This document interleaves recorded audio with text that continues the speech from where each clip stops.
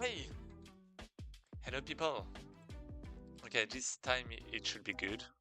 I hope. I really hope. So this is fine. This is fine. Connect. Yeah, okay, this one is good too. And this one is great. And my microphone is working. Hey, perfect. Okay, so hello again.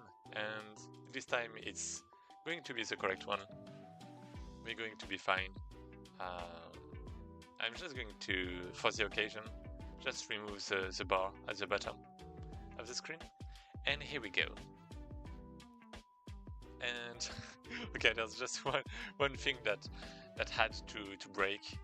Let me fix that. Okay, hello. So now we should be good. Now we should be fine.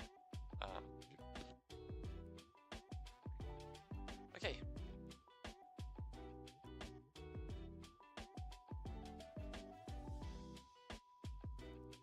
Okay, so I guess well, Godot, right? So Godot. Last time we made an editor, right? The dungeon graph that we can just go check. Okay, yeah, we are. And when I run it, I can actually like create a dungeon manually by creating some nodes, connecting them, and all of that, right? And then I can load it like that, for example. And here we go.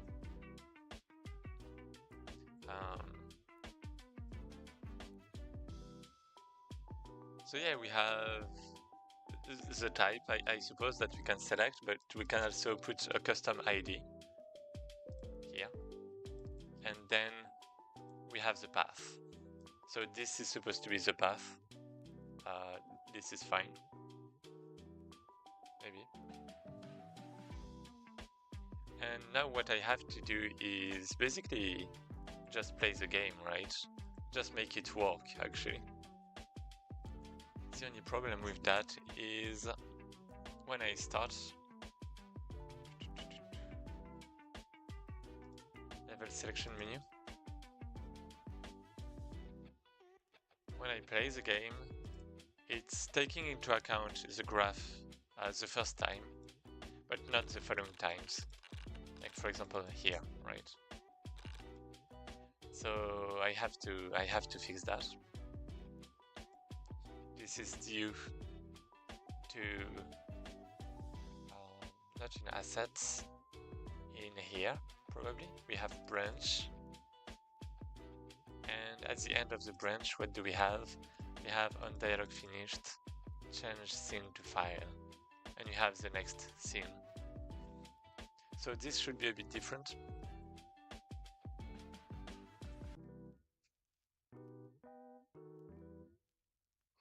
That should actually trigger something from the player data, I suppose. Yeah, player data is such a bad name, and I shouldn't put everything there at all. But I mean, that's fine, I suppose.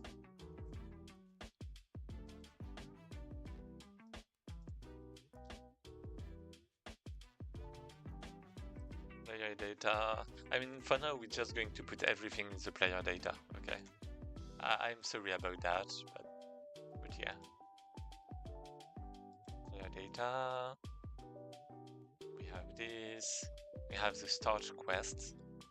I guess we are generating the quest, right? Why is that even being run? And quest started? Wait, what? Quest view. What? Oh yeah, it's the quest view. Yeah, that's fine. That's a view. That's fine. So when I click, it's starting the quest. Okay.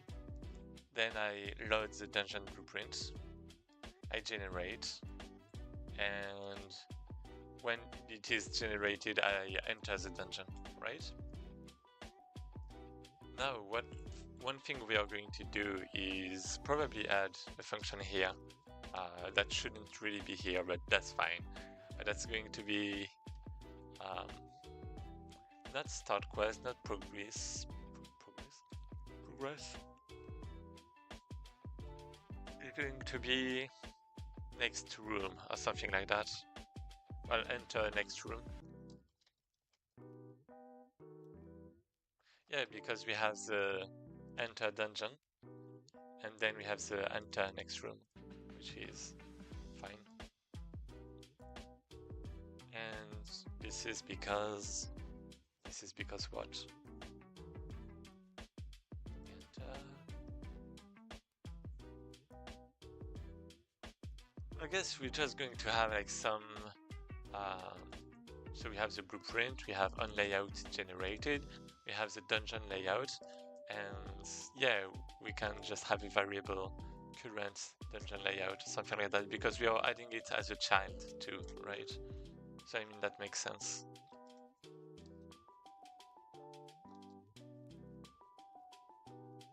Then current dungeon layout, null by default.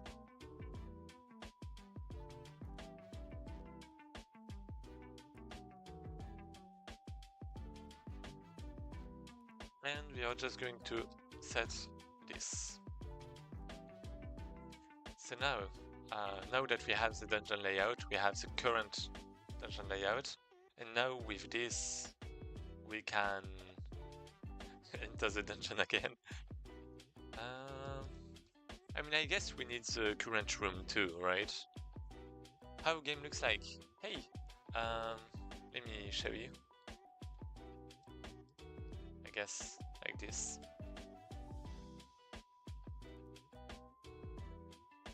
Oh wait, it's not cool. Yeah, my bad. Yeah, it's a roguelike deck builder, and it's just progressing.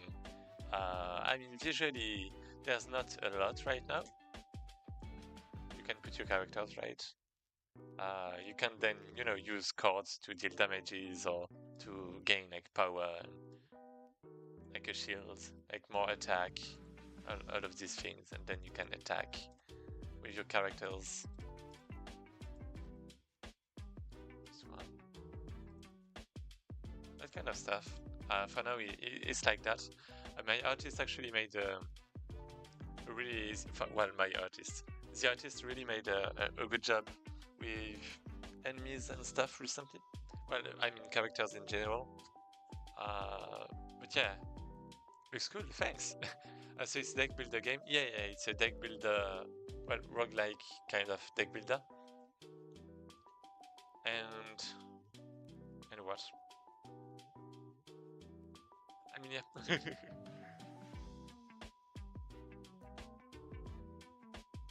We actually plan to do some tests pretty soon. So I mean, I actually have to make the Discord server.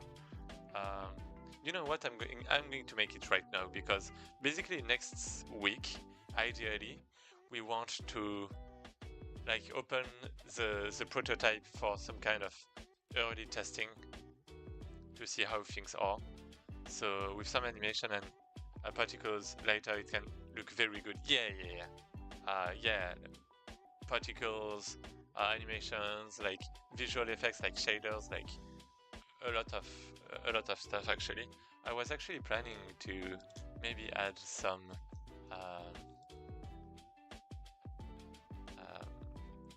wait, let me think.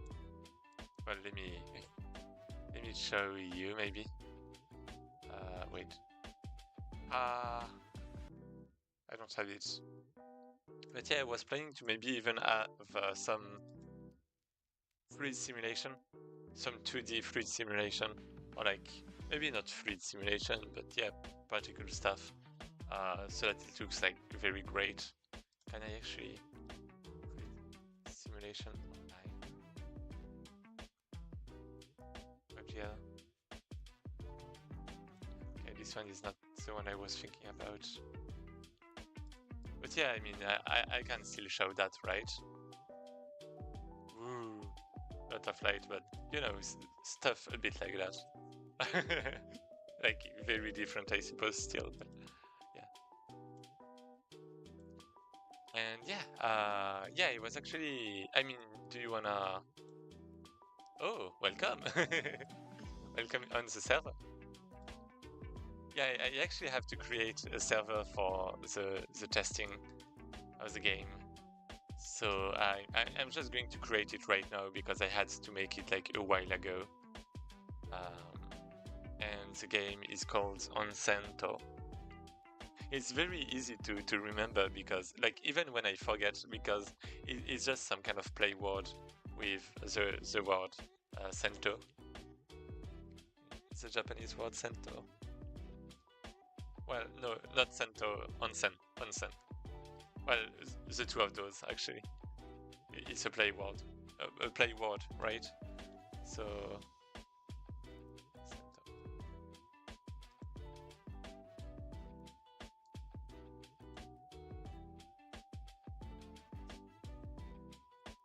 Yeah.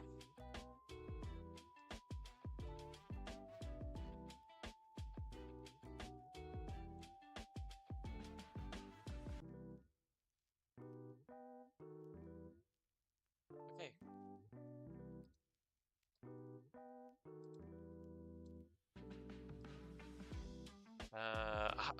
How can you call that? Beta test? Alpha test? Well, proto test maybe. Uh, play tests. I don't know. Let's just call it like that. And yeah, if you want to join the new Discord server that I just made for testing, here it is.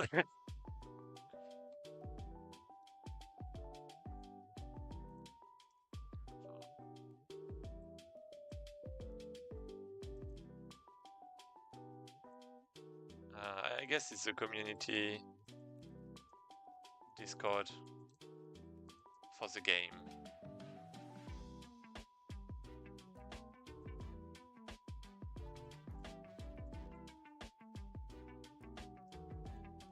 Okay. And I see you. You just joined. Hello. Okay, so sorry, I'm just sending that to my artist too, and I'm going to make things like better and more pretty afterwards, because right now there's like nothing. But yeah, we do have to make it.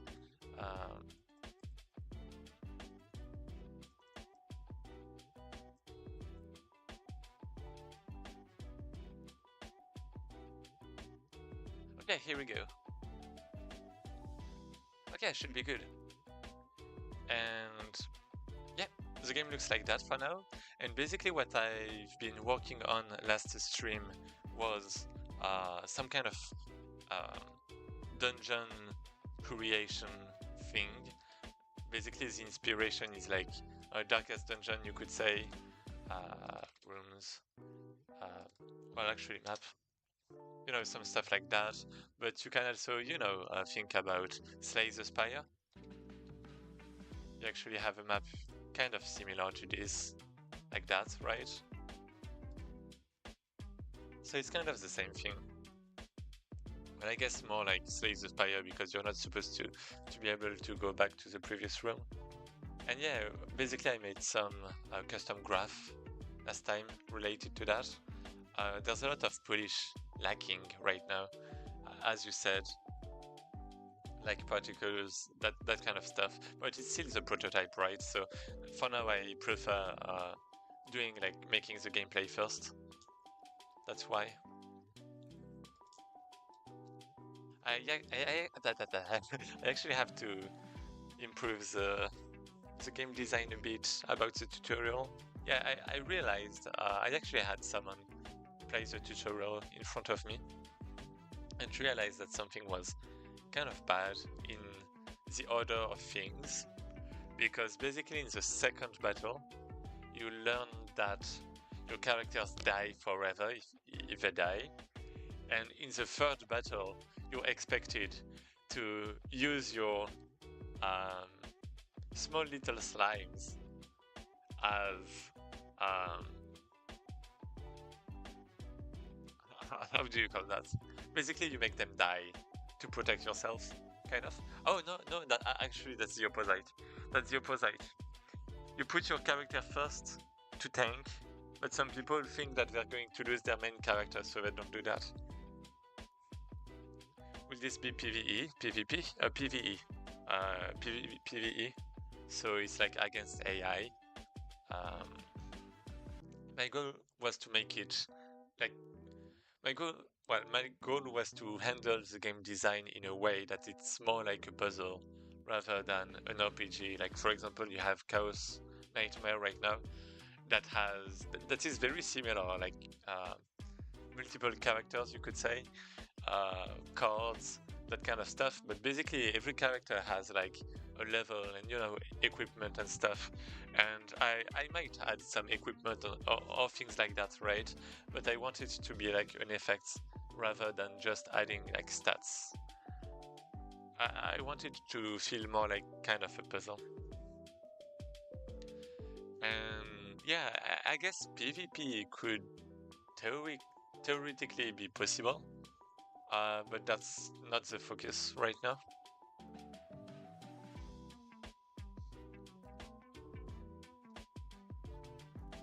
I mean, I did do some PvP against myself actually, but yeah. So you have some games. Well, you have some games. You have PvP games that are then made PvE. For example, Yu-Gi-Oh or Magic the Gathering. Well, Magic I'm not sure, but yeah, there's like a lot of bots. There's a lot of Yu-Gi-Oh games, for example, on DS or that kind of stuff with bots. But originally it was like PvP, right?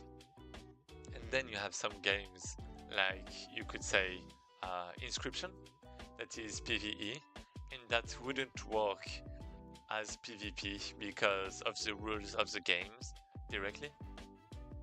You could say that's the same for Chaos Zero Nightmare. And my game is more like PvE first, but can be turned into a PvP. Looks cool. Good luck with game. Thanks. Thanks a lot.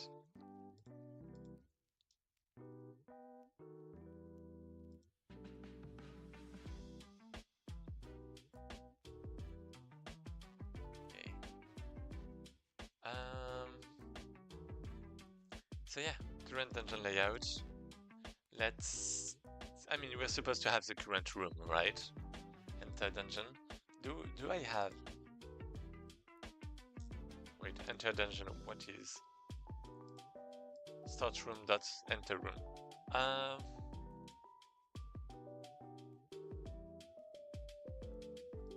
I guess I have that. So instead, let's have. Well, we have the current layout, but we're also going to have the current room. Current room.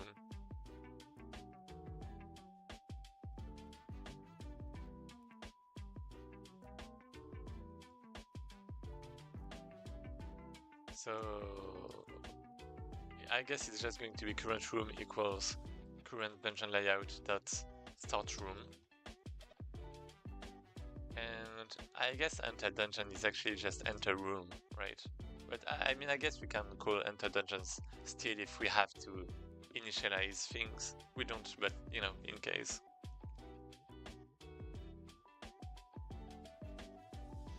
So now we're here, and we have enter next room.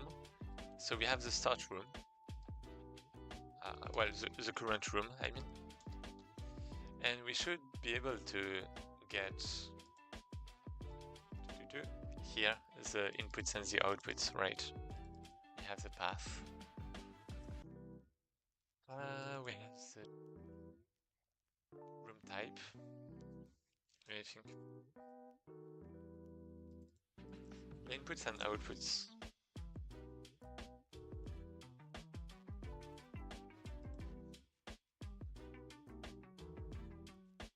mean, I guess I might want connections to be made with like, maybe I should give names to connections. That's fine. So current room dot outputs dot size.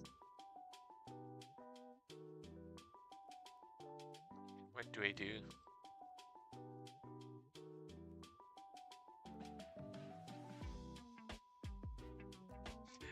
Out size. Yeah, I mean, ideally I want names for each connection so that at the end of the scene I can pick which one would be next without having to interact with the, you know, with the whole layout thing directly, to have like some kind of indirect connection.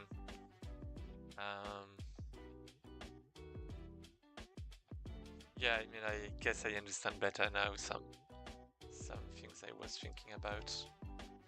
The problem with having a room directly is basically this, right?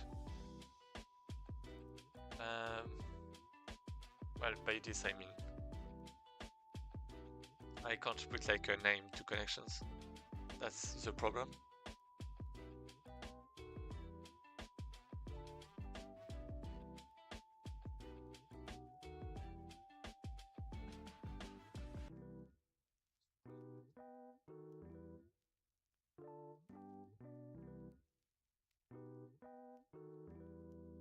Room type. I mean,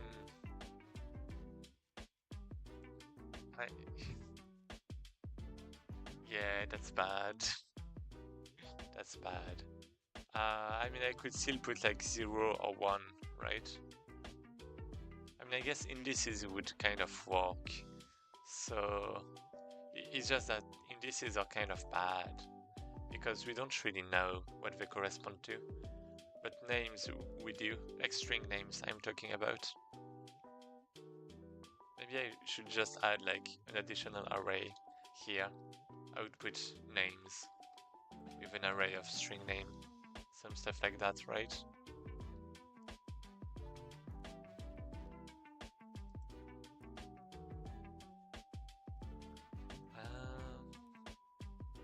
Yeah, I mean, I guess that's fine. Yeah, that makes sense because output names also corresponds to, I mean, the name that I want to associate it to would be what? Would be corresponding to the output of a room.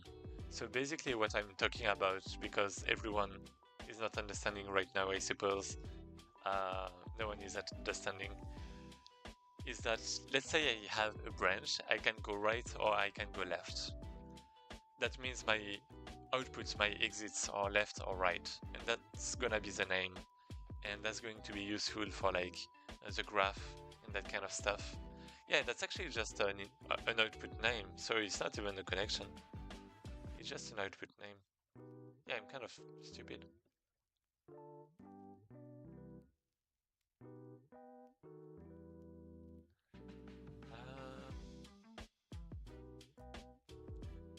Can I have multiple inputs? I don't know. Anyway, yeah, for now let's just do this. That's fine. I guess I would have to generate this, but that's fine. Enter next room. And let's have an ID. Next room. Or more like exit ID. Hey, that's the exit ID. That's a string name. And we are going to output names dot find exit ID. Well, I guess I can even say like exit name, right? Exit name. So we have the index.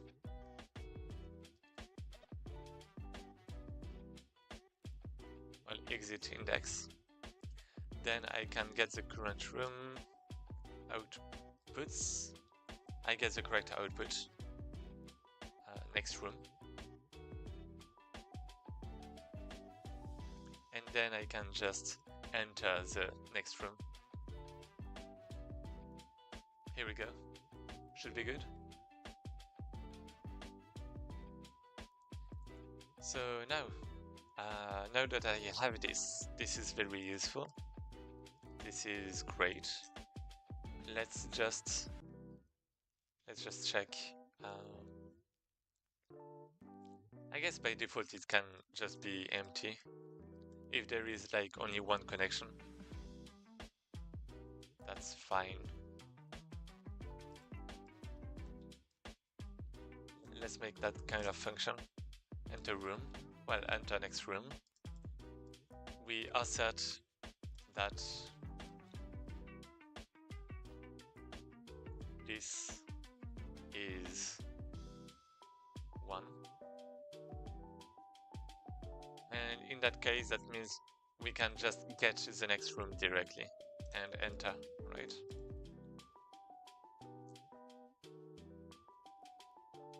Oh, I guess we... Front room, enter dungeon. Yeah, I actually have to set it.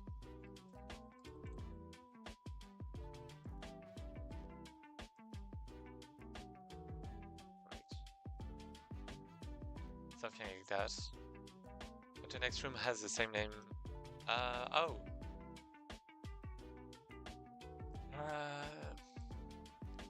Oh, I can't overload in GD scripts.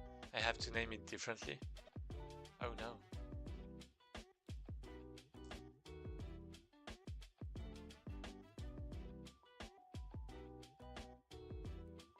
I don't like that.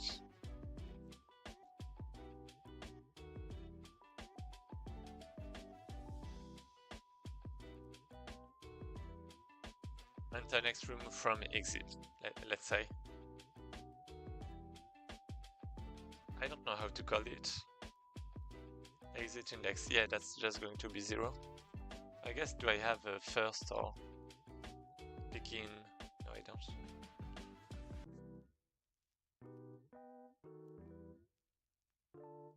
Hello, hello.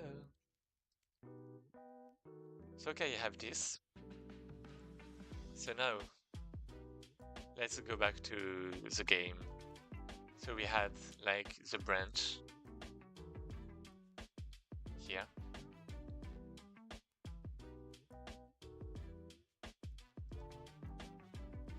Yeah, here, exactly. And we are just going to go to next, well, enter next room, right? We don't need a name. Well, actually it's a branch, so actually we should have something. We should have like a name.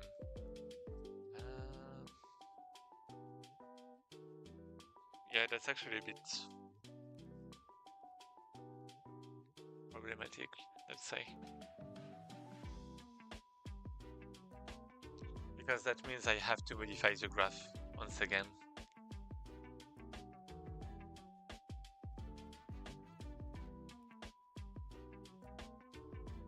But let's just do that for now.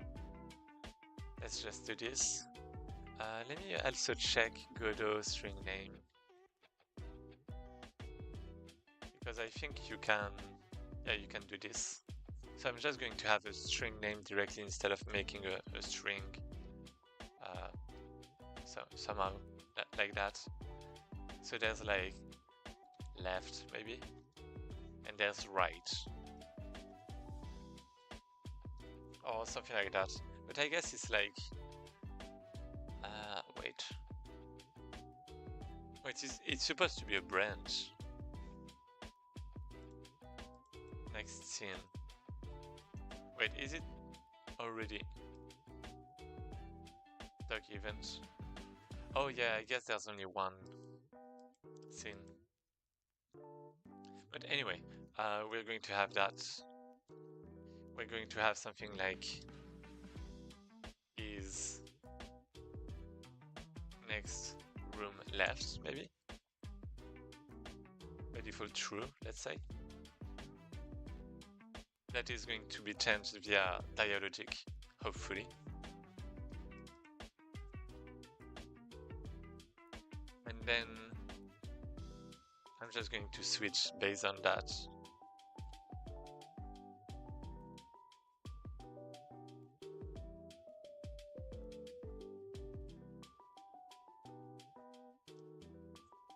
Okay. Should we? That should be good. I can't talk anymore. I don't know how to talk, my god.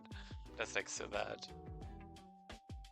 So I have my two possibilities, left or right, which is great.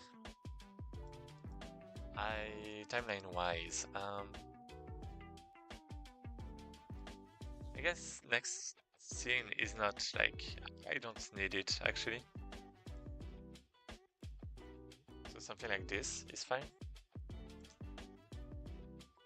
And now I enter next room from an exit. I go to the next, and that should be good. So the problem is that I'm not going to find anything here, because it doesn't exist. So just so that it doesn't crash, I'm going to put like some kind of, condition. And it's going to be if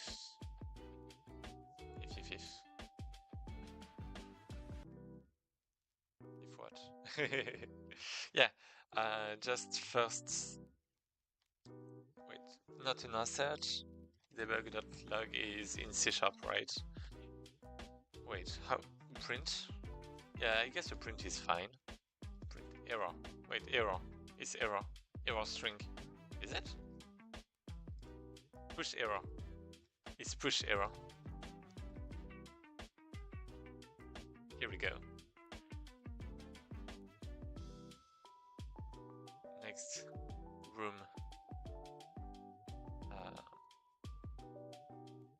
Exit. Well, let's just be that. And then now exit plus exit name plus does not exist. Here we go. And I guess we can pick a random next room instead.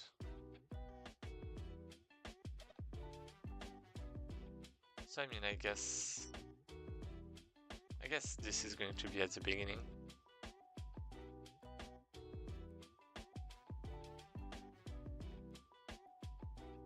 And if there is an error, then I just pick random, right?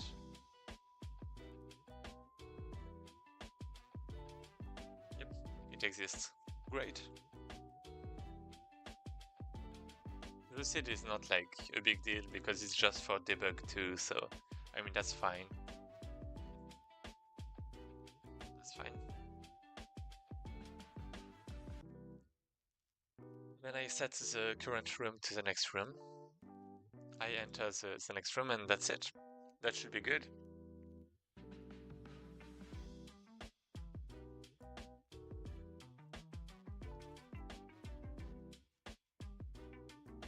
Yep. Okay. And maybe let's put a message. Maybe not. I don't think I can. Can I? Yeah, I can.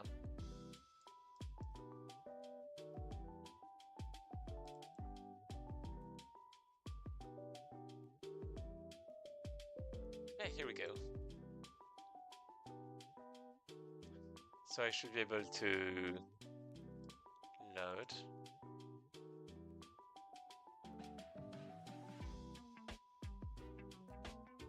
Start quest. Let me just see the errors. So it splits. I change. Now I have an error. There. Enter room, resource file not found. Oh, right. Right, I didn't enter any... yeah.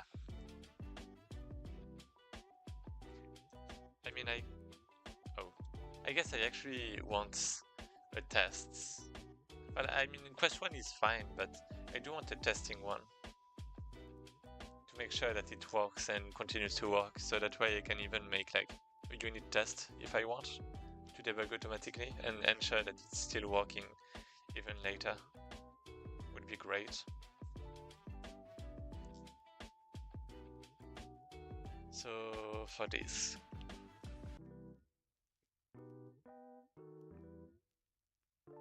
I have the graph, which is important. I have the assets. I have the quest 1 layout.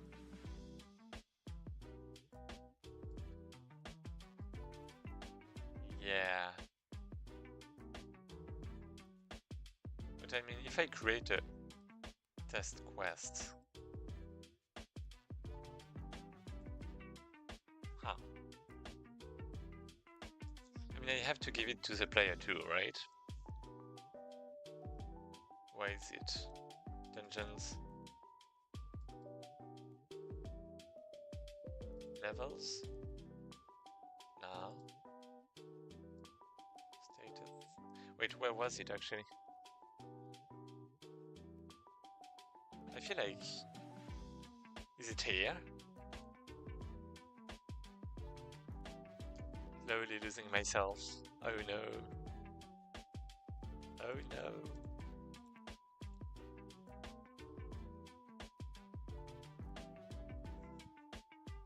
I mean, I guess player data... I guess it's in the player data, right? Dungeon layout. Let's check where I'm loading the quests. So I have... Fine, okay, yeah, it's actually here. Okay, it was directly in the code. I mean, I guess I can put a test quest.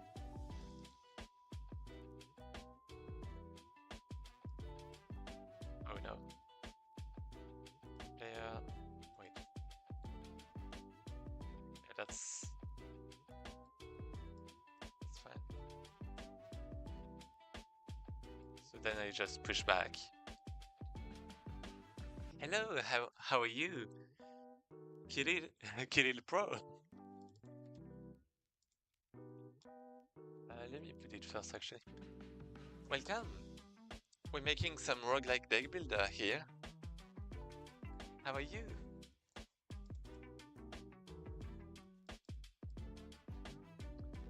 Maybe without. So we have quest 1 that is going to get duplicated into tests. We have the ID, this is going to be tests. This is, yeah, the generator is going to be, well, what is it going to be actually? I'm good, yay! Glad to hear that.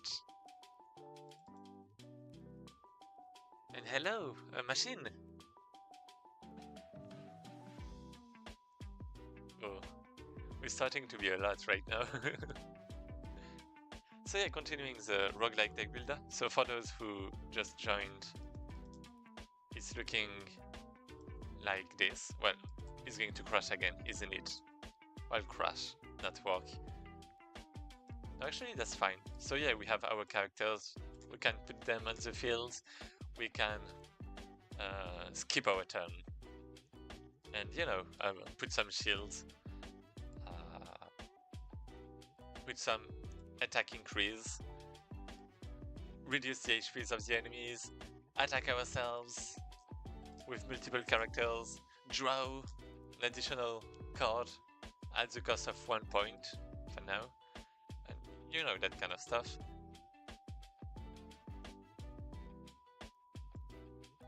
Oh, can you make your microphone a bit louder? Yeah, sure.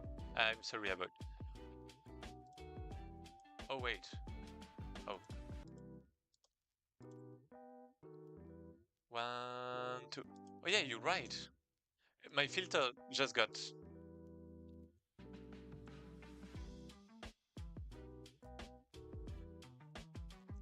Okay,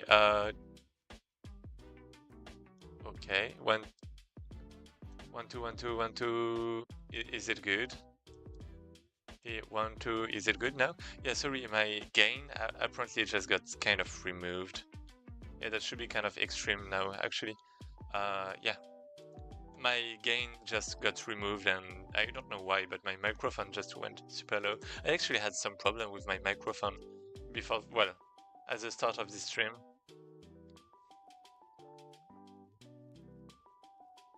Yeah, thanks a lot, Kirill Pro.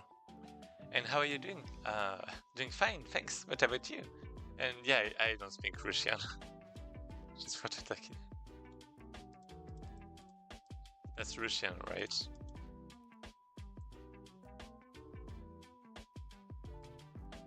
How are you? Oh. No, that's actually Abkhaz. What is that? Abracadabras? Good. Great. Yeah, is the volume alright, Machine? I know there's some delay with like other places, so with Twitch it should be like a bit shorter.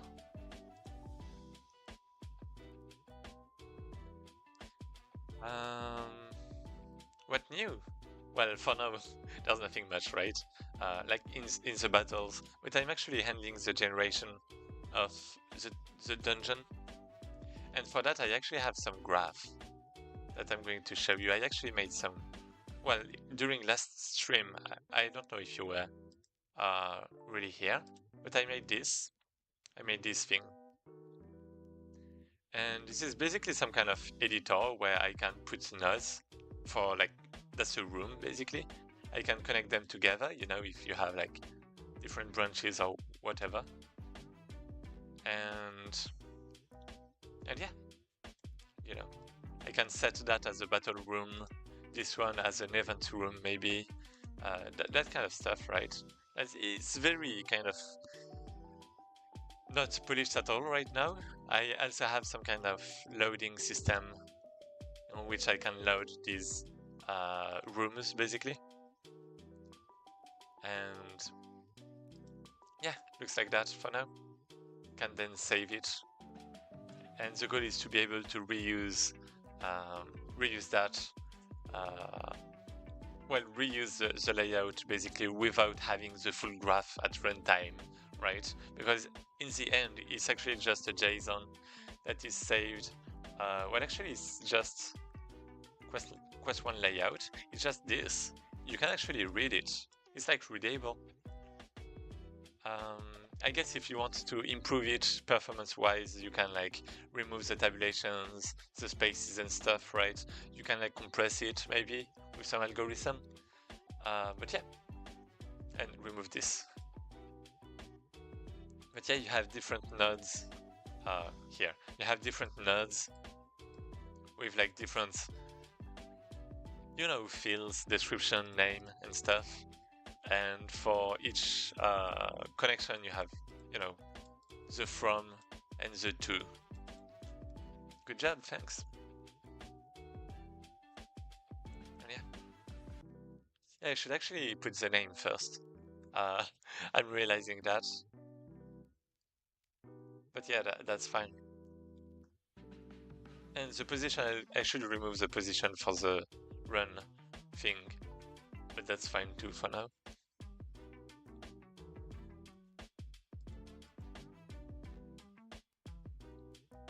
So yeah, and right now I'm trying to replace my previous hard-coded system with this, so that it's a bit more, you know, user-friendly. Well, not user-friendly, but well, I'm the user, right? I'm the programmer. I'm the engine programmer who made the tool, and I'm the gameplay programmer that is going to use the tool. So yeah. What other language Godot uses other than GDScript? You can make whatever you want with GDScript, but basically Godot is like open source, and it's providing bindings. Well, I guess it has some kind of C interface, So basically you can make bindings with like C#, with C++. Uh, what I'm saying is you can basically code on Godot with C#, C++, even C, Lua, uh, Rust, maybe, like really whatever language. Might be less or more supported, but yeah, like Godot bindings.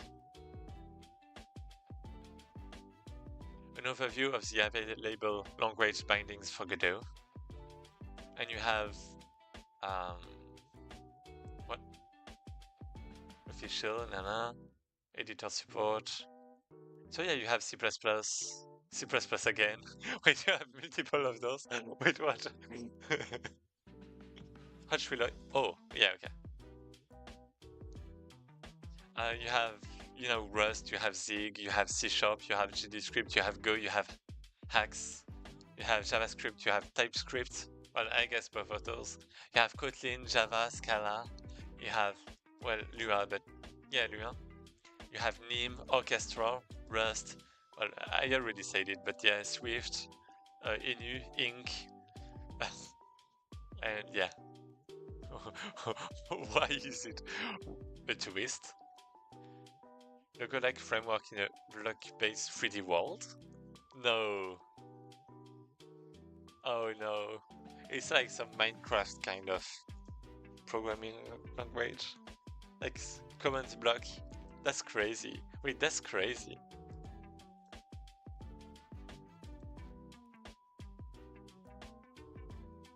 That's crazy.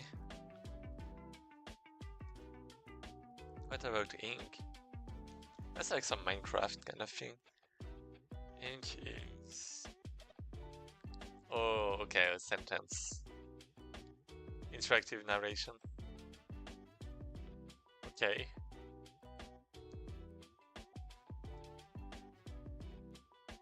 That's crazy.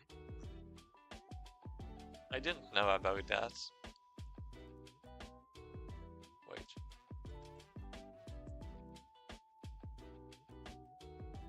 Ink isn't designed as an end-to-end narrative game engine. Oh, so I guess it's like some kind of interactive narration. Well, it's some kind of narration module. What's that? Open source scripting language?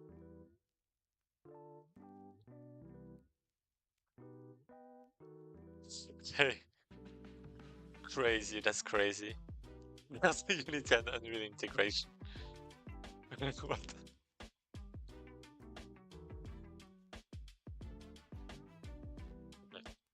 Well, we have a lot of languages.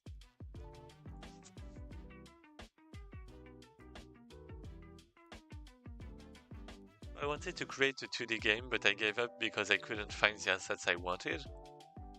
I just learned how to make them.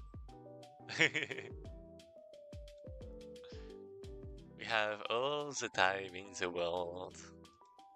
We just have to optimize it.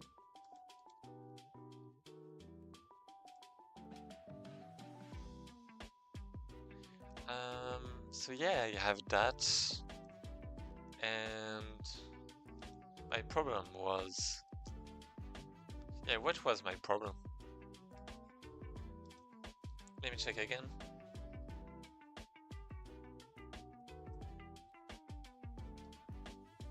So this is the first room.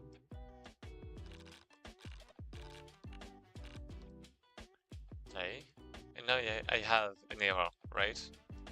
File not found. Wait, I do? Wait, how?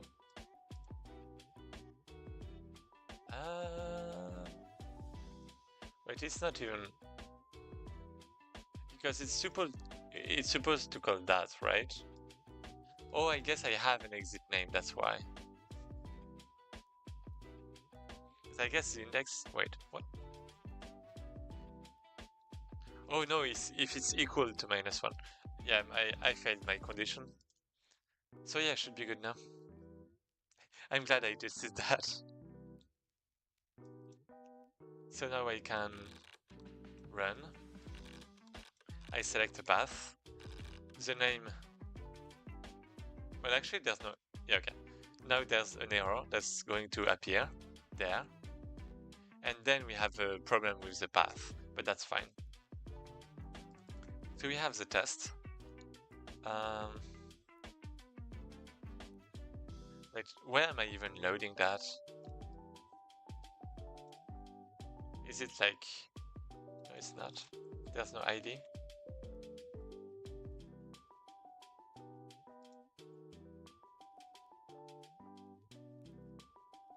Layout path. Plains Dungeon Quest 1 blueprint. Oh my god.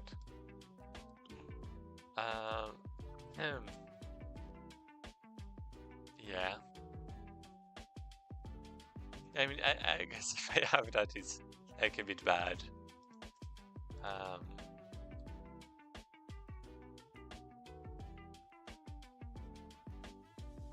New. I mean, I guess I can...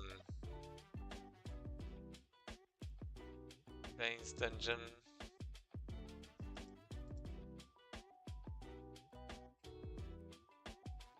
I mean, I guess I can rename this. I don't need something that's abstract. I just need something like Dungeon Blueprint.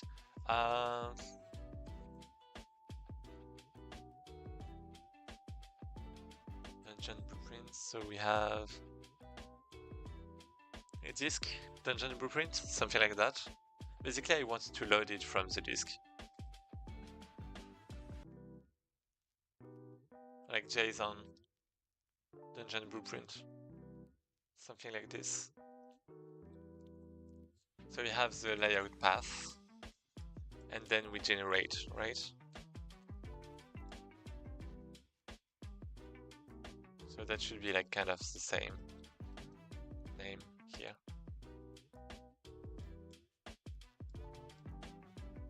So we have that.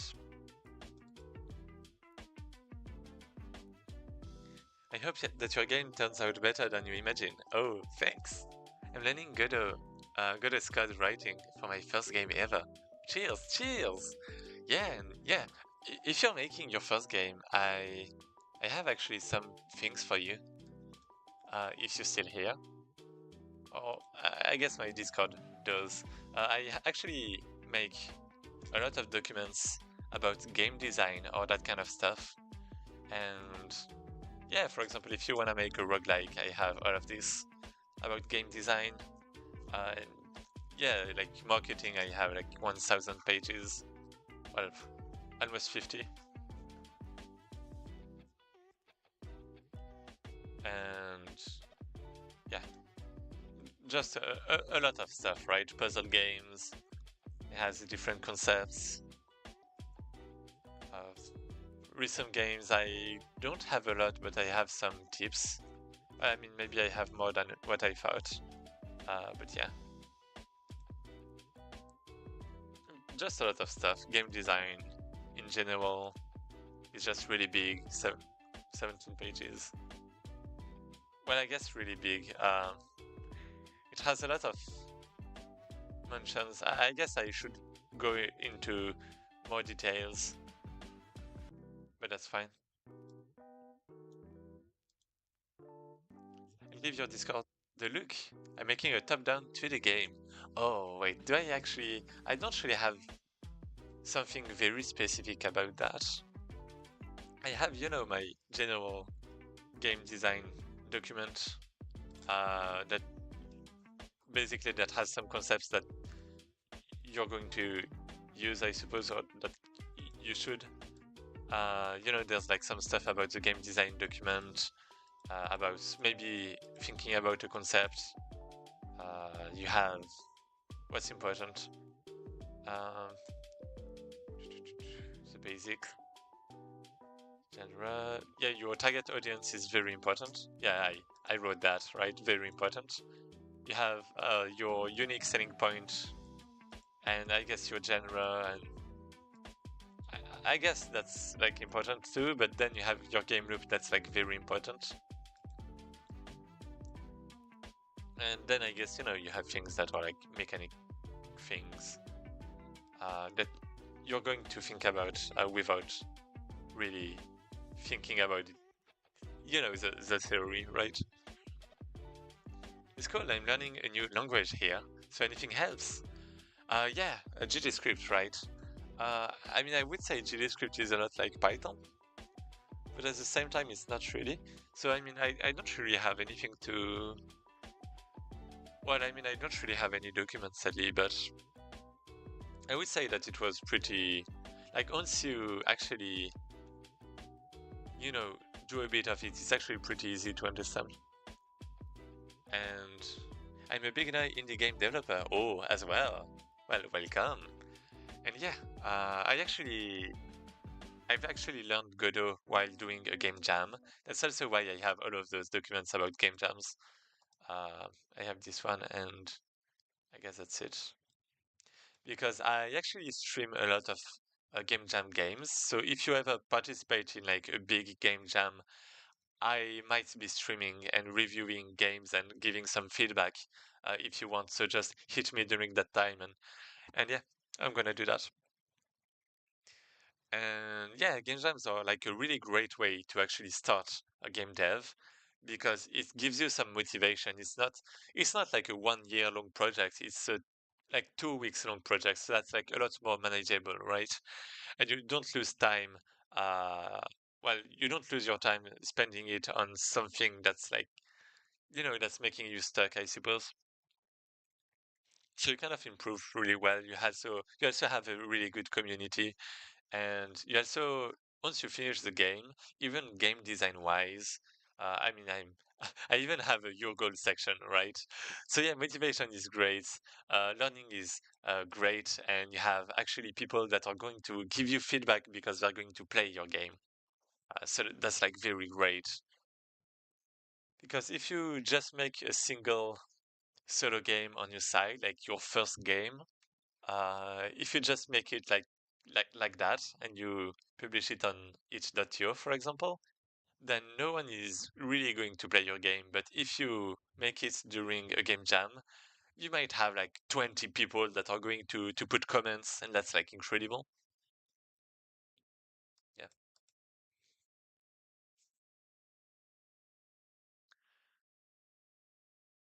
Hello, Progs. Hello, hello. How are you? Spiel Popik.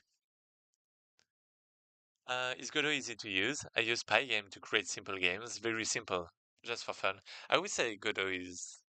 I mean, that's kind of the funny thing. But I mean, Godot is a game engine, and I'm going to say that Godot is easier than Pygame. But the reason I say that is because basically Godot is what? Huh.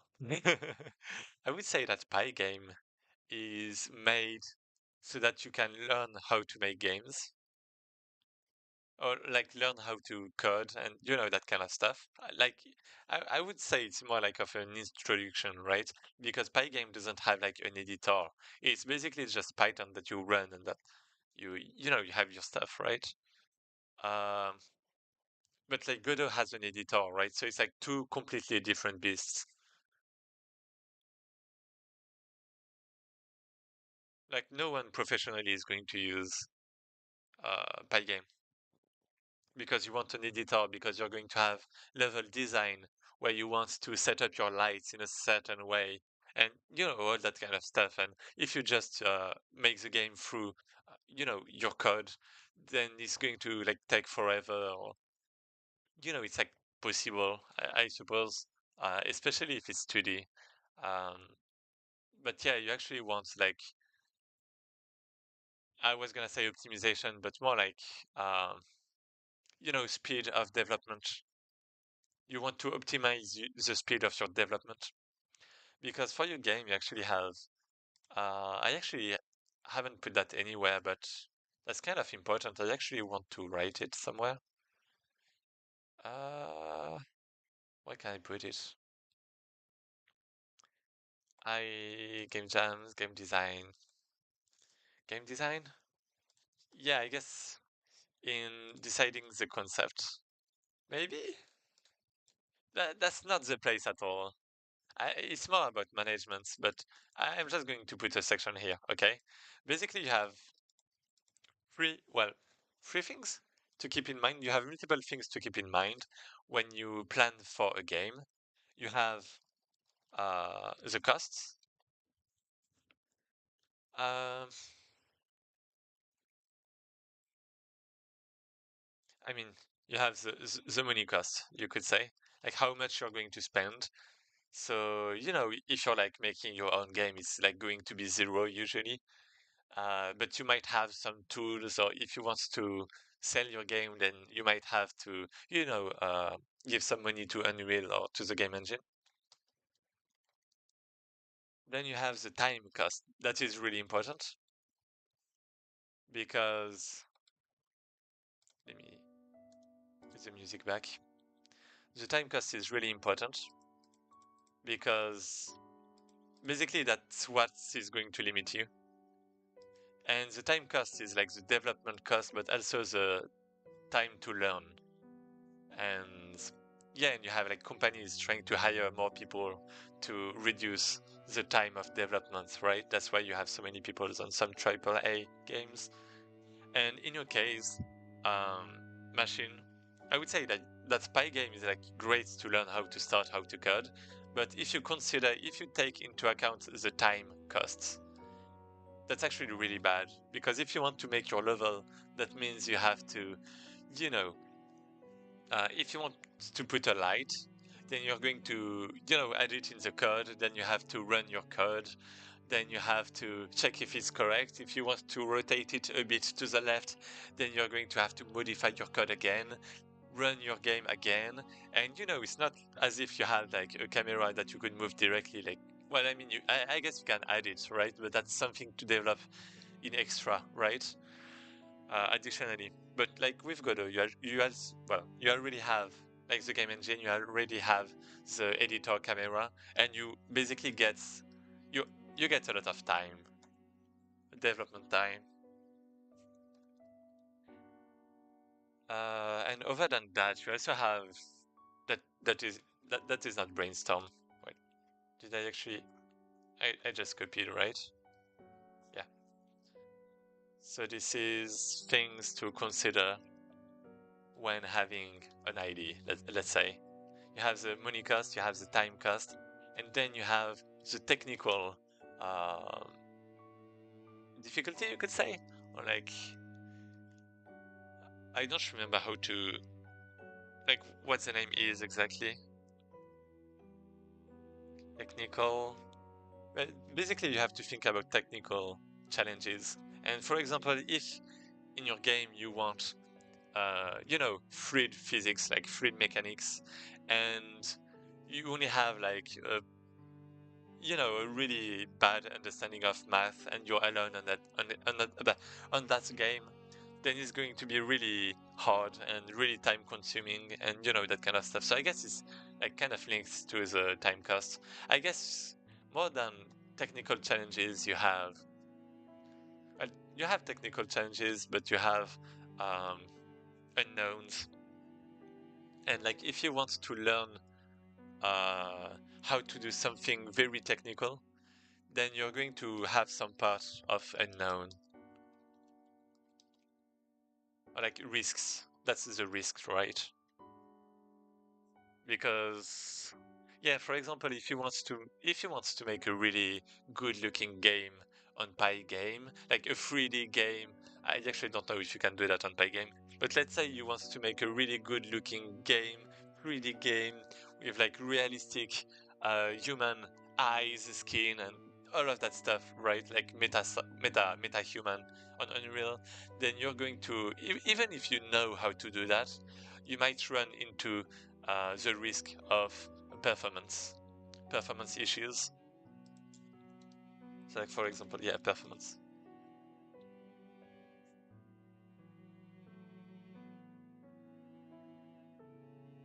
I'm blowing lots of time on making my own art assets and doing GDScript when I'm not doing that.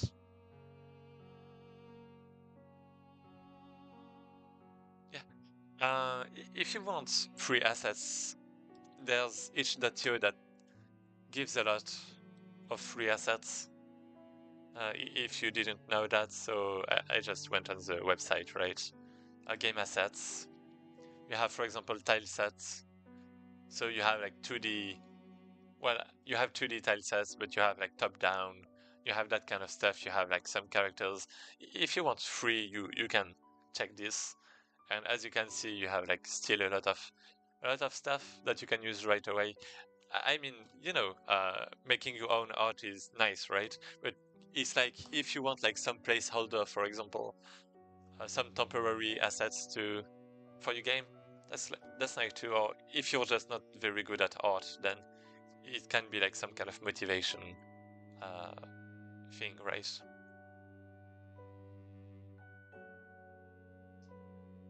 Sorry, I gotta read the chat a bit faster. In Pygame, you can use Python without advanced code. Yeah, yeah. I think the biggest problem in indie games are the assets, or the sprites in 2D. So hi, just got here. Welcome, welcome, welcome. Um, what do you mean by problem? Do you mean like the complexity of making those? I would say it depends, right? Because for example, you might have how is it called? Game with game simulating every pixel. Every time I'm searching for it, I'm just writing that on Google. It's Noita, right? You have like Noita. And Noita is I mean I guess it's like nice looking aesthetically, right? But it's like still some kind of pixel art stuff. And it's like the problem is not really about um drawing. I think the problem is like it's like the technical difficulty of the thing, simulating every pixel, adding on top of that, the bloom and like the visual effect. It's actually tech art. That's like shaders. That's not like textures. Like if you can I actually Noita without shaders? Yeah, it doesn't even exist. um, I mean, it's like Minecraft, right? Like if you just take Minecraft, you have shaders and with base shaders, and like it's totally different, and it's just because of the of shaders. Like it's programming, this part is programming. Minecraft shaders. Doga. Yeah, like this is beautiful, right? Well, I guess the resolution is kind of low. But you have like some really good looking things, right? RTX shader. Okay, resolution. But yeah. And then you have the base Minecraft that is like kind of really bad looking, honestly. Let's be honest. But yeah.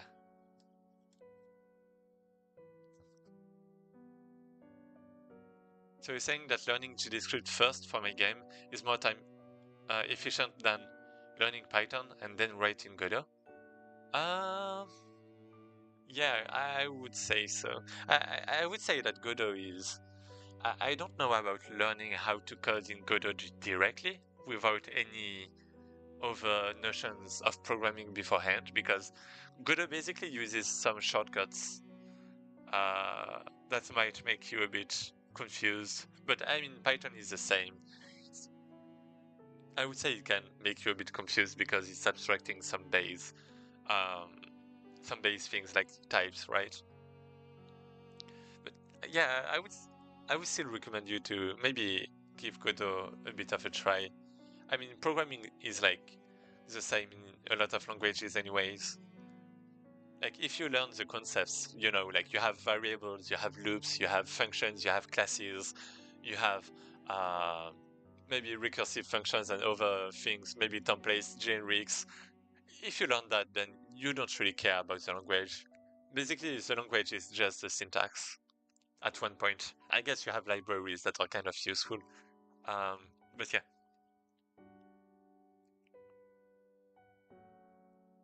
I mean, you do have like additional features in some languages, but that shouldn't be your problem for game dev in general. Hi everyone. Hi Sek, how are you? Oh yeah, I found banks of those assets everywhere. I wanted to make my own. Okay. Well, I mean, it's great too, right? I actually want to like learn how to draw myself, but I guess I'm like really bad still.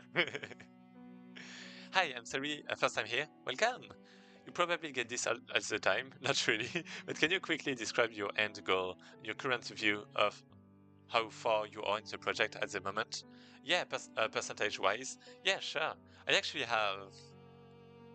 Okay, for everyone. Okay, this is very important for everyone wanting to start game dev right now. There's actually a website called GitHub that is very important. Here we go. Because that website enables you to basically save your code remotely. And let me go back on Godot. Well, I guess it's GitHub is using Git. Git is really important.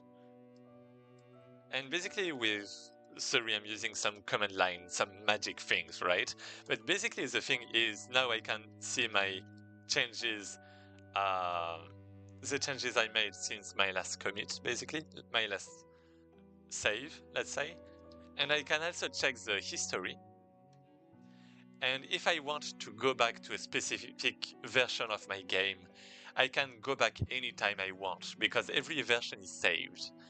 And what's good is that if ever my project gets deleted, or if it gets corrupted, or if there's any problem, like if my cat just eats my code or whatever, right? I can still get back my project and it's going to work fine. And on top of that, I can also work on the same project with a team, with multiple people at the same time. And that's why it's like very important to learn how to use Git. It's like very, very good. And yeah, about my project, I'm sorry about that, Asemir. Yeah, I was talking about Godot, right? Godot, about GitHub. Yeah, about GitHub. And actually in GitHub, so this is Git. Basically, saving your files is Git. But in GitHub, you also have GitHub projects in which you can basically manage tasks. And that allows me to just game design. Yeah, let's remove those fields. That basically enables you to see how far you're on the project, like what you have to do and that kind of stuff. And right now, I'm basically working on the prototype. So what settings? I think it actually has to do with the. Let me go back a little. I think that's. I actually don't remember where it is exactly. Maybe insights. Nope. I mean, I have issues. There are like, oh yeah, issues, milestones. So I had multiple milestones here, and yeah, yeah. I guess I haven't closed the milestones. I guess I should close them. But basically, we started with some kind of pre-production, which is like thinking about what the game is going to be about. You know, the mechanics, like how you win, how you know, the game loop, all of that stuff, right? Then I guess we started some kind of little prototype to see how the gameplay was, really. Um, and then basically right now, wait, overdue by 20. Yeah, I guess there's that. I guess production one was about making the tutorial and like, I mean, yeah, well, let me think a little. Because I guess we got a bit late. And basically the prototype was about finishing the tutorial and like, you know, having some base game that you could play. So you could say it's a prototype. But yeah. And production 2, the thing we are in right now, is about making dungeons and having our first loop game. Well, not really game loop, but yeah, our first iteration of the game, you could say. And after that, we should have like we should be able to see most of what is going to be in the game, but at a very small scale. So, you could say it's like some kind of vertical slice. I know the names are like really bad for those milestones, but that's fine. That's fine. And yeah, the goal is basically in Steam next, not festival, well, I guess festivals. Basically in May, I think. Next.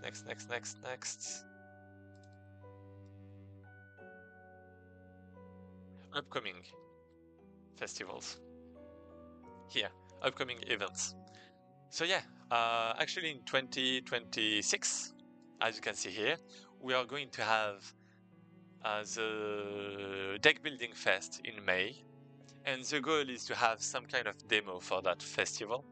Because if you want to gain visibility for your game, then you should participate in Steam festivals. And the goal is basically to make a demo, gather a lot of wish lists to to make it like more popular, and then work on the game more or less depending on how many people are interested, and then release it on Steam someday.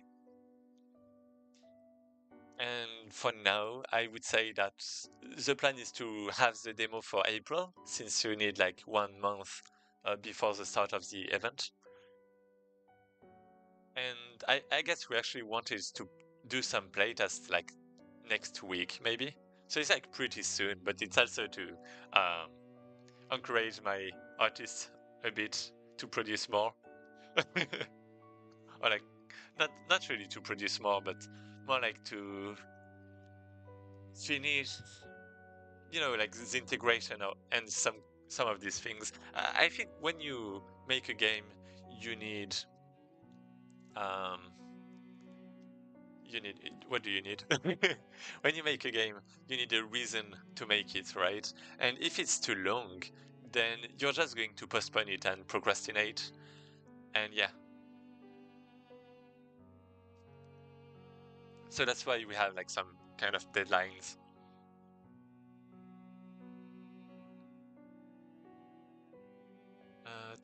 Do. Gotcha. I thought that was what you were saying. Yeah, don't mind. Don't forget, Booleans. I learned about those this weekend. Oh, yeah, Booleans are great. Booleans, integrals, types, right? True, versioning systems are extremely important, like Git. There are free tools like GitHub which store the codes online, so you're not relying on your own hardware. Yeah, would be devastating to lose it all. Yeah. Also, how do you manage clean code and optimizations? What game are you building? I'm building a roguelike deck builder. Okay. Before I answer, let me just check the other comments there. Uh, Hello. Is Godot easy to use? Godot is easy to learn and hard to master. I mean, I wouldn't really say. Um, I mean, I guess it's a game engine, right? So it has some features. I would say Unreal is a lot harder to master. The only thing with Godot is it doesn't have lots actually compared to Unreal. So if you want to add new things, you might have to add them yourself, and it would be hard because of that. But it's not Godot, it's like the feature that you have to implement that would be hard. Tout à fait d'accord avec toi si j'utilise encore Pygame to understand certain concepts, fundamental concepts, like the loop, game loop, how to manage FPS, yeah, not doing too many heavy computations. Yeah. Merci beaucoup. De rien. You're welcome. By game, I have to code all concepts, camera, collision. Yeah. Sorry if I sometimes write in French. There are things that are too complicated for me to explain in English. That's fine. Many assets on each for free. GitHub is useful, not smart enough to use the Git command line. Is the desktop client? Yeah, you don't have to use a terminal for that. That's a good point. You have things like Git's, GitHub client that are like visual interfaces. I personally have learned how to use it on command lines, so I'm doing that through command lines because it's free, and it might not be free with clients. But yeah, like you have some kind of very good branch visualization. That is great.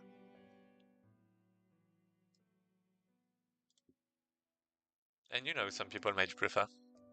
I would say I have less worries.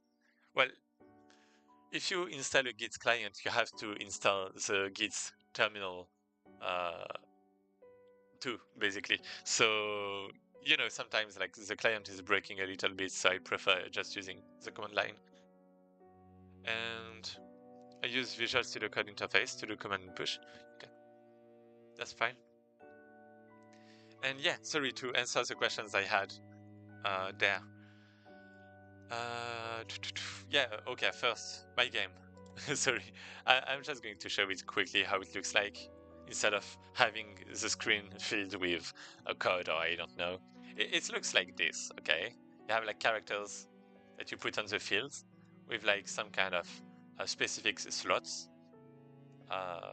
And then you have like cards that you can use. It's like a roguelike deck builder, so every turn you draw a card. So more like Yu-Gi-Oh! Or that kind of stuff, like TCGs, rather than a Slay the Spire. And you can deal damages, you can put a shield on yourself, you can increase your attack like this, that kind of stuff. And the goal is to basically accomplish multiple quests and just progress through the story and the game. That's a great background. Oh, thanks. Well, I'm not the one who made who drew the background and the characters and everything actually. But my artists would be like pretty pleased. So thanks for that. And how do you manage clean code and optimizations? I think this was the main one that I haven't answered because it's like really big, right? But I would say it takes like practice, and I would say in general, if you let me actually put the game back. But in general, if you want, basically just split your code correctly. Basically have a clean architecture, and yeah, how do you manage clean code? Just make a clean architecture. But basically, it's fine if you make bad code. I'm maybe the only one who's going to tell you that, but actually, never mind. I think a lot of people, like a lot of, well, actually it depends, but it's fine if you make bad code, and sometimes you should make bad code. And the reason for that is, I actually talked about it very fast here. But you have multiple costs for your game, right? You have the money, you have the technical challenges like performance issues and all of that, right? But you also have the time cost. And if you want to make the most optimized program in your life and the most optimized game that has ever been made, then it's possible. Sorry, but it's going to take you a lot of time. And the goal is to manage time with performance. When you write code, you have to take a decision. If you're going to go for development time first or for code optimization first, and I guess you have flexibility too in the mix, right? But that's something else. And what? So yeah, you have to choose between development time and optimization. And the thing is, in some cases, you don't really want to optimize some stuff because they're not going to be that expensive. Like for example, the engine behind the hood that is going to handle collisions and rendering is going to need a lot of performance. So you want to spend your time on that.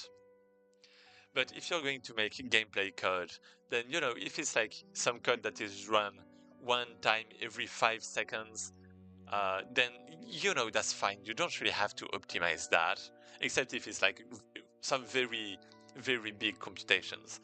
But yeah, you're not going to want to optimize that.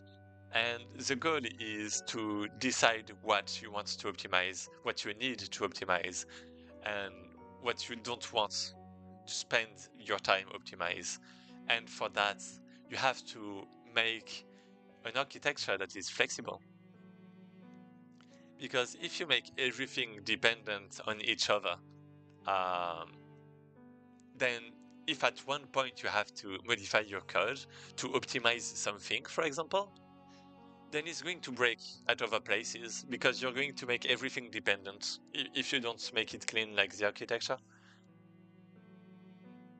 And and yeah, if you have a clean architecture, then it's just fine. You can optimize whatever you want, whenever you need. And And for that, if you want a clean architecture, you have to use callbacks. I actually maybe wrote some kind of document about that. Drafts, programming, design patterns, programming, like design patterns, solid. So you have different design patterns that you can use that are basically some kind of architectures that you can reuse in different places that are great. And something that I haven't written is actually that callbacks are the main component of a good architecture, because callbacks are going to make your code independent. So if you don't know what a callback is, learn what it is if you want to make good code. And then you're basically, no matter what kind of um, design pattern you're going to use, you're going to make different modules and have these modules be made independent via callbacks. So these callbacks can be things like, um, a delegate or like an event. They can be things like um, inheritance. They can be things like, well, basically a lot of stuff, like pointers, a lot of stuff. It doesn't have to have a specific name. Basically, I'm just talking about indirections. You need indirections. Getting your priorities straight is very important. What you need to do and what you want to do. Yeah, yeah. Everything else can be postponed. Yeah, I agree. And I guess that's like a bit the same case for me in my game. I'll be going back to developing my game.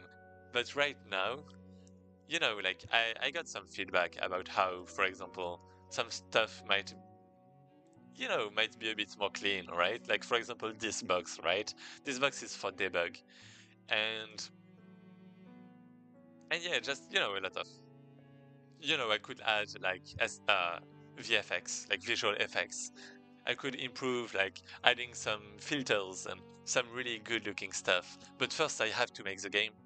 First, I have to finish the main loop, and first I have to make the first dungeon, the first quest. So that's my goal right now. Bye, thanks. Have a good life. Thanks. Bye bye, machine. And yeah, right now I can select a quest. Oh, wait, actually, yeah, I just did it.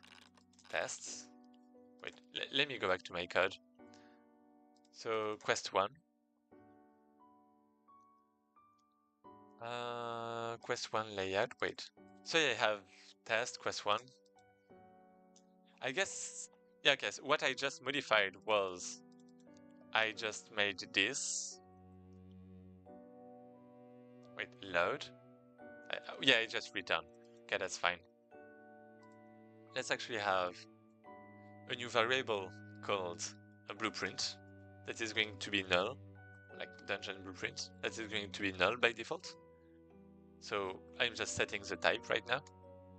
And we are going to return that. So if no condition has been true, then it's just going to return null, okay?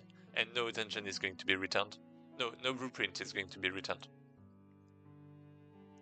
But if I have quest 1, then I'm going to assign it.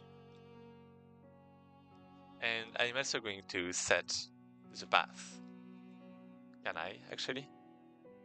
Layout path. Yeah. It's like this. Equal. And I'm going to set the path. So right now I'm setting it like, directly, which is not really good because in general you don't want to put raw strings or like, um, integrals like raw variables directly in your code because it's the same thing as we talked about in Pygame, right? The problem with Pygame was that you made everything in code and that you had to rerun the engine every time if you wanted to. Well, the engine. You had to rerun your code every time you want to check your changes and stuff, and it becomes very hard to modify things.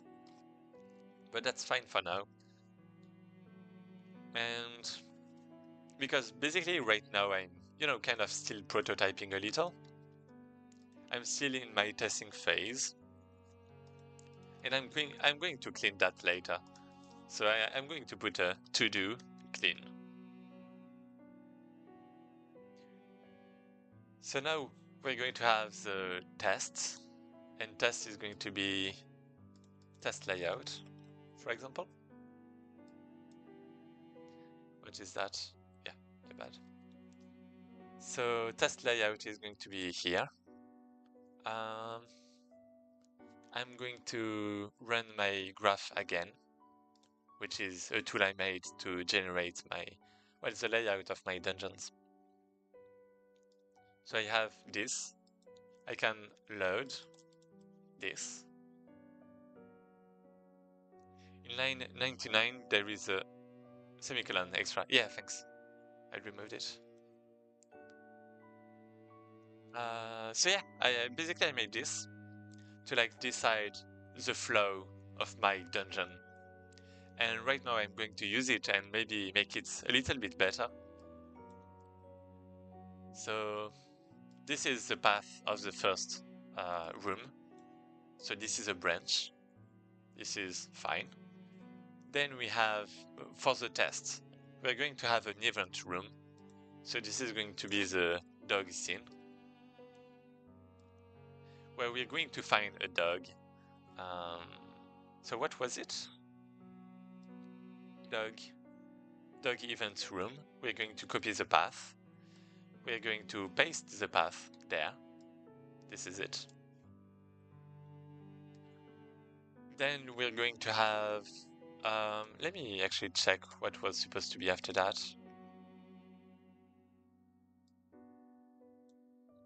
Okay, this is the timeline. What about dialogue event? Load scene. Yeah, load scene. Wait, no.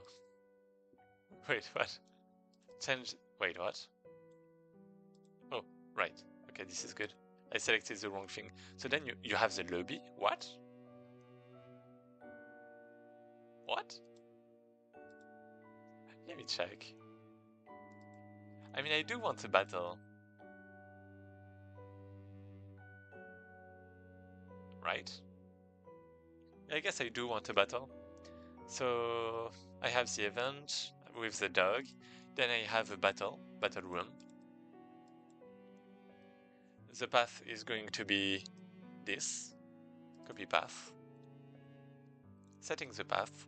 And yeah, you want to, turn things into assets, like divide your code from your assets. And in my case, I'm making that through a graph. But basically the asset is going to be saved as a file here. And this is just some JSON, as you can see. So then I can reuse that.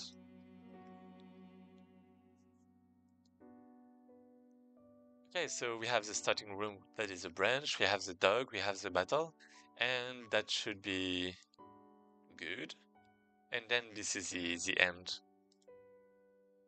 Yeah, this is fine. So I'm going to save this into, let's say, test layout.json. This is saved. We can try loading it to be sure. And yeah, it seems to be good, right? Test layout. This is loading correctly. So this is great. Now I can go back to here. When I'm checking, well, when when the blueprint ID is test, then I'm going to load the test layout. I think I'm going to add some name to the layout, but maybe not now.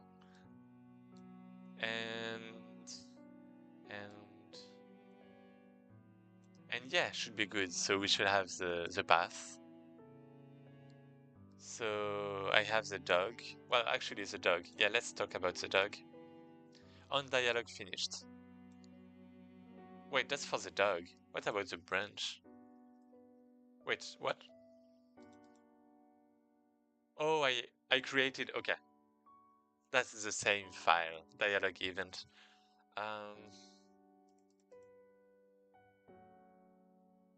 Yeah, my bad.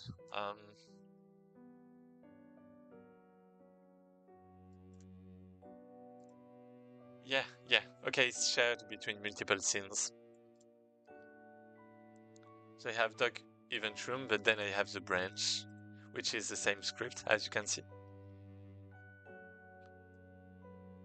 So what am I going to do? Am I going to make this script work for both? Or am I going to make a different script for both cases?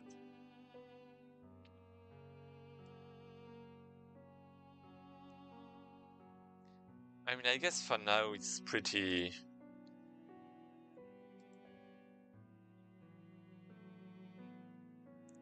what? On dialog finished. Let's actually have some Boolean and make things work for multiple instances. Like make things a bit flexible. So we have the load next scene at the end. That is going to be true by default. Well, auto load next scene. And if this is true, then we're going to load the next scene directly. Oh.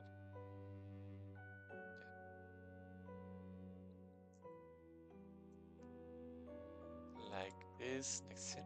Wait. Yeah, not that actually. Enter next room. Like that.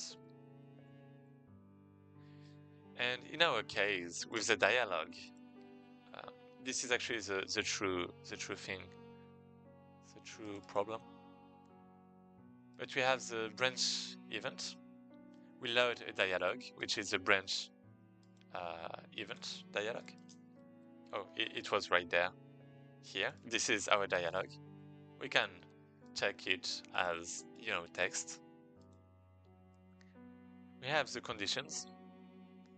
And depending on what I'm picking, then I want, to maybe load a different scene, right? So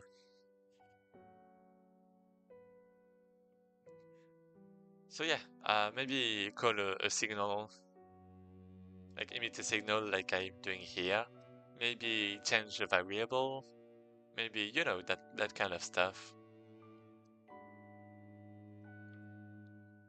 And I guess I want ideally a variable that is going to be valid for a lot of instances.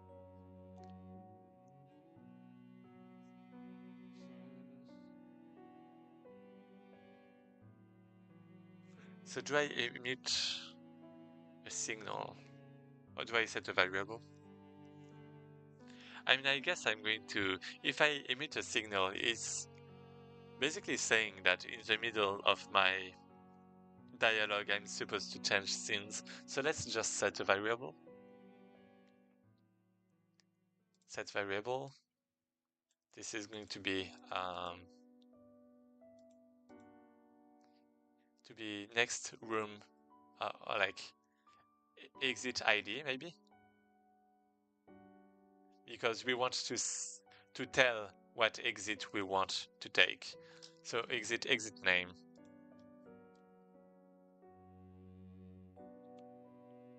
Something like this. It's a string by default. It's going to be null, empty.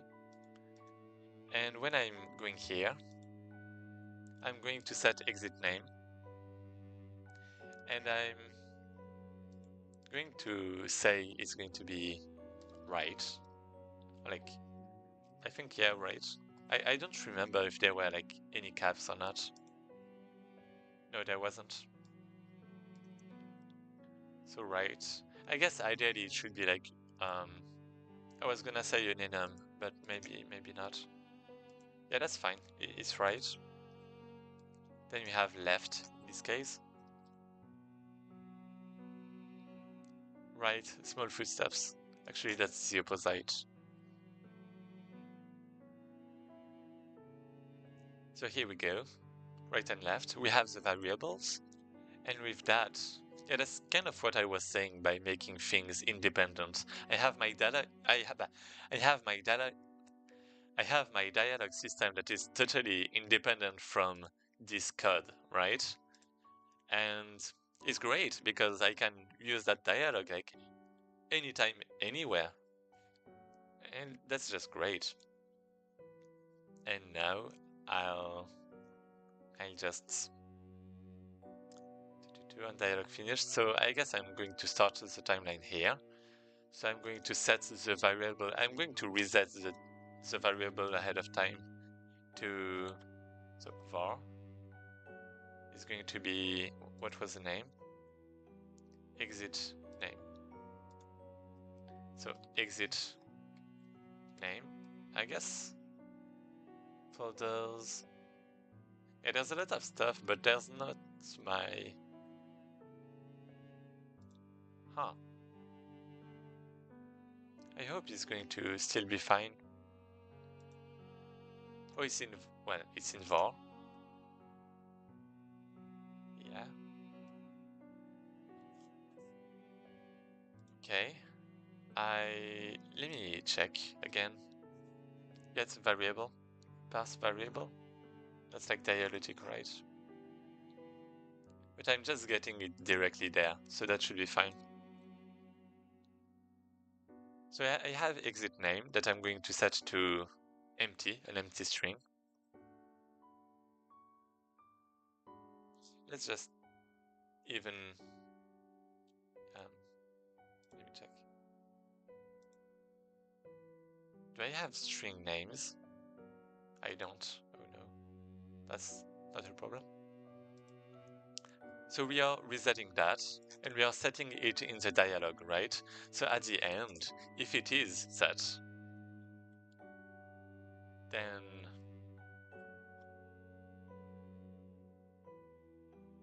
to do exit name, this is a string. Let's have it here. If this is here, I mean, I guess it could be in the if, right? I guess it could be inside.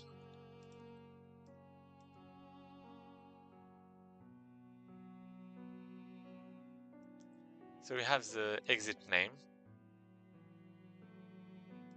And if this is valid, so empty. If this is not, well, actually, if this is empty, then we just enter the next room.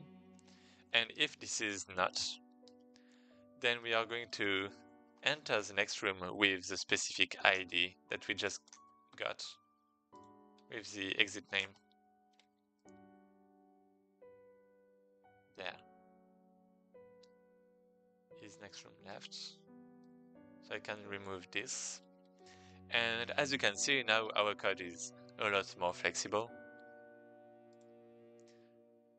because now it's handling when we have, you know, a different exit depending on the dialogue, but it's also handling like default rooms too.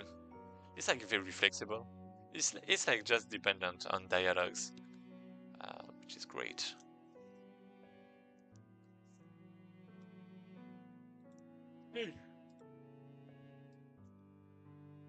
Let me check. Auto load. That's fine. Yeah, all of the scenes should be auto load actually. We have right, we have left. Wait. Yeah, should be fine. So right now my only problem is that with my graph I haven't assigned what is the right and what is the left. But that's fine. Then we have the dog event. So this is running the same thing. At the end we autoload and we enter the next room. Okay.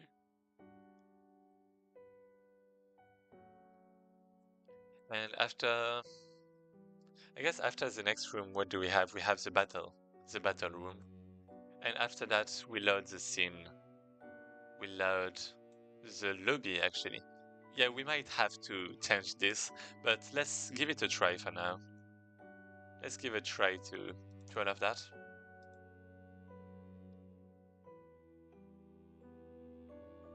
So we have our dungeon. We have our quests. So one of those should be the test. You know what? I actually don't know which one it is, so let's maybe change the name. Oh, wait. Test. Dungeon ID. Generator is going to be test. Yeah, what about the name? What about the name? I'm not even setting the name. I need that. Talking about architecture, one thing that is great is when you divide the view and the model. And what I'm saying by that is basically you are going to have some part of the code that is going to be dedicated to the logic of what you are making. And then you are going to have the view that is going to handle the interface with like the player. So, you know, the buttons, that kind of stuff, the images, all of that. And if you split those, then it's very great, because even if you have to modify how your game looks like, you know, everywhere, then, you know, your game is still going to work because your logic will stay the same.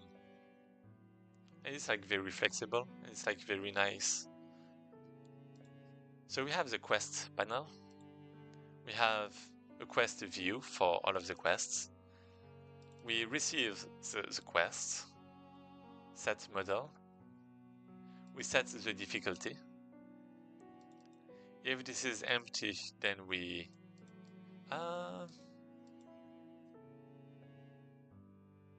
do some stuff. What else? The description. So yeah, let me check what I'm doing here. Load quest from dictionary. So we have all of that. And I'm not setting it at all. So name, description, difficulty, type. Okay, let's do this. Name, description, difficulty, type. Name, description, difficulty type. The type should be scouting, maybe? Let's see if like there's an error or not. Difficulty is going to be 1 star. Description of the quest is this is well, for testing purposes, ensures the dungeon, well, the quest / dungeon pipeline is working correctly. And the name is just quest. Let's run again. Wait,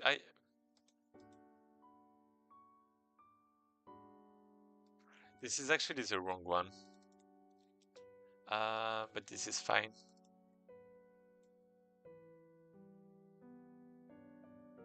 Yeah, I mean this is fine. Test.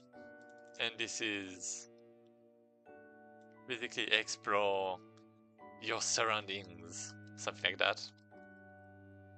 I guess ideally you want to localize this text, so I'm gonna have to handle that somehow, but yeah.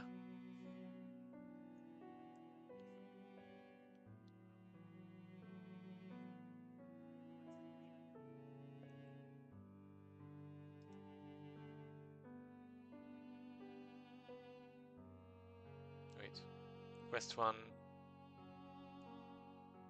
Let me check again. Should be good. So here, level selection menu. Click, and now we have nothing new. Oh, actually we have the description that's changed. You can see that. For testing purposes, ensures the quest / dungeon pipeline is working correctly. Great. Okay, the path is split. Where do you wanna go? 1 or 2? This one? You follow? This is working. This is working correctly. This is not a dog. But that's fine.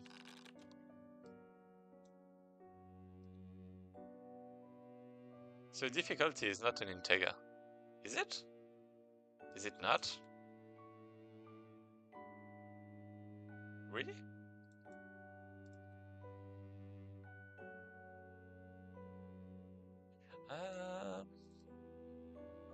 Difficulty. That should be an integer. Oh, I guess it's because it's loading as a float for some reason.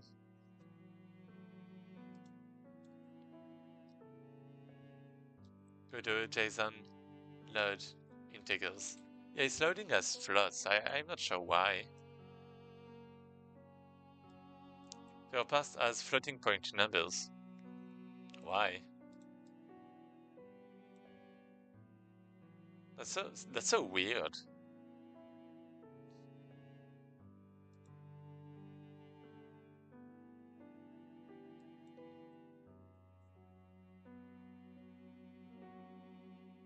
But anyway.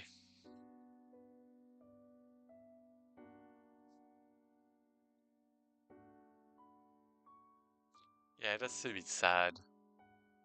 Hello! Oh, Clem, how are you? Merry Christmas!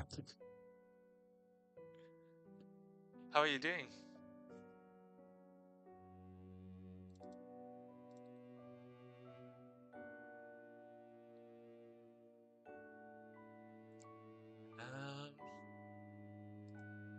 So yeah, things are working. Yeah, right. Yeah, I have this.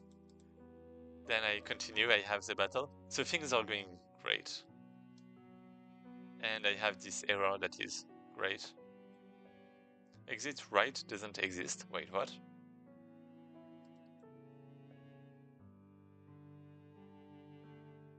Oh yeah, of course. Medically, I'm with my cousins and we play together at board games. Oh, huge descript. Yeah, sorry about that. That's fine.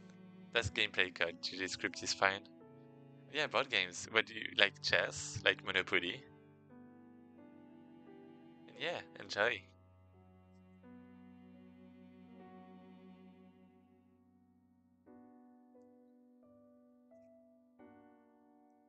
Um, yes, sadly, I didn't really know what I was going to do for Christmas and all of that. Uh, I guess I came to know a bit late because I was like a bit preoccupied with other things. Uh, but yeah, maybe next year. We play chess and story game. And you, how are you? I'm good, thanks. I guess I had kind of a lot. You know, I'm just joking. I'm using Unity C Sharp Kitty.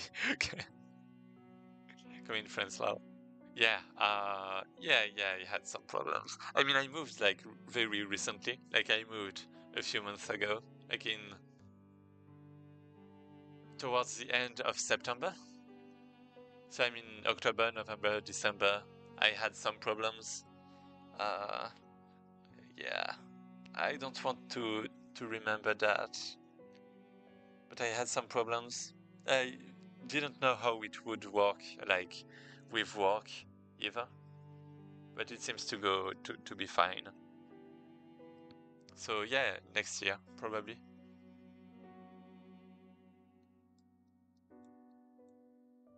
And, and yeah, I'm going to battle and I'm going to win and I'm going to go back to the lobby at this point. So right, so now we have to handle branches. Do we? Maybe not. Strength. GTH. Okay, nice. Yeah.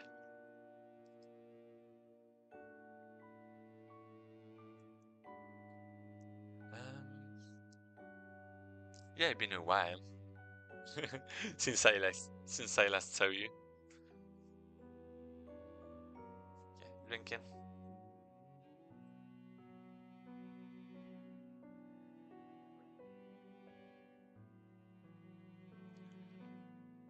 Thanks. And Muffin. Um. So yeah, I guess I actually wanted to, make my game for like April. Well, some demo, so kind of busy with that too, I suppose. Tests. So yeah, this is a test scene, right? So right now this is working. Like every time we finish a specific room, we go through the next one. So this is great. Now I have to make my. I actually have to make the first quest, right? So let's think about how it should be, shall we? So first we have, yeah, maybe not a branch. Let me open the document that decides all of this.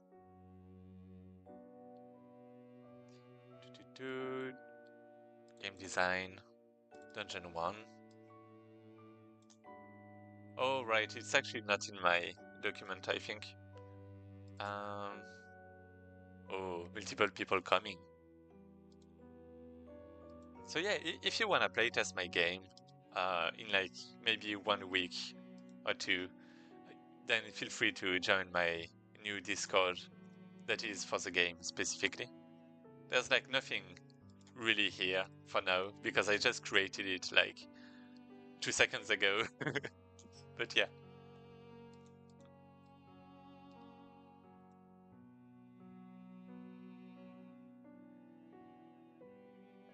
here we go.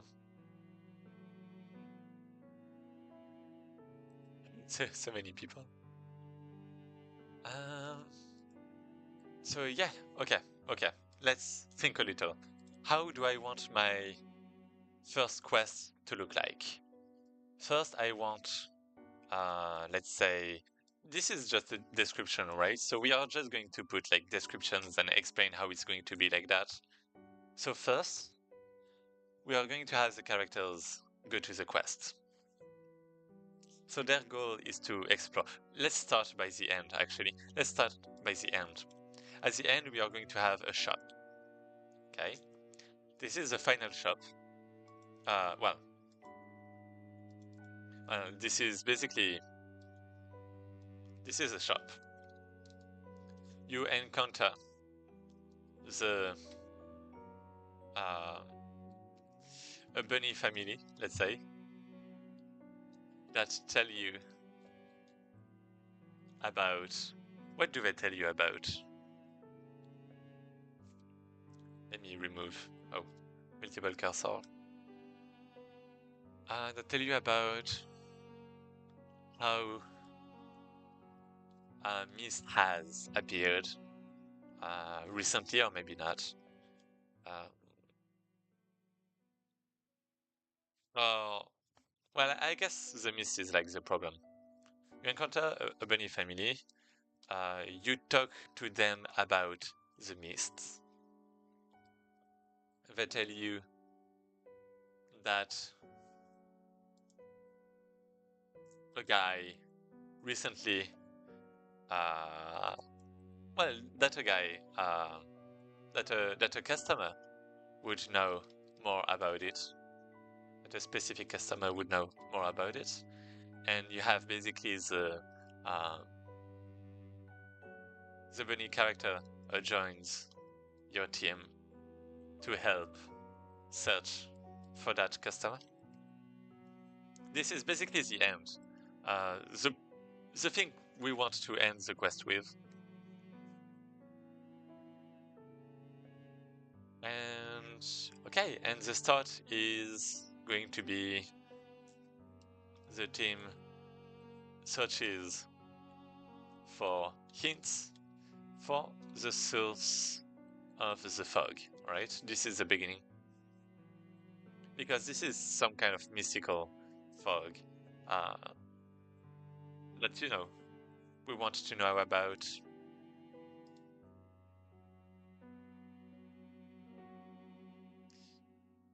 So, okay, this is the start. Then I want some intersection in the middle. I guess, are we going to have a boss in the first quest? Maybe not. Maybe like multiple battles.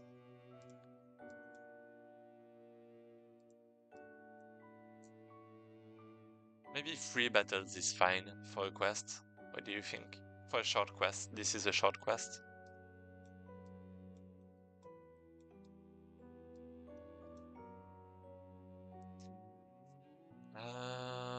So we have this.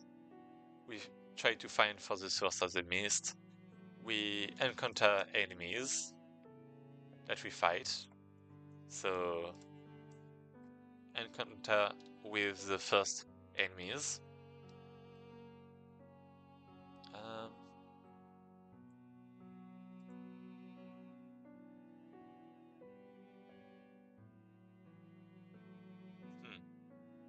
Maybe not about. Let me think a little. The team searches for hints. Maybe not.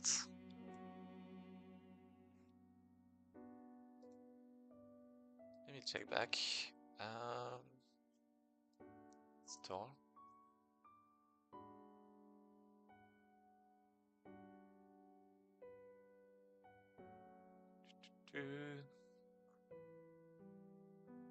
No. What keyword do I have? Bunny? Okay, you get the Necromata first. You randomly encounter the bakery. Small hills.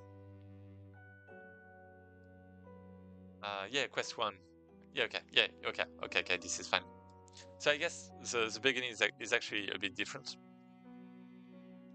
So yeah,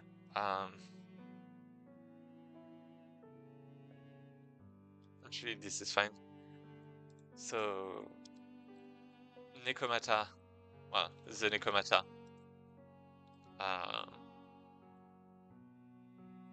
such as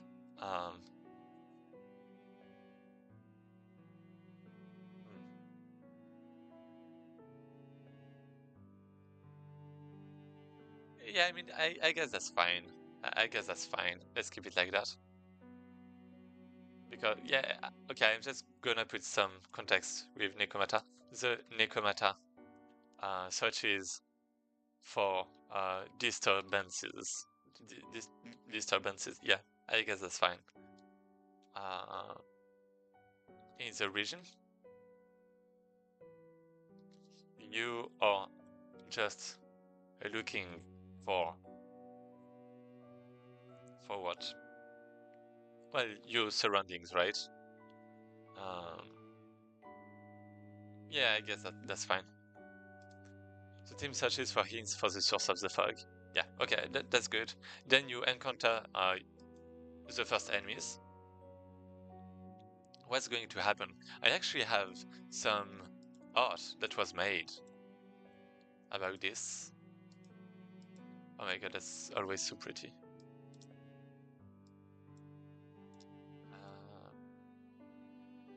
I don't want to show you the character though. I just want to show you the monsters. Can I do this? Maybe not. Oh, I can. I might be able to. Here we go.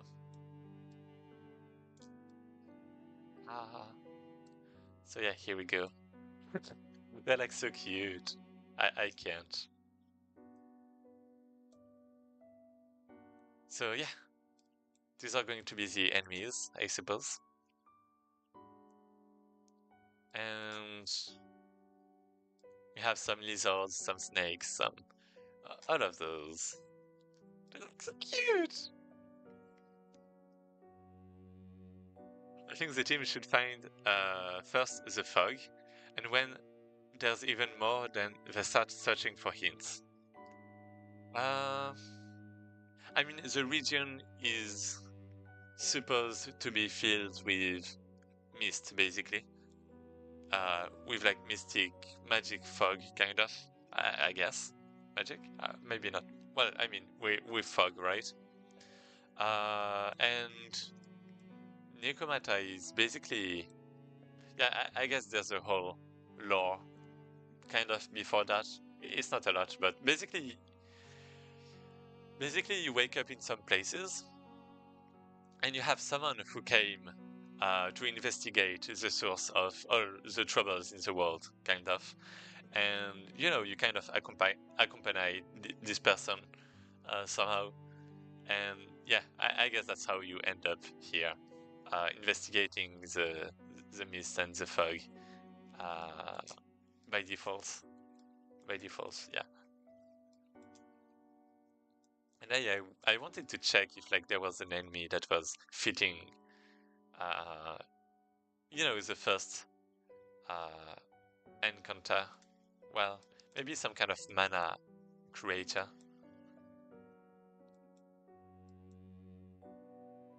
Um,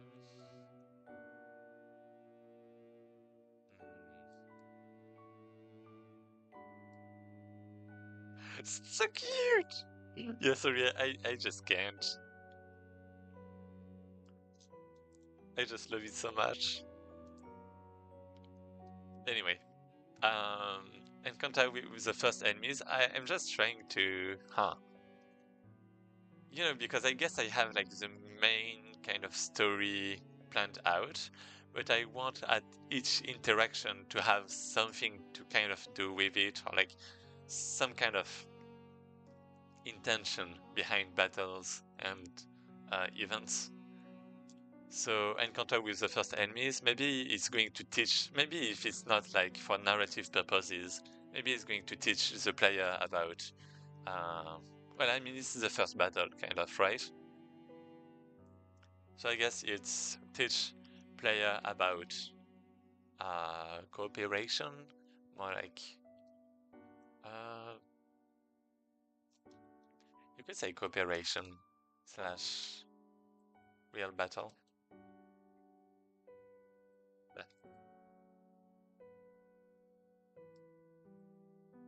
Slash the Nico. Well, let's put something else beforehand. The Nikomata and the player fight together for the first time, basically. Teach the player about cooperation and a real battle. Yeah, that should be fine. Maybe you have some dialogue about that, I don't know. And at the end, what do we have?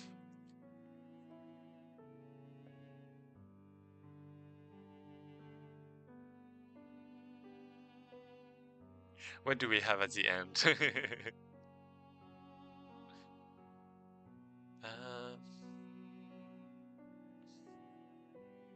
At the end, well, Nikomata says that while creators are definitely more aggressive or something like that, and that's way in the good direction. So then we continue.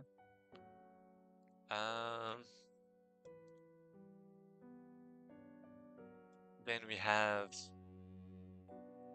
I would like to put some event.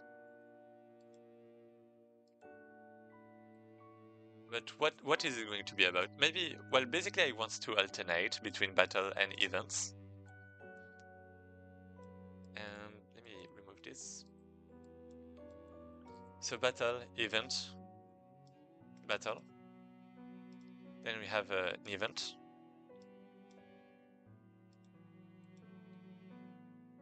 Then we have one last battle. Oh. Oh wait, there's some problem. Ah. Why is it? Huh. Is it the zoom?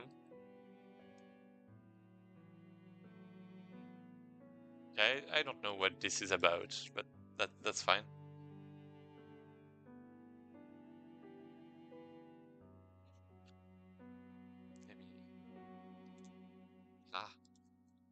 Let me check. Yeah, you can't hear the music, right? Yeah, this is some very quiet music, but maybe now you hear it, but too much.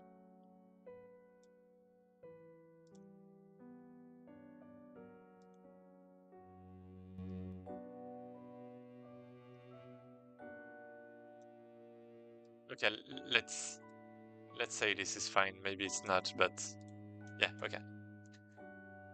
So yeah, we have this. And then at the end we have the shop. So this is an event. Well, actually this is the opposite. Event, battle, event, battle, event. And at the middle, so this is the first event, battle. Then we have a new event. Actually.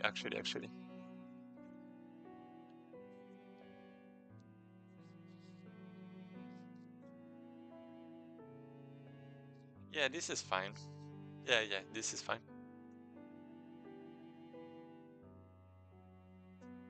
And this event is actually going to be a branch. So you decide your path.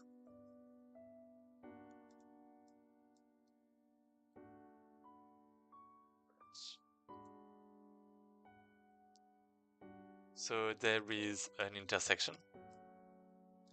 The player decides if he wants to follow the little paths or what. To follow footprints of little paths or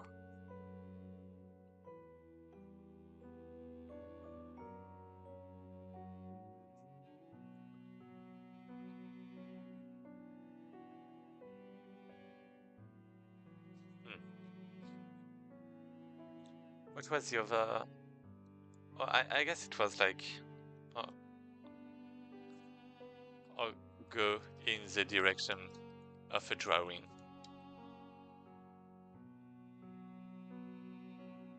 Because you might encounter an artist. Oh, it's at the wrong place. So yeah, let me put this here. We have an additional battle, and then we have the last one. That is custom. That is encounter with the artist.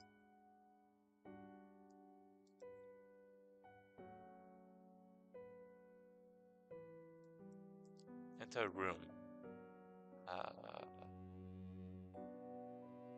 I don't know how to call it. Artist, maybe. Artist encounter 1. Oh, wait, I typed 1 and it just... Oh, wait, it didn't save. Oh no. Oh no, that was a shortcut. Oh no, what did I do?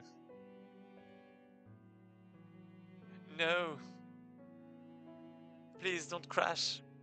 No.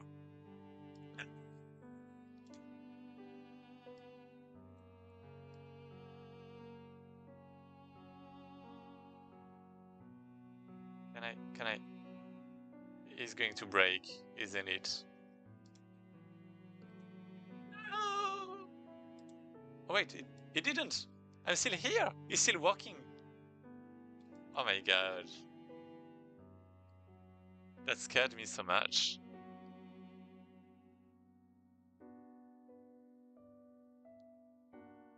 Thanks, debugging. You know what? Let's save that for now. So this is quest 1. Or overwrite. Yeah. Then, because I'm putting the comments and I don't want to lose that because I'm kind of making the story at the same time. Well, not, well, kind of, right? Not really the story, but like the little events in between. Encounter with the artist. He tells you the shop might know more about it, about the mist. Okay, so we're going to connect that, connect this. And now I want to like have multiple outputs depending whether it's like on the right or on the left. There we go. And I'm going to do this. I guess this is just the start though. Start room. Battle. This is custom. A battle. Event. Battle. I mean, I guess when I reload, it's like custom by default. I mean, I guess that's fine. So then I want to connect again. Then I have my branch, and then here I want to split, basically. Let's save the current layout. So yeah, I just want to add an output.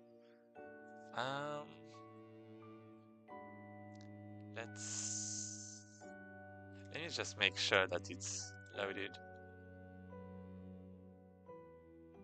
It's like so big, everything is like so big for some reason. I mean, it seems to load things correctly, which is great. Yeah. Except like some connections. For some reason, it's like breaking still. But it's fine when I attach it back and save again. And then reload. Yeah, I don't know what, you know, I don't really know the reason for that to break, but that's fine. So let's first add some check. Right. If this is empty, then I return. Good. Then I'm going to, I mean, I guess I was gonna say close, but maybe not. What about room view? No, room node. Yeah, room node here. So I have this.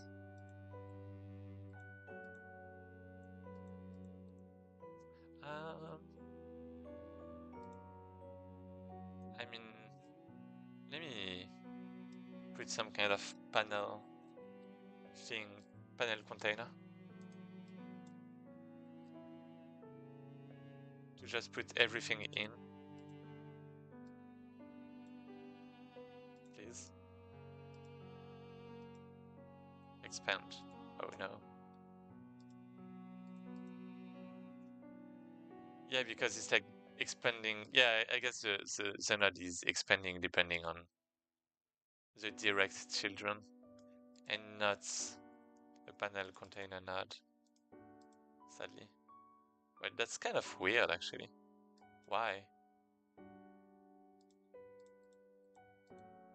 Oh, because the panel container should have a vertical box, right? So now if I put everything in, it's good.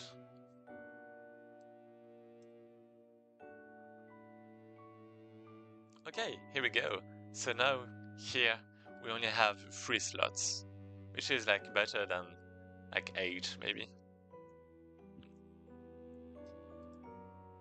So we have the outputs and the inputs.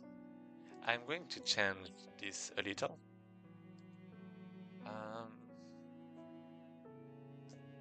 Let me check back what it was, how it was. Path, type. I guess connection is in graph, dungeon graph, here. So this is the graph.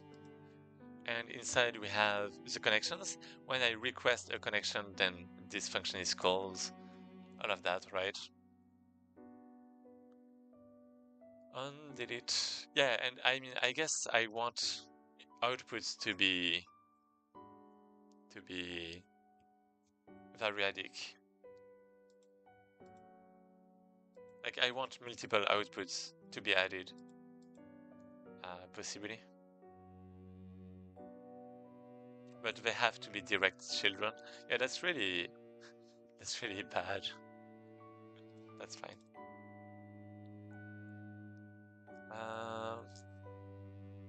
Let's maybe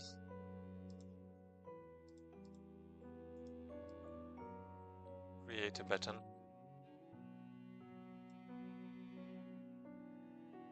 That is going to be, actually.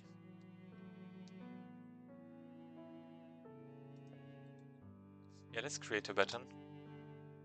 No. Okay, one. That is going to be called add output here. And when we click, it's going to add a new output. Okay, are we good with that? We should be. So this is the output. This is input 1, input 2. And every output should actually have a name that can be different. How is it even linked together? I guess I'm just checking dungeon graph. Load requests. Load, save request. A child connect, save layout to file. So I just save the connections directly.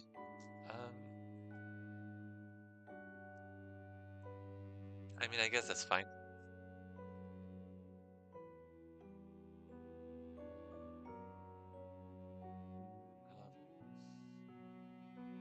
Yeah.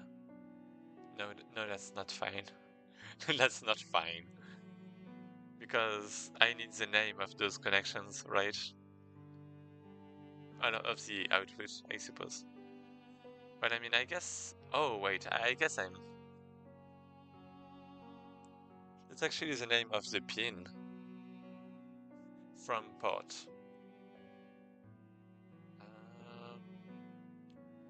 So yeah, I'm basically saving each room there, and I'm getting the room data, right? And I guess I want the pin name, the pin names.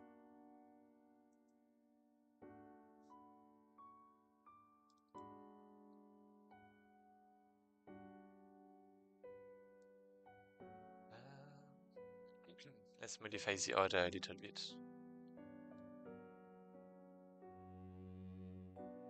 Yeah, I actually don't know.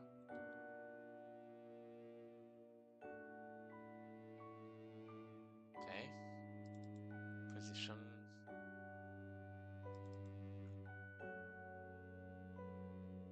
Yeah, this is fine. This is going to be alright.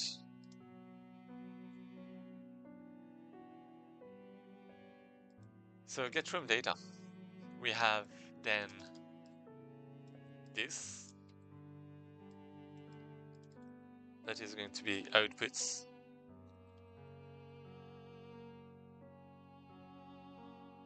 This is going to be,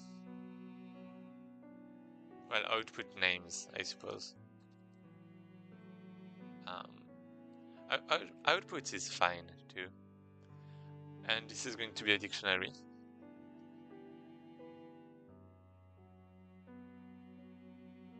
Well, outputs, output names. This is actually a list, because it should be sorted too. So an array of string names.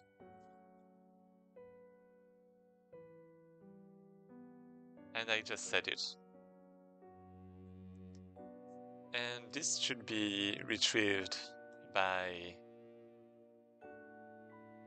so this is in room node, and room node has children, and outputs button, add output button,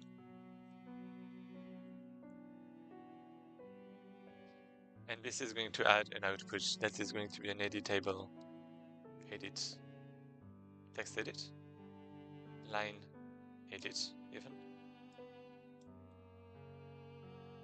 Here we go. Centered there. I guess I actually want to set that.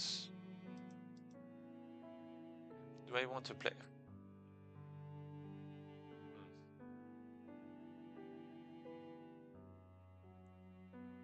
So let's say this is like right. Placeholder is going to be output name. It's not even fitting. How can I make it? Oh, like that. Great. Why is there like such a big distance?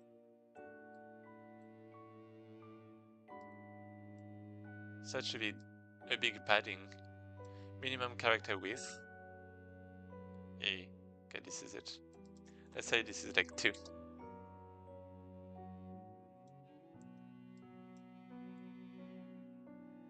2 is like a lot actually. I mean, I guess that's fine. So right, and this should have a slot. Yeah, this is kind of really bad. I really don't like how Godot is managing its nodes.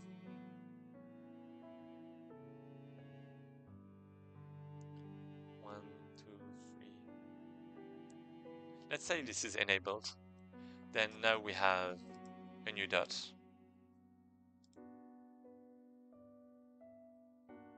I guess that is white. What about... What was it here? 0. Yeah, that's fine. Yeah, I mean, should be fine. Okay. So now let's bind this button. Add output button. I guess I actually want to remove it too, right? To be able to remove an output. Like to move it maybe, or I don't know. But anyway, let's just keep it like this for now. So this is a base button actually, in case we replace it with a texture button or something.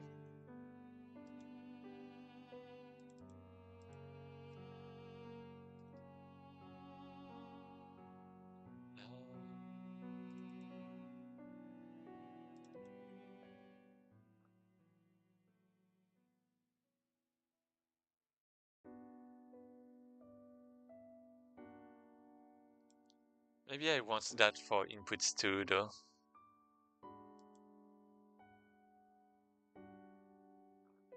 Anyway, let's bind this. Rest. Connect. On. Well, add output button. Well, I actually made that. Oh, no, never mind. Add output. Yeah, that's it.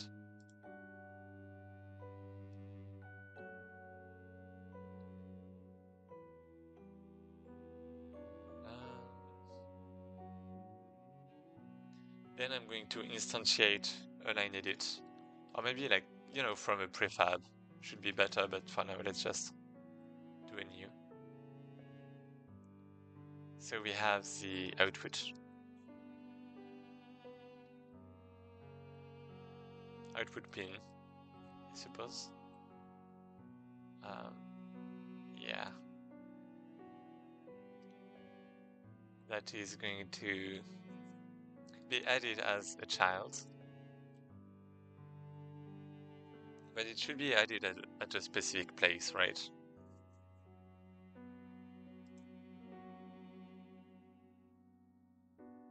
Can I put like add sibling? Oh, sibling not to this not parent. What?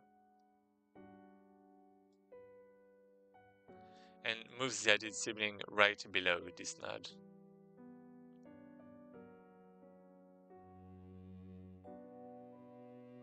This nod's parent.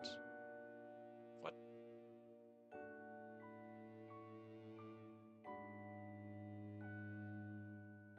Use add child instead of this method if you don't need the child node to be added below a specific node instead. Okay, so yeah, this should be the one. Add sibling.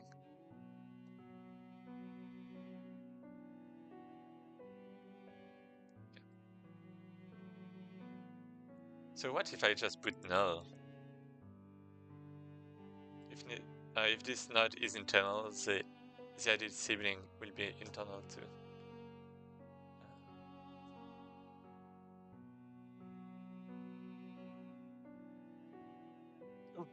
This operation is very slow. Oh no. Oh, a first readable name. Never mind.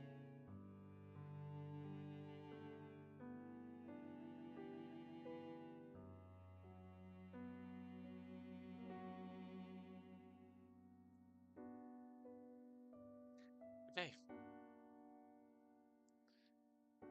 So should we add to this node's parent?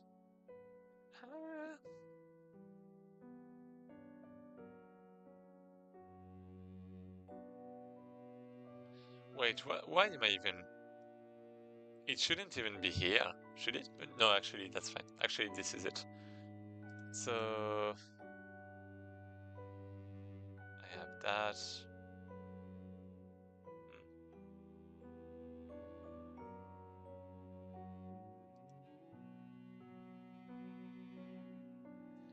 Yeah, let's have the. Yeah, how am I even supposed to put it first? Yeah, let me check. Godot add child first.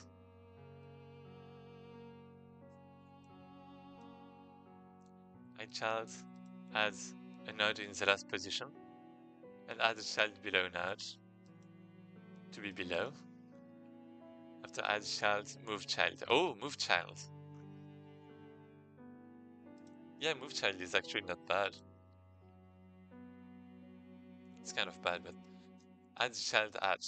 Oh, this one can be nice too. Yeah, add child add. I like that.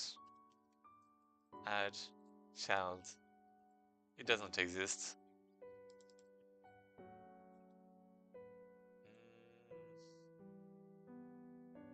Let me check. Godot add child first. I guess. I mean, I can just add it,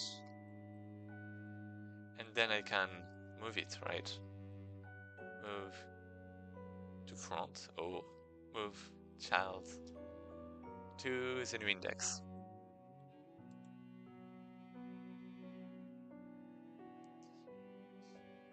So I guess we are going to have a list of, I'm not sure actually, a list of inputs and a list of outputs, right? Something like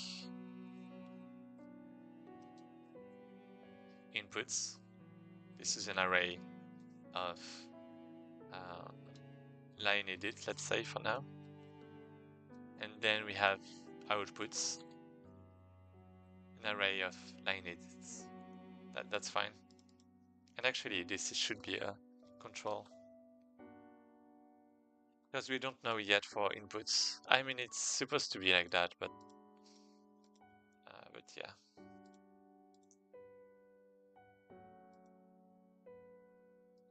Ready, load from data.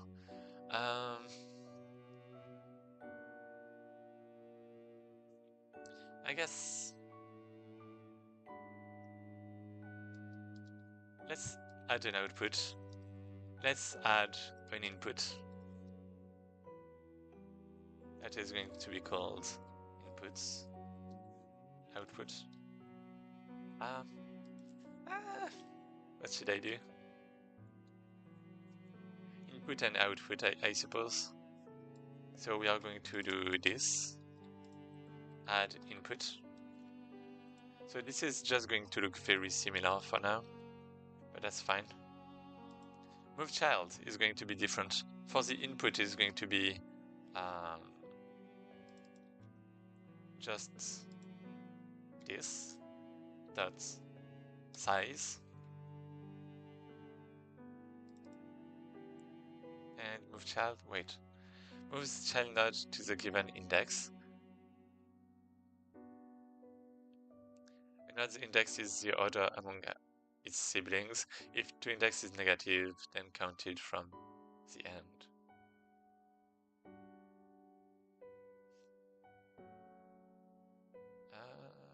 Okay, that's fine. What about, well, let's just do this. Okay.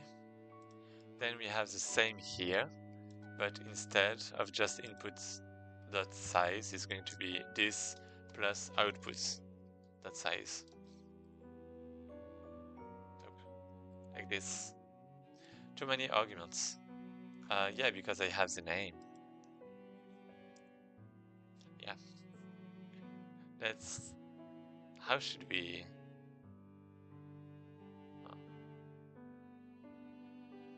Huh. I mean,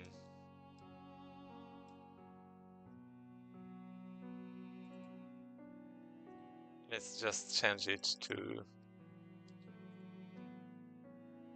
next equal input, and this should be output.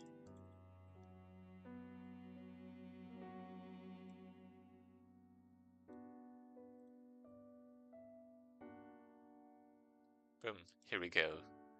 So we have an input and an output by default added, which should be fine, right? And then we actually have to check we actually have to check the slots, which is a big problem. I hate this already. Because it's going to move everything.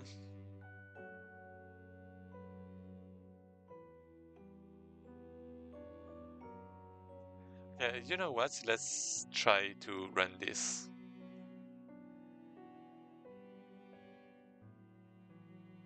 So we have this with one of what is happening.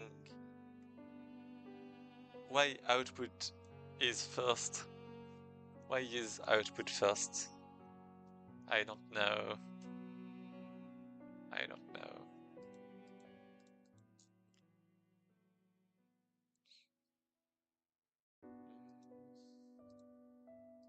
Let's remove this one.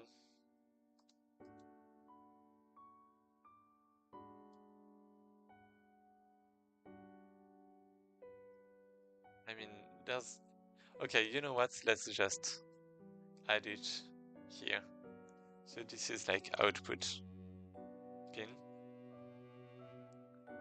And we are going to have... I mean, I guess just the same, but input pin instead.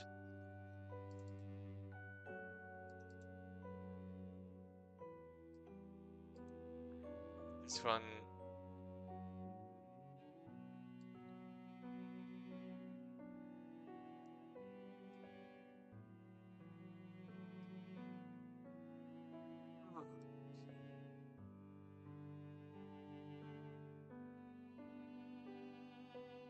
I mean, I guess I have to set the layout manually. Horizontal alignment to there.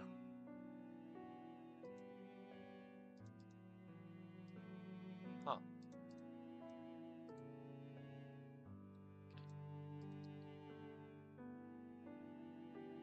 Input pin prefab, the packed scene. Then I have the output. This is a packed scene. Input pin. Output pin. Here we go. And now I'm going to instantiate that instead. So input is just me instantiating the thing. So this is a node. Okay. And same for the output.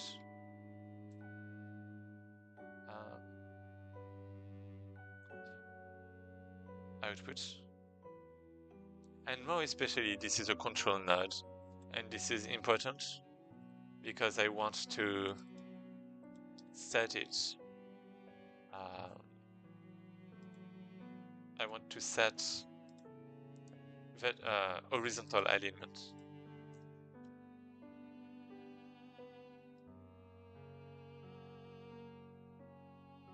And maybe I can't. Okay.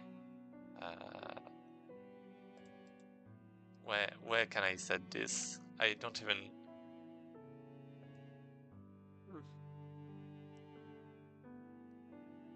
If I create a new control node, I can still set this, right? So I should be able to set it in the code too. Right? Control. Let's check here. So many things. Item list. Oh no, it's inherited. Right. Guess that should be good. Yeah, I know there are too many things. There are just too many things. Actually, that's all the variables we have. Size flag. I mean, it might be size flags horizontal. Wait, size flags vertical. Size flags stretch ratio. Oh.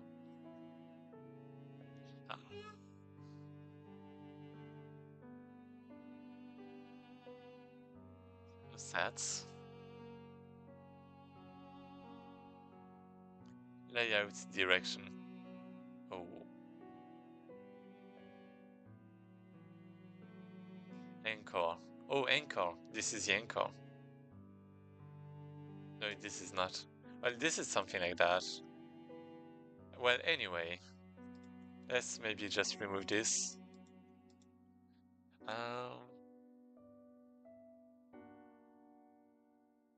me think.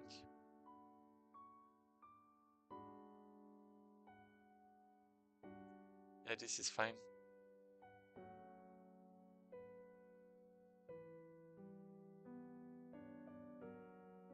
Right. Right. Sorry. Yeah, removing this for good. Okay. When I run, what is it doing? No. Right.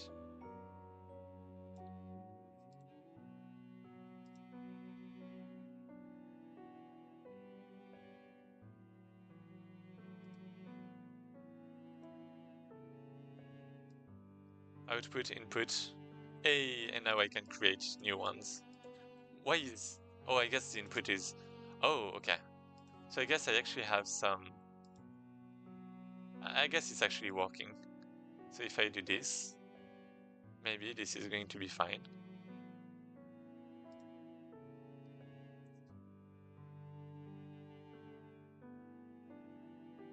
Never mind, this is the opposite. Input is on the left.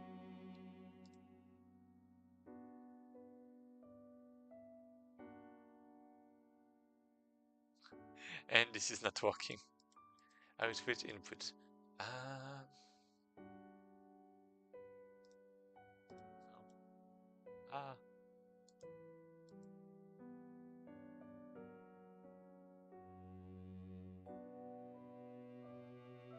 Why? Layout. Yeah, I guess it's layout, right?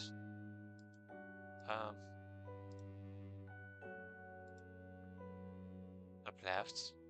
Oh, container sizing, maybe. Yeah. Yeah.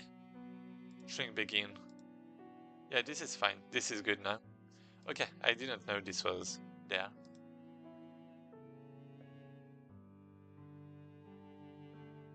And here we go. So we have the output, we have the input, and when I create new outputs, then it's just adding them, and that's fine. The only problem is the order, right? Yeah, like output is... Oh, because I'm not adding it as a child. I mean, that's fine.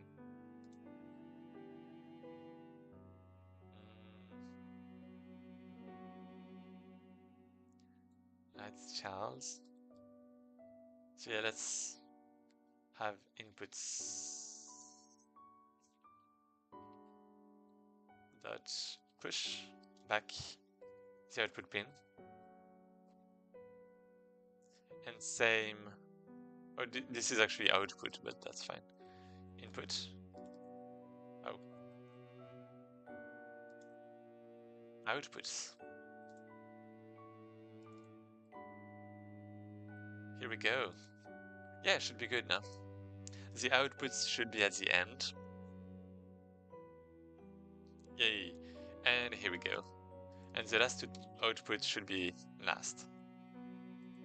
Great, great, great, great. And I can modify all of this. And now I just have to handle the connections. So this is great. So as for the connections, I guess I actually have the new index of the node. So I actually... Let me think.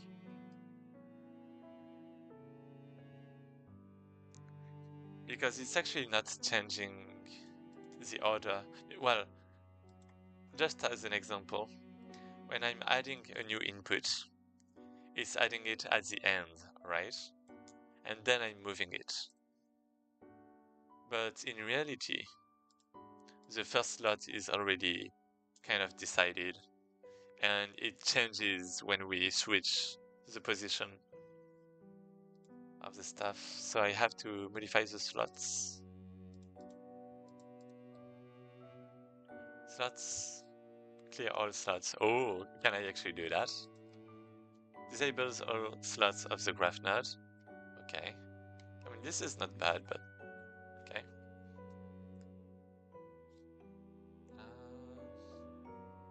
Oh, this looks so. Oh, this is not an array. Like really? I mean, if it was just an array, then it would be fine. But they just have like functions for like everything. Draw port. I guess it's for the bindings, maybe. I mean, they wanted to remake it. Set slot. Oh, set slot is actually good. I guess I need some kind of refresh thing. Hello, how are you? Russian name? Russian? Is it Russian? I don't know, maybe. How are you doing?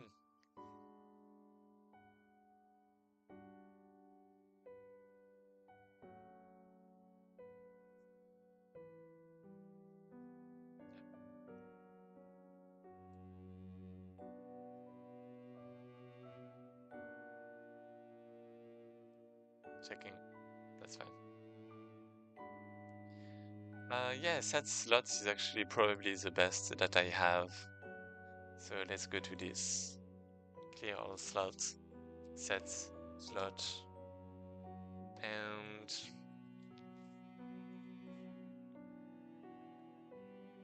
I'm just going to have a refresh. That's for the best. It's so bad, but that's for the best.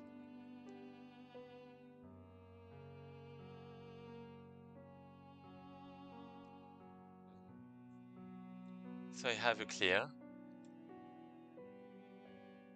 And then for every input, range, inputs that size. I have the set slot, which is going to be an input. So this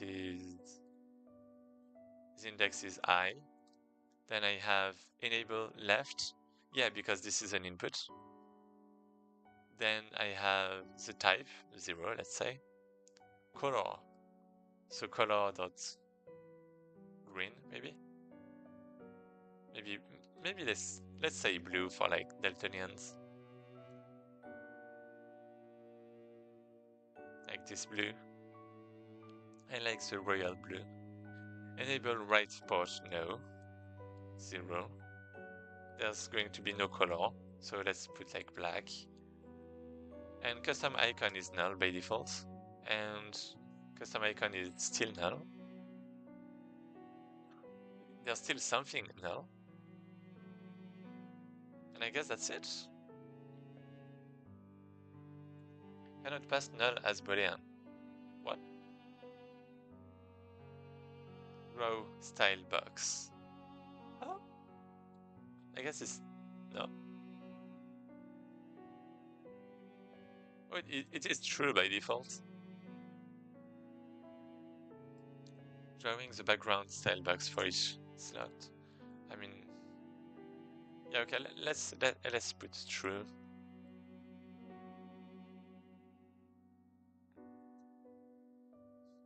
So I have all of this. I have then outputs that is going to be the same, but a bit different. So this is I plus inputs that size. And instead of doing true here, I'm going to have it false and putting true for the right.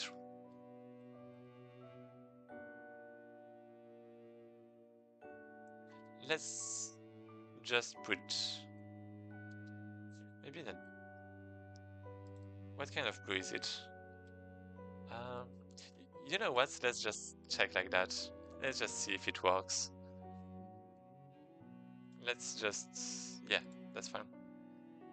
I guess it's going to refresh 2 times at first, but that's fine. Okay, so I have 2 slots, blue. Blue is like a bit too dark, so let's actually put it red.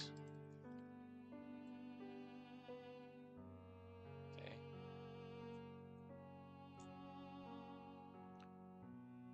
Now this is red. Now I can see that very well. And yeah, let's just keep it red for like everything that is story specific. So let's try to load the first quest, and it's working perfectly. And we have the input, we have the output. Perfect, just perfect.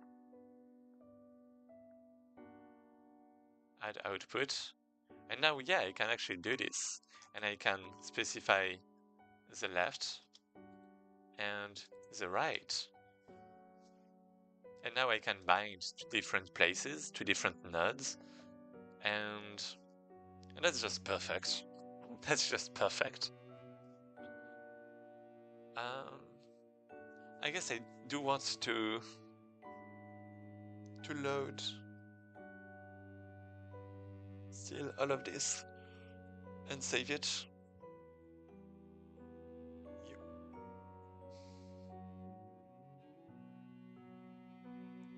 So I just like it so much. I'm sorry. I'm just so glad it's working fine. Ah la la la la.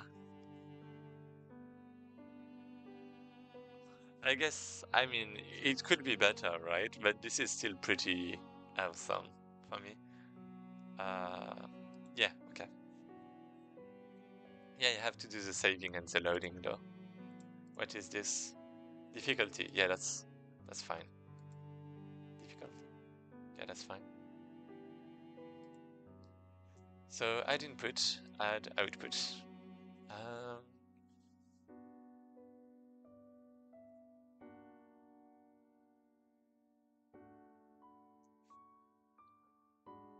Refresh, load, and save. So I'm saving everything here.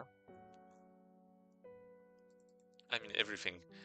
Yeah, let's do this for output. For output name in output names. Not this actually.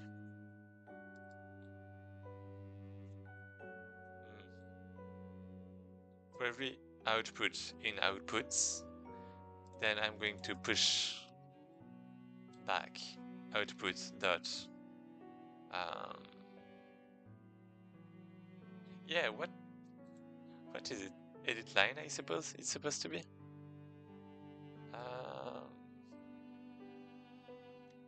I mean, I don't really want to create a script just for that. Is it inheriting anything? Like line edit. This is just inheriting control. Okay. So let's say this is just a line edit.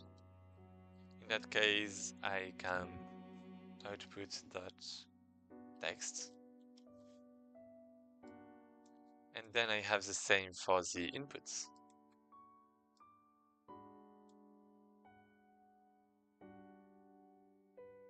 Here we go.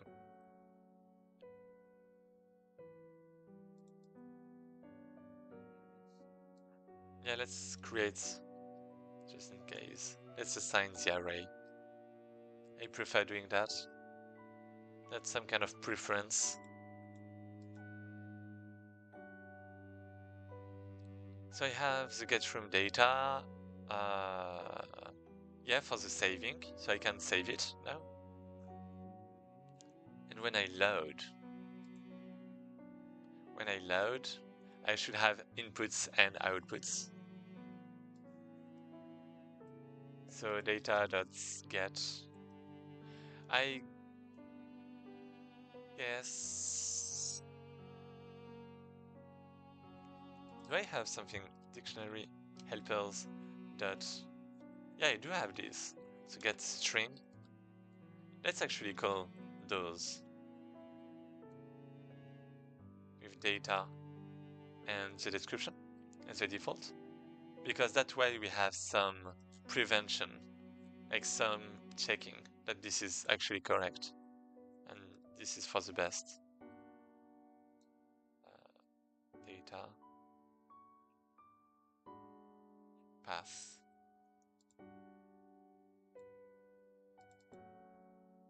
What is type? It's a string, right? Yeah.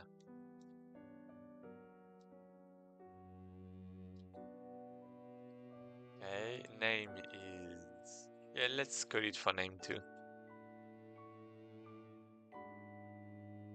And default string is something like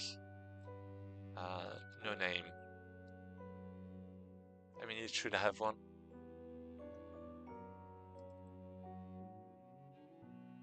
I mean, I guess for this one I might not even do this because it really needs a name.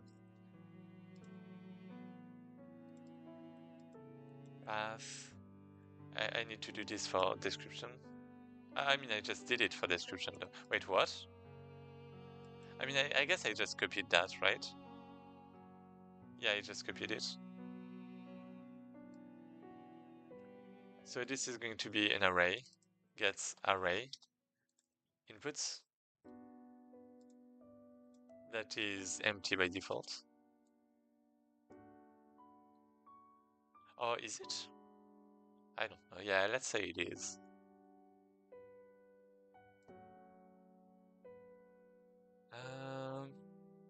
So inputs.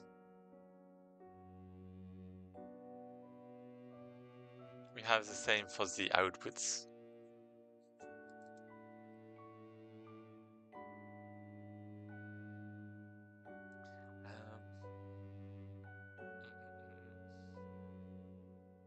I mean, I guess with what I have now, I should... I guess I haven't made anything to remove the pins, but that's fine. That's going to be so bad. That's fine. Inputs, outputs. Right now, I need one pin at a minimum. So let's say the default is going to be input, maybe, and then we have output.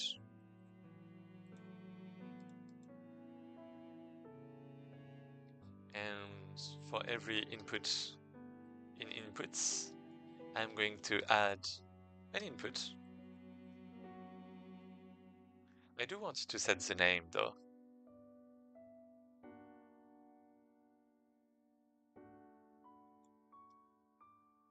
Input name.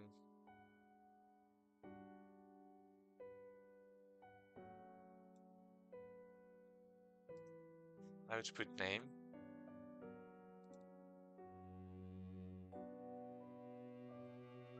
Here we go. Now I have input. That should be a string. And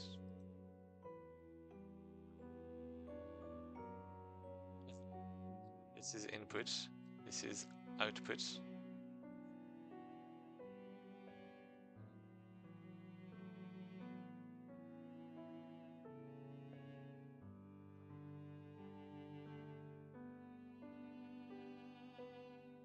So yeah, if we find an empty array, this is still an array, so this is not going to have a default input. So okay, we do this. Then we do the same for the outputs.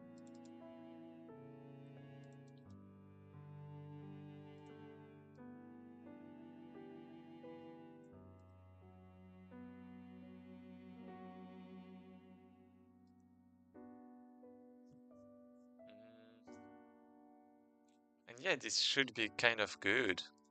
Yeah, I guess the only problem is that I want to clear the slots. I want to remove those I have right now. Refresh. No. I want to remove all slots. This is going to be a for input in inputs. Input dots Q3. Same for outputs.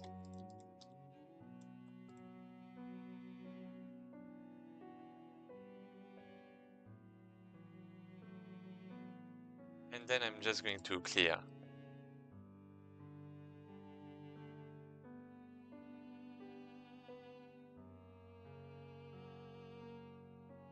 Okay, should be good. Let's just call this in the load, like here. actually there in case we have any error or anything. And yeah, let's try this again. Yeah, sorry for all the graph things, the graph programming, all of this. Let's load. Quest 1. So we have this. This is looking great. What about test? This is fine. And this is so fast to load. This is incredible. Yeah, I'm just thinking about some stuff. I don't know how they did.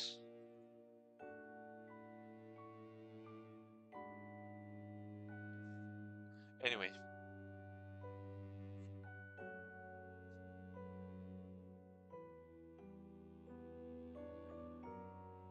So we have this. Now we are going to add a new output, please. Wait.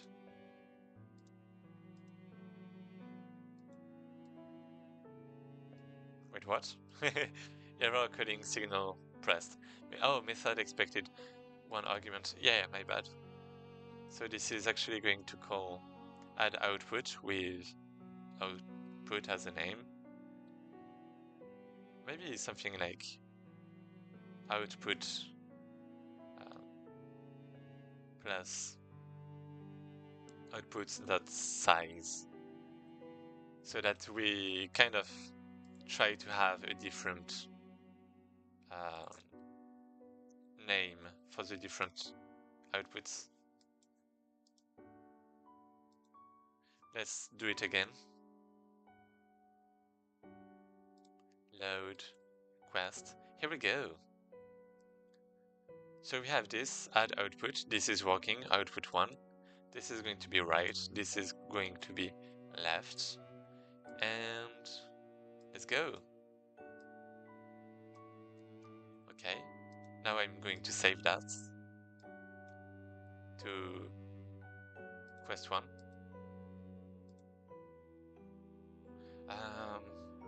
I'm going to load it again.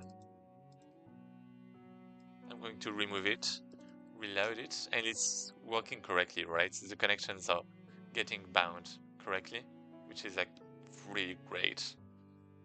The only problem is that we don't have any path and anything. So let's load the test layout for now. And we have a branch at the beginning, right? This is a branch. So let's actually add right and left. And we are going to have, this is not a dog, this is fine. Yeah, the nodes are not spawned at the correct place. Oh no, they are. No, they are not. Yeah, I'm not sure what to think about it. I have to fix that. But anyway, let's say this is going to be a battle. Battle. This is a battle too. And then we lead to another battle, maybe. Let's save that to test. Okay. Let's load it. Okay. The connections are... I don't really know why sometimes they're just not working.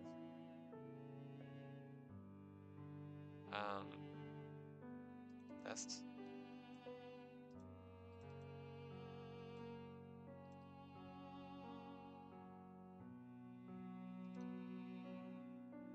Sometimes they're just not getting saved.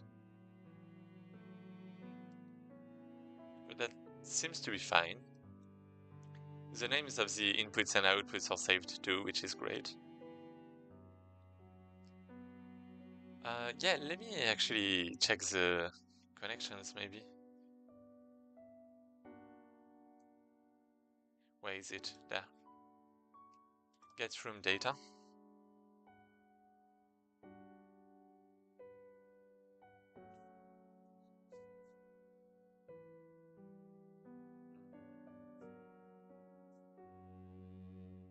Connections.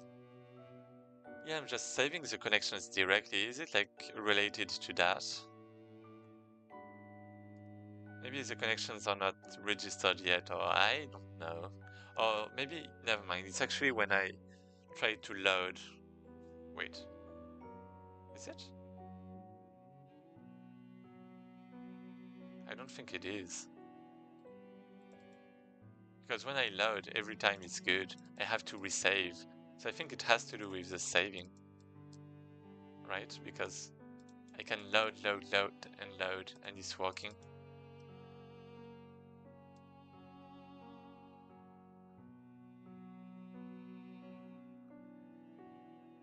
Hmm.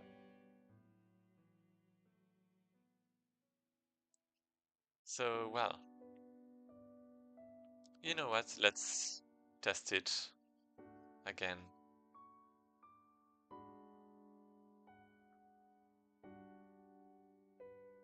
Level selection, let's go. Let's go. Testing purposes. Okay, so we have this. The right path, small footsteps. So the right. And we encounter the cat. This is a cat, this is not a dog.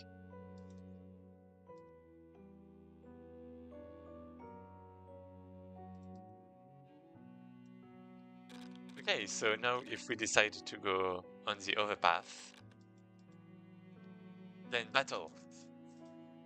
This is working. This is perfect. Oh, this is so perfect.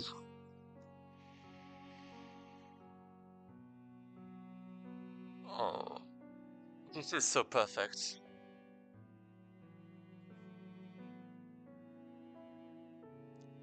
So now that means I can create branches without even modifying the code. Because let's say you want to modify the story and, well, I guess, I mean, you'd have to... Ah, never mind. Yeah, you can actually do that. Without modifying the code, you can... Yeah, this is overpowered. This is just so great.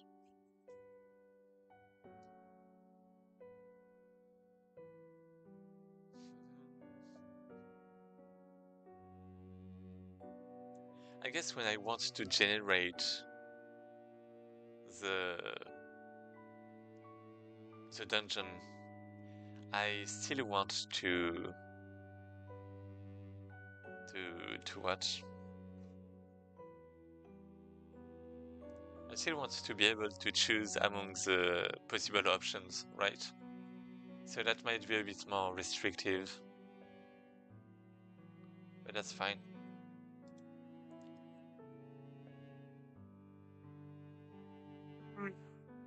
That's so fine. Yeah, I'm like very, very glad this is done. So many things modified. Add-ons. Yeah, let's... like everything graph related I can add. Then I have everything that is layouts. So this. So basically right now I'm just adding the graph modifications. What is this? Exit name. Oh, right. Yeah, I mean, that's fine. That's not graph related. JSON blueprint. Yeah, the name doesn't matter very... well, it doesn't matter much. I guess this is it for the graph.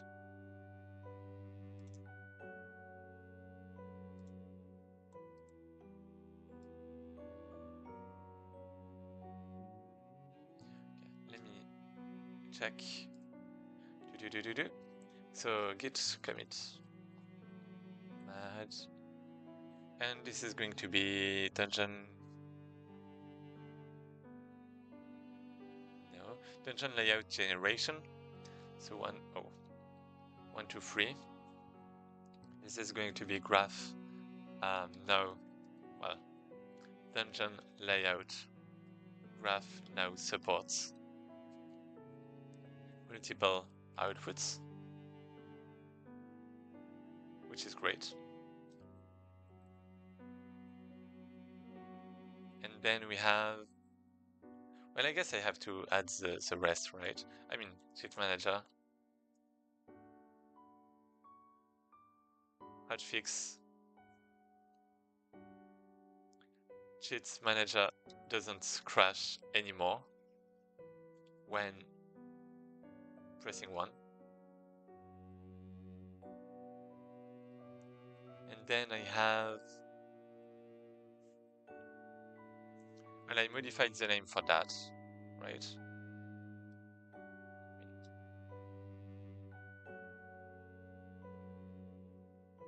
Then I guess I have quest 1 that I modified.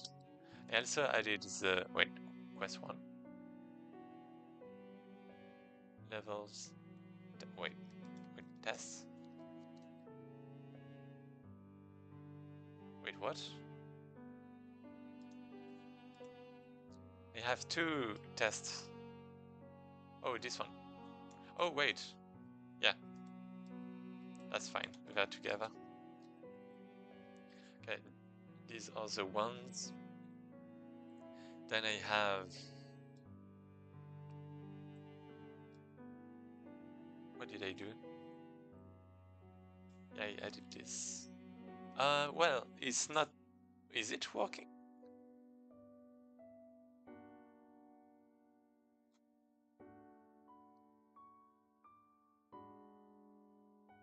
Left exit doesn't exist.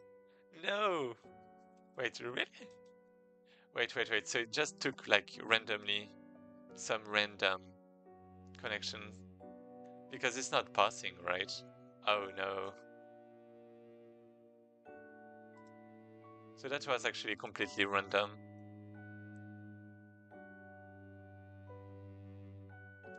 Yeah, it makes sense, because if I go in a room... Actually... Wait, what? Load dungeon blueprint. And it's creating dungeon layout.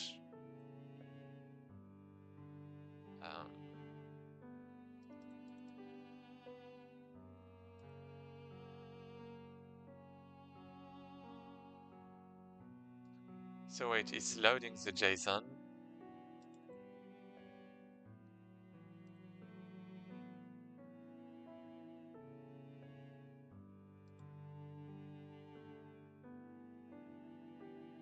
So it's not loading yet, but it's going to load in JSON dungeon blueprint. We load from file. We have the load from dictionary. And for each room, we have nothing much, actually. Yeah, okay, we actually don't have anything much. I still have to do it.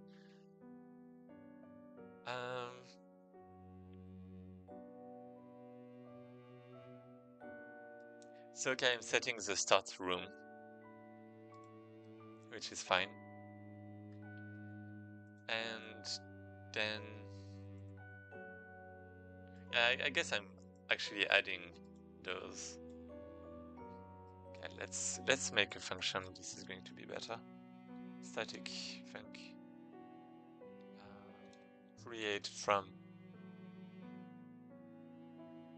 dictionary.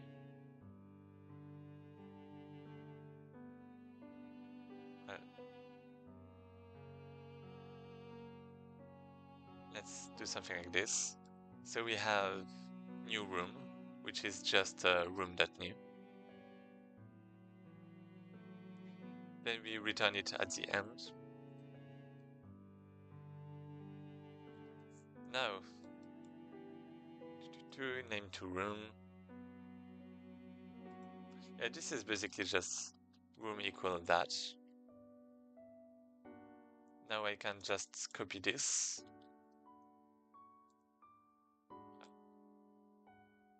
Room dot create from dictionary.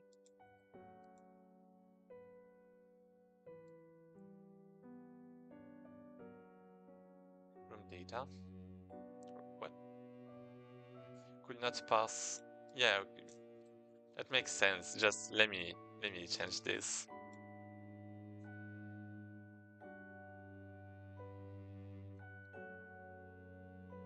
This is just data. Yeah, let's say this is just room 2.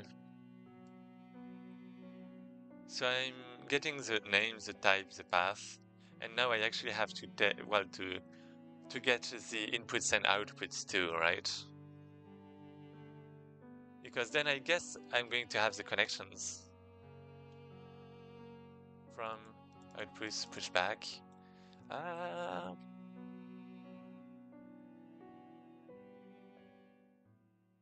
Wait, what? Oh, right. I'm getting the from, I'm getting the to, and I just push back. What the? What is that? What is that? This is so bad. I guess this is more like an insert. Maybe not an insert.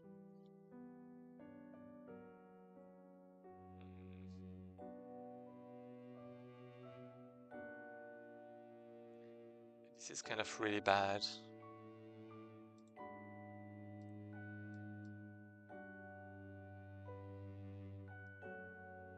In any case, let's take the inputs. Let's take the outputs. Well, first the inputs. Well.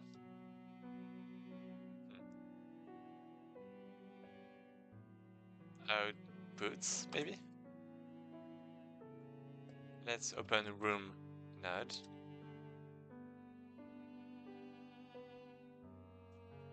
So yeah, this is outputs and inputs.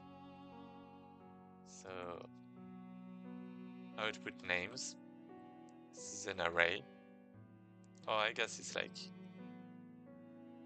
dictionary helpers that gets array.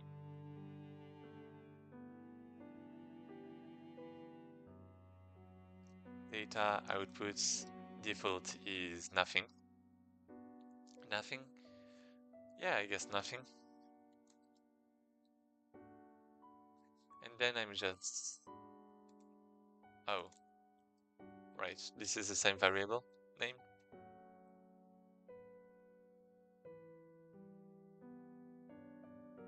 So then let's just add it to the properly typed array. Well, actually, there is some function for that.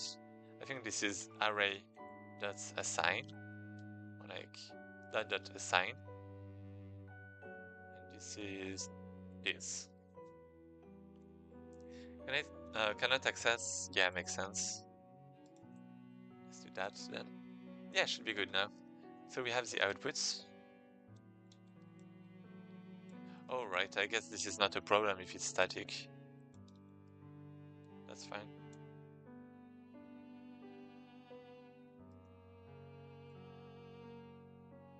We have inputs. Yeah.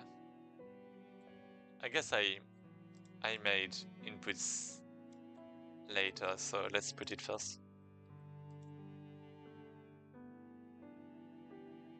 Okay, we have this. We have the inputs and the outputs.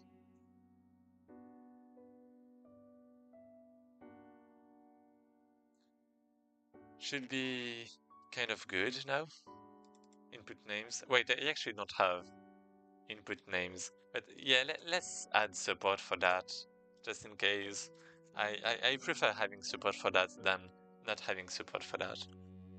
Maybe we can like have a different, you know, entry event depending on how we got here. I don't know.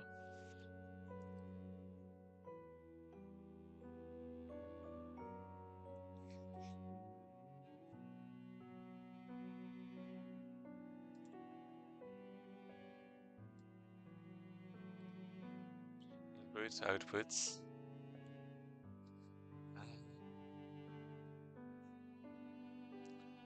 Yeah. Should be good.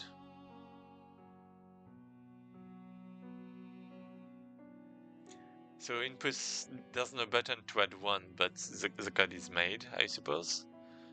So I have the new outputs. The only problem is the loading is like so weird. Here, in room. No, not in room. Here, dungeon layout. Okay, first this should be good now. And connections is like, we are basically pushing. And that's like crazy. That's like crazy. I do want to resize. I want to resize. And I guess ideally I want names instead of indices, but I guess that's fine for now. Godot is just handling this bad. Pins should be names, not integers.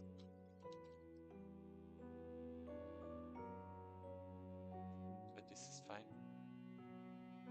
Resize. Let me verify that it doesn't erase anything. Smaller, the elements at the end are removed. If greater, new default elements are added. Okay, should be good.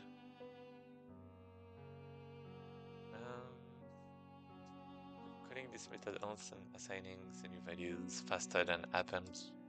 Yep. So let's resize to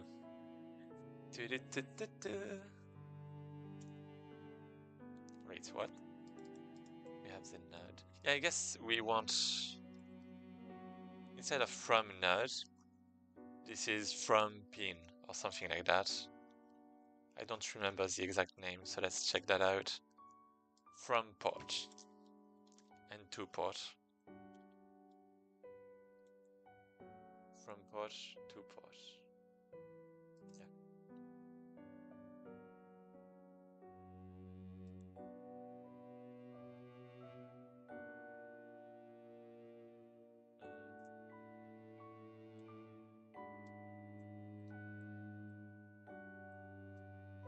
From, well, output pin index, input pin index,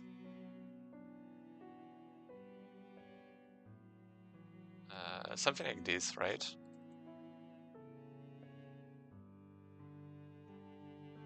From, I forgot the name. Port.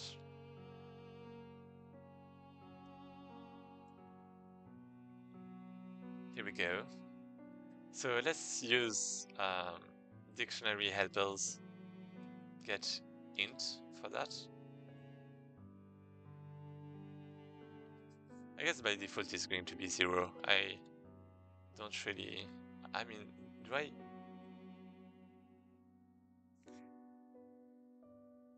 Yeah, let's say this is fine. Is it?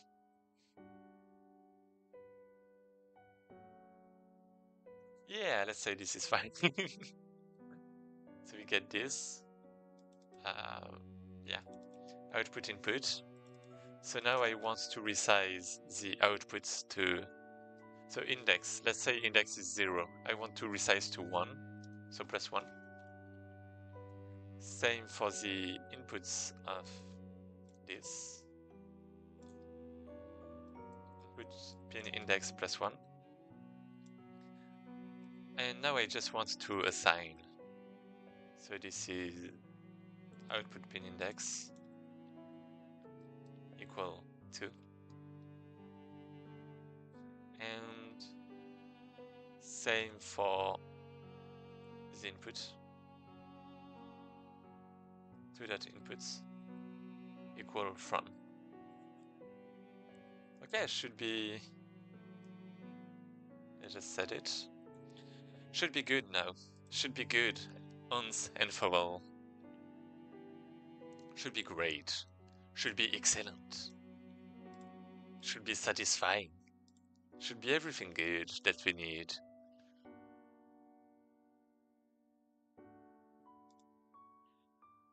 Next. Okay. This one. Oh. Difficulty from port is not an integer. Yeah, we have a lot of errors because it's not supporting the think... But that's fine. Maybe... Yeah, so, okay, just loaded actually. Do we have an error? We don't. So that means it's working, and we have a battle right away. Okay, let's try that again with the first choice. We have the correct one. And do we have an error? We don't. This is really good position. I really have to fix those. Probably after finishing that. So okay, let's say this is valid this time.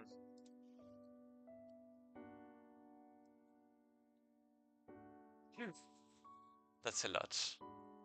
And that's great. Oh, player data script. I have some spaces at the beginning. Why? Here we go. Removed. So now I want to add the dungeon layout. Yeah, I guess this is for the parsing. So now I'm going to have, this again.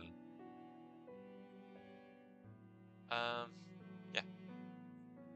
I didn't modify the graph, so I don't have to, update the graphs. Like loading and saving again. Dialog event. Yeah. Here we go. Then we have game dungeon planes branch. Yeah. Then we have event room. Yep. Probably. Yeah, because I modified the parameters inside, right? Then I have the dog. Makes sense. Maybe. Then I have the project. Yeah, because I modified dialogic. And that should be good. I don't need to send tests or anything. Let's move. What's that? Oh yeah, that's... Oh yeah, this. Yeah, that's fine. Add. Okay, what's the name? Dungeon layout generation. Yeah, I suppose. 1, 2, 3. So when finishing a room, well, when exiting a room, the next one is now selected based on the dungeon layout and can be picked from dialog using exit names, something like that. I guess for inputs I haven't actually really planned it yet. I mean, it's not supported yet for inputs, but that's fine for exits, for outputs, so that's great. That's great. That's amazing.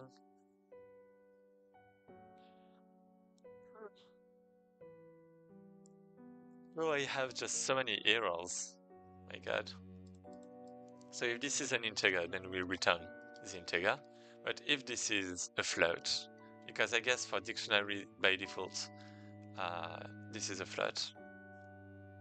Well, in JSON, I mean. In JSON, it is saved as a float. In JSON, saved as floats. And in that case, we cast. Oh. Just like this.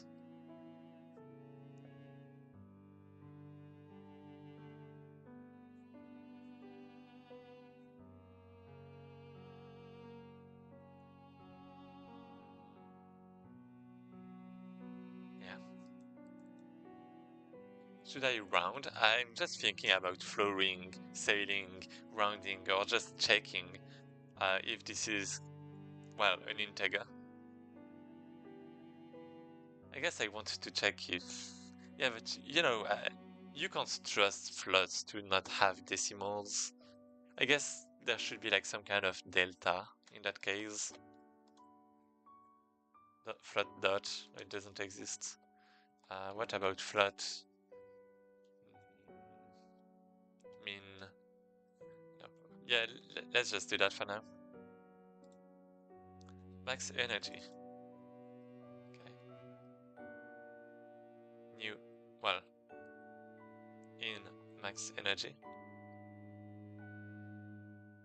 Then we have in current energy.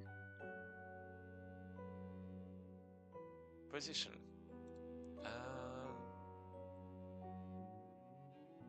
Battle position. Same here. I guess it's battlefield position. Yeah. It's more like field position. Position on the field.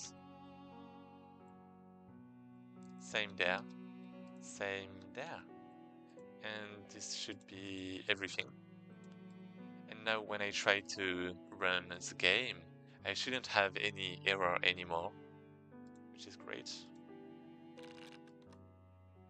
Nope, nothing. Let's do this. Okay, so we have some more dialogue. This is fine. Then we have the battle. And yeah, we have no error whatsoever, which is great, which is amazing. So I guess we can commit that. Card gameplay. Yep, add-ons. And this. No, not this actually. Actually, this is it. Yeah. And this is hotfix. Errors and warnings fixed. Amazing. Yeah, I might just stop for tonight actually. This is still quite early, but we made so much progress. Let me actually just verify what I have left to do. Yeah, I think I'm going to continue a little, but I have to check what I need. And for that, what's better than a graph? This is amazing. Okay, here we go. So I have this. Right, left. I guess I can't remove the outputs for now. This one is kind of bad.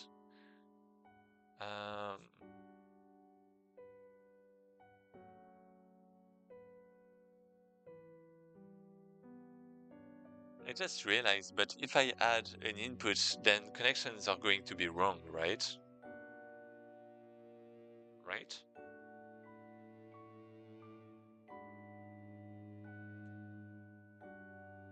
This one is kind of bad.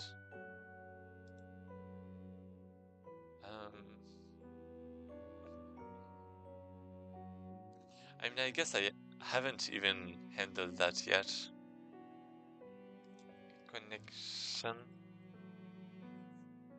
Connect node.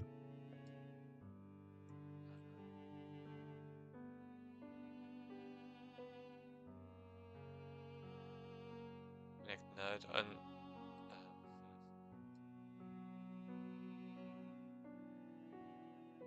Does that mean I have to disconnect everything?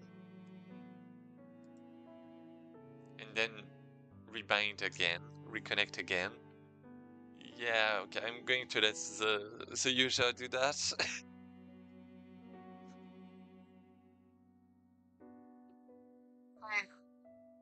Oopsies, whoopsies. um,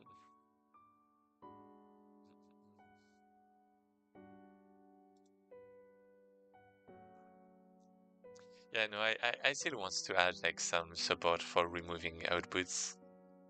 because this would be kind of bad otherwise. Each box. I'm going to add this box. Maybe just at the top of the container actually. Like there.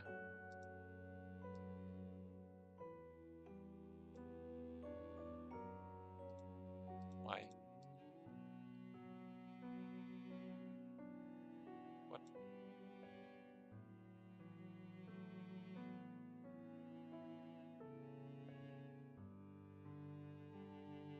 All right. Add output. Add input. Like there. Then we have maybe a remove output button. This is just an X. And then we have the remove input button, which is the next two to remove. And I guess if it's just removing the last one, maybe it's not going to be fine. But yeah, I do want at least to see how it looks like. Add output, add input, remove, remove.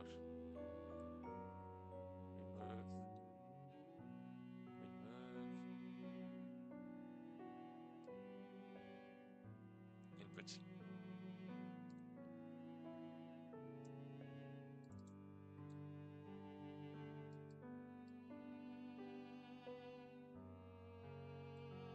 Okay.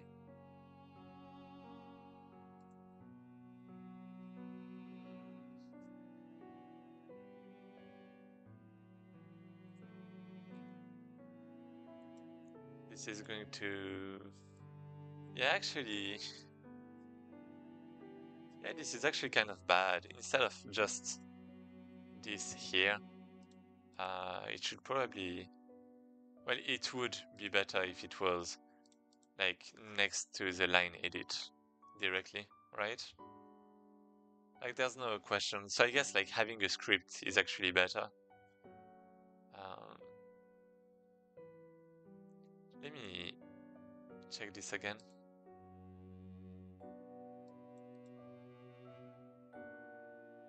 Oh no.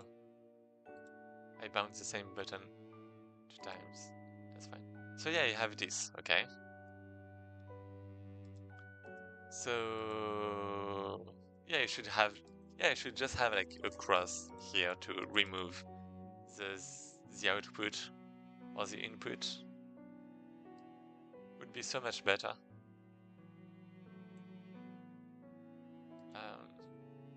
Yeah. I mean, I guess that would mean modifying things a little bit, but that's fine. Right.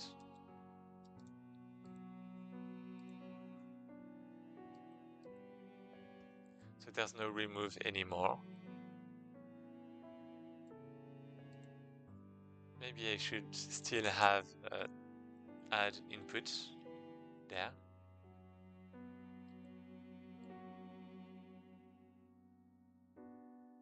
Inputs that size. Add input button. Yep. And yeah, let's finish supporting the graph so that the graph feels good. I guess we don't have the copy and paste yet. But at least the graph is going to feel a bit better. I don't want to spend too much time on the graph either because I know it's going to be reworked, and if I have to update it, I don't want to spend all my time, you know, basically lose my time with this. So what if I change type? No. Wait, should I actually? No. Okay. Let's just add a child that is going to be horizontal box container. I'm going to make this one parent, X in root. Wait, that should be fine. now I'm just going to add some button. So this is right. I guess this is an output, right? So this should be an X and this should be here first. Remove button. So I'm going to have a connector. Well, it's just a connector, right? Room connector. A dynamic connector, maybe.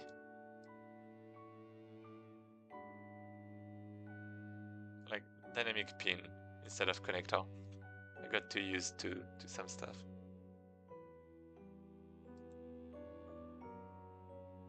Wait, what's that? Oh, must be the child. Wait, what?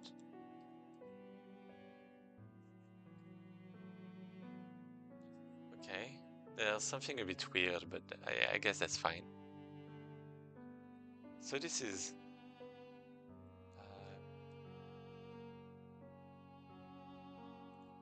room pin. Dynamic pin, actually. Right? Yeah, dynamic pin. I should have a reference to the shells, so to the line edit. I should have a reference to the remove button.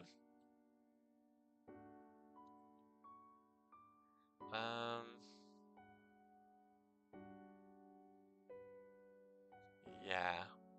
I mean, I guess this is fine. I guess I can just have this. I mean, ideally I want some wrapper, like some set text. But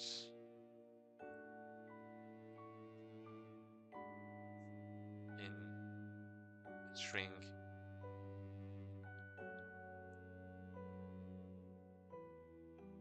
here we go, some basic stuff, right? So now that we have this, we can actually check back in the graph. We have some line edit, maybe not. In the room node, we have some line edit somewhere, there. So this is a control, but this should actually be a dynamic pin. Same here. Now this is it.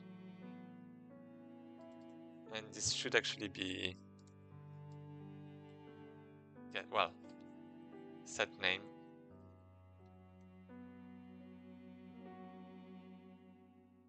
Get name.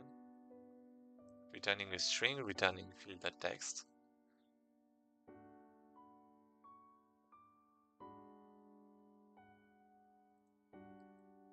Same here.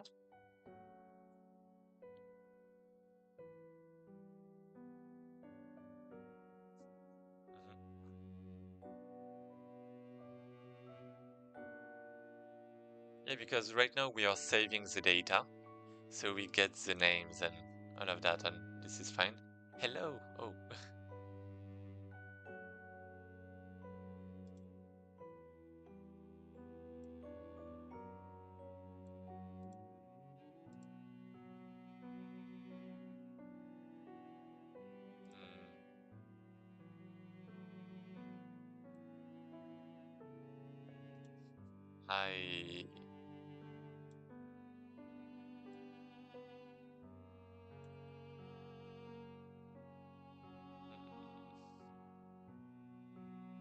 I have some guy in my chat that I don't know if I want here. Probably not. Probably not.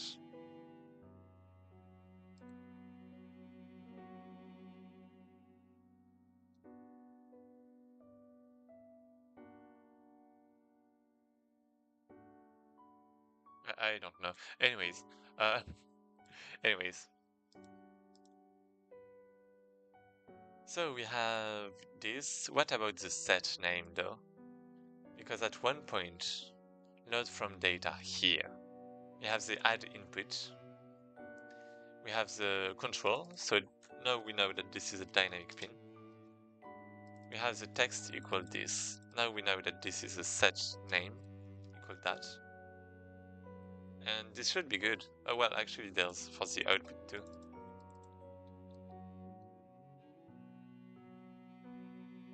Okay, now it should be good. Let's check again. Let's run the graph.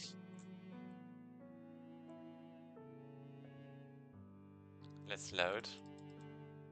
Oh. Trying to assign value of... What? Oh, yeah. I did that for the input, right? Input pin. Input pin is valid, but not output pin. So let's do the same here. It shouldn't be like very long to do. We make it as a root. We add the delete button.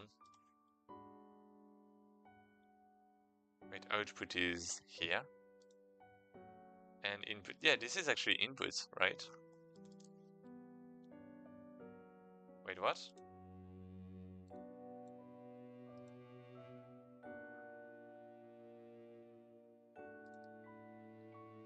Output. Input name. Okay. So output, this is to the left, and input, this is to the right. This is valid. This is going to be valid very soon. Dynamic pin. Here we go. We have the field, we have the button. And yeah, and this is good. This is great. Now I can load it. And it should be a bit better. I just want to verify if the layout is correct before actually implementing removing pins.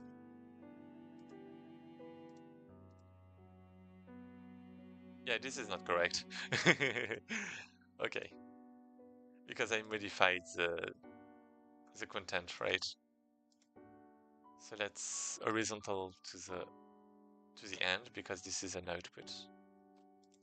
This one is to the right because this is an input. Now this should be good. So now when I... Oh. Yeah, now this is correct. And now when I press a button to remove the connector, I want to remove it. But I guess there's probably going to be a problem with connections.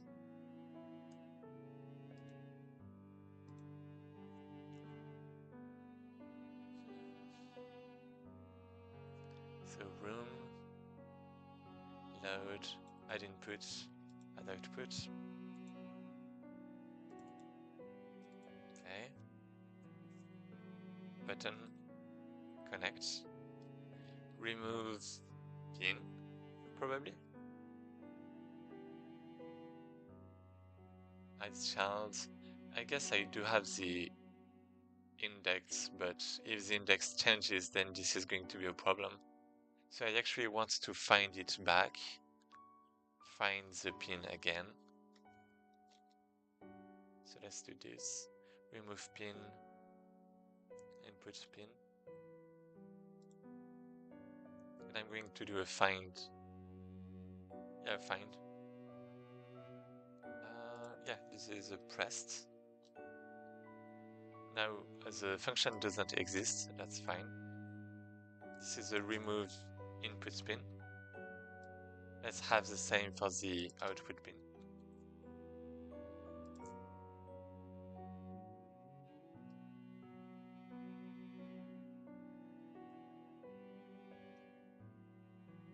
Okay.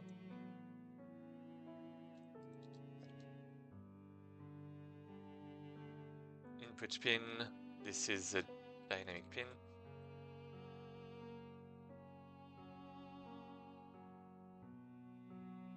Same there. remove output pin.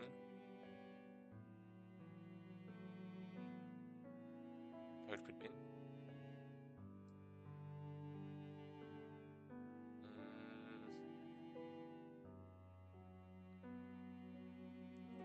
So this is going to be like inputs dot find input pin,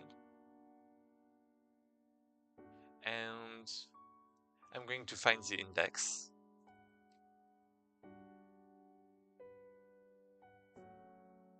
I'm going to remove it, remove at the index, and I'm going to remove the name too. So inputs, input names.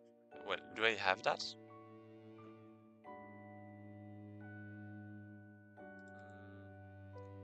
Inputs. I don't actually. I don't. So I mean, I guess that's fine. It's not going to be fine, that's why I'm keeping the fine. But I can at least do that for now. And yeah, let's try and let's break everything by just removing stuff. So we have this. Let's remove this one. Oh, it's actually not working. Wait, what?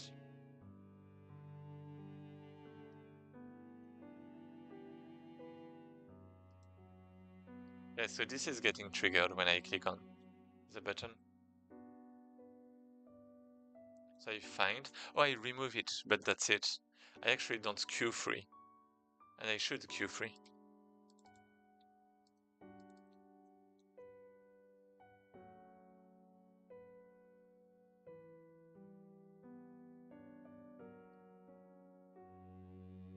Because yeah, it's still going to be visible if I don't like remove it outside of just the array. Let's go at it again. Hey, here we go. Boom. Okay, yeah, okay. This is what I was talking about. This is what I was talking about. Basically, when I removed the first node, then everything is getting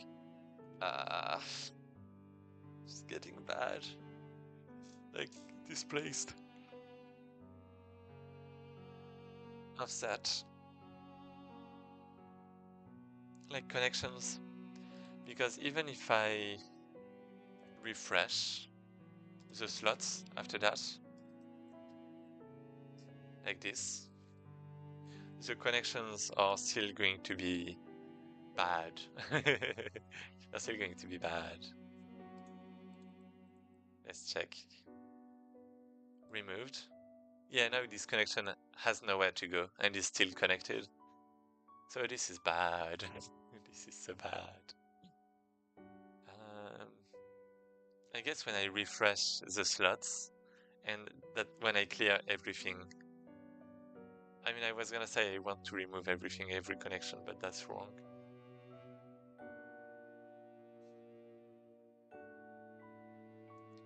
So when I remove, I want to,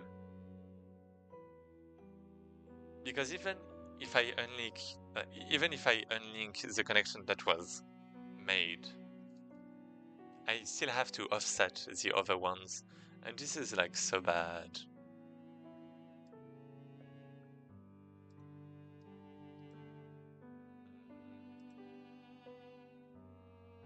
Remove patch.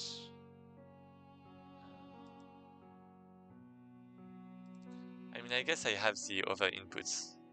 Oh, I guess I have to do that for the outputs too, though. I mean, I guess that's fine. So I have the index.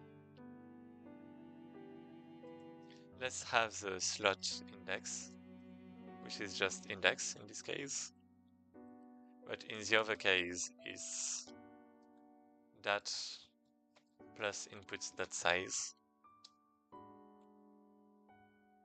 And then let's remove a slot index.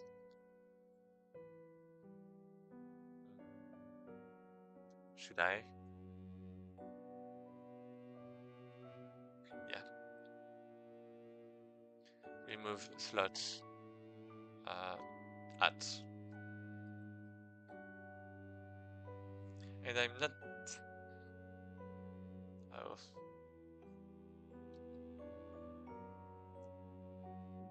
Yeah, because they're like kind of bad.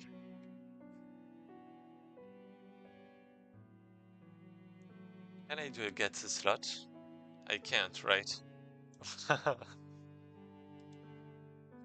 Ah, okay. Get slot size, get slot. Hmm. Hmm. I don't know. I mean, I guess it's just the amount of children, right? So get. I mean, I guess it's actually just inputs plus outputs. So NB slots equal inputs that size plus outputs that size.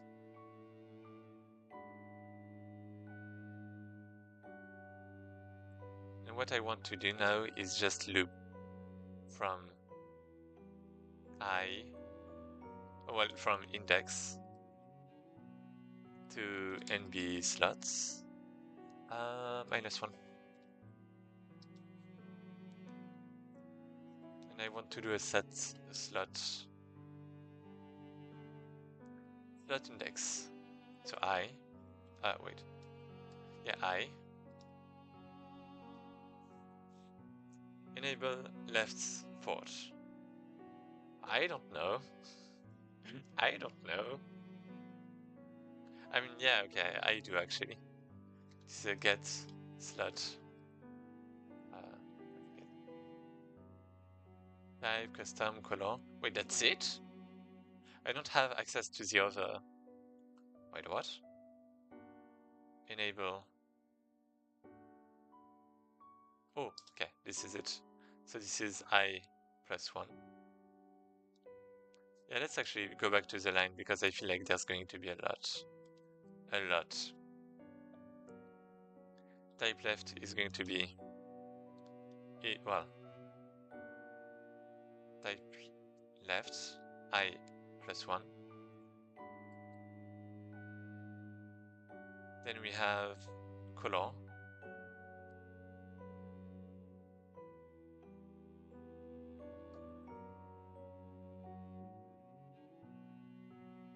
Color left I+1. I mean, I guess I can actually just put a J somewhere.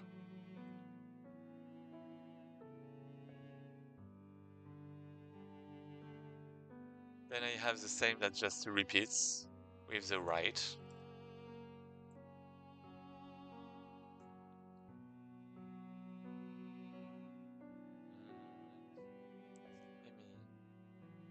I mean, I guess I'm already refreshing slots anyways, right? So I mean, I guess that should be fine, actually. I don't need all of this.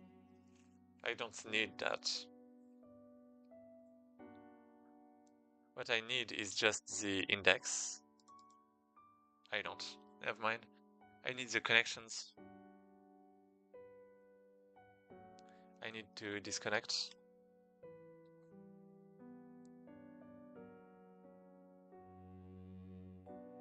I guess this is a room node.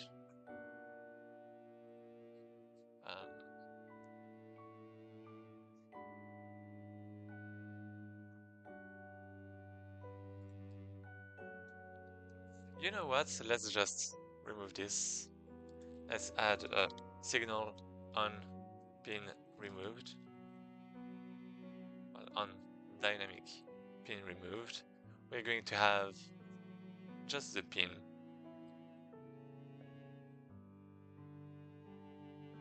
And this is it.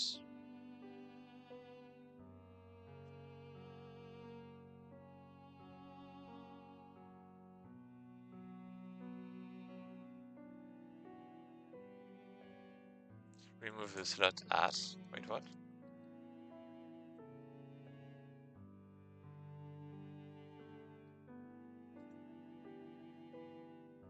So yeah, this one is actually fine.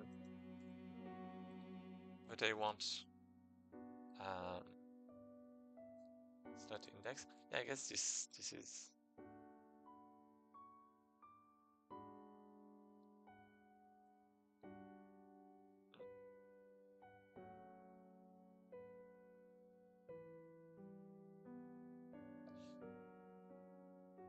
Do I want to send the input pin or not?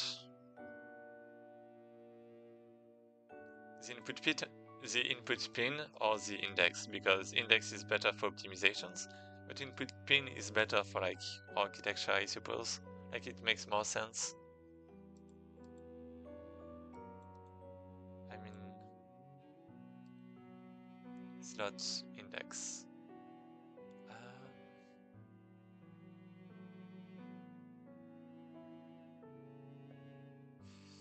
I mean, slot index, I guess, on slot removed, let's say.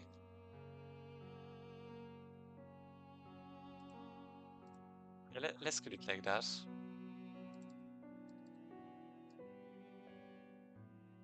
Slot index, this is an integer.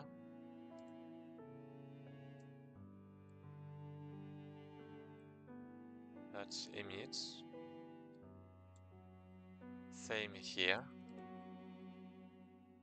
Yeah, makes sense. Dungeon graph. I'm going to bind to that so I have a spawner room. Do I have something else somewhere else? On delete node request. Node layout from file. I mean, I guess I spawn a room anyways.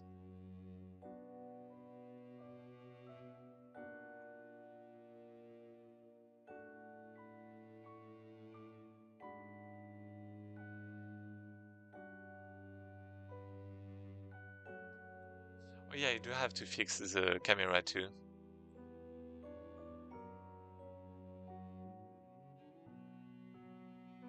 Well, I mean, not the camera, but creating a node has an offset for some reason.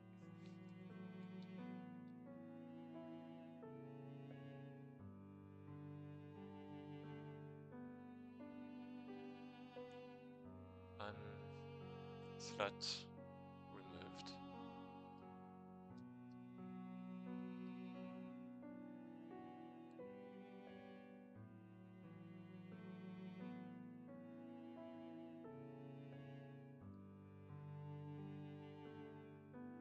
Slot index. Yeah, I do want the index, but also the node, right? So new room node slot index.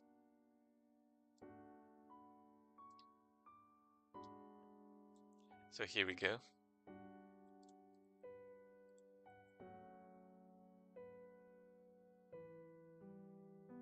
This is an integer.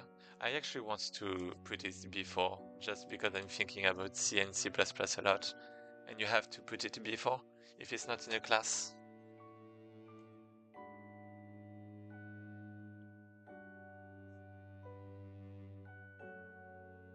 Okay, so connections. Now I have the connections. Great. So this is a dictionary. Is it?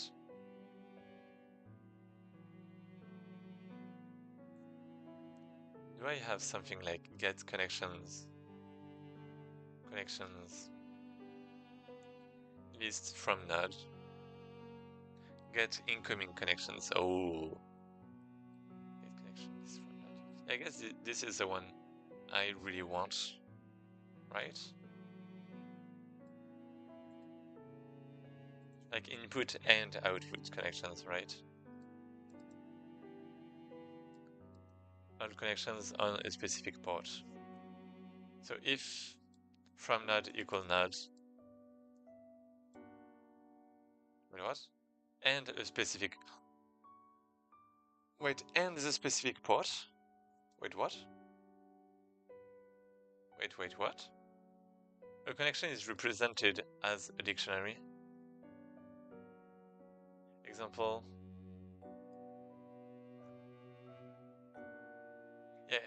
I don't have that. Oh wait, yeah, oh yeah, okay, yeah. This is actually what I want.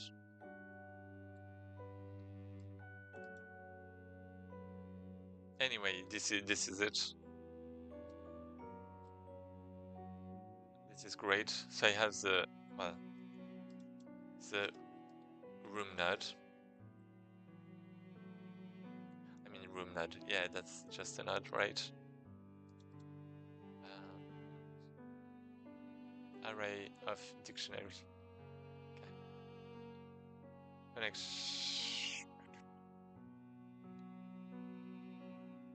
Node connections. Here we go. So invalid argument. String name.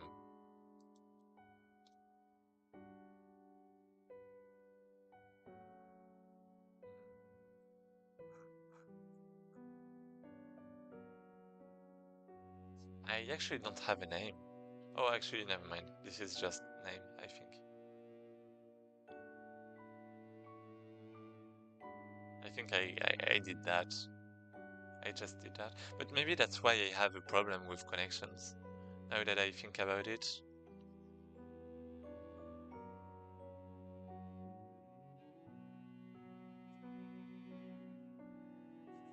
Sometimes. But anyway.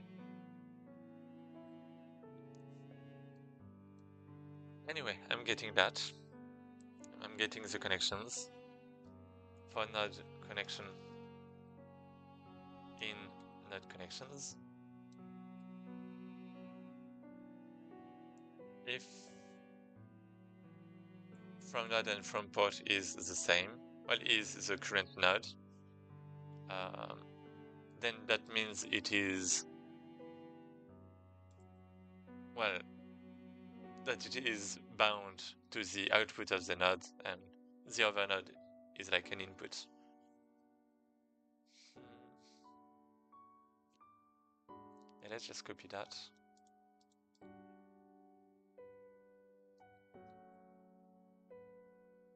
I mean, I can just rename it connection. So, node. Wait, what node? Oh yeah, this. I mean, I can just rename it node, right? So now port is not declared. Oh, slash index, I actually have it. So this is a 1, this is a 1. Okay. If this is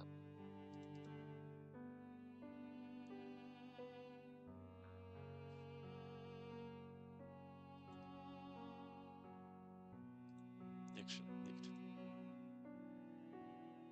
Yeah, I don't want this. This is the difference. I don't want this either. I just want to find what node this is connected to. So I guess this is actually inputs, outputs. How do I actually get save? I guess I just have a get from data. I have inputs, I have outputs, but that's it. And the connections are, yeah, I'm storing the connections apart.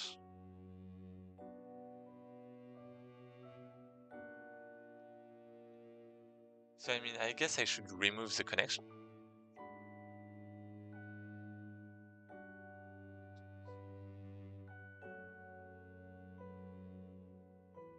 Remove valid left disconnect type. Wait, what? Disconnect requests. Oh, I guess I had this.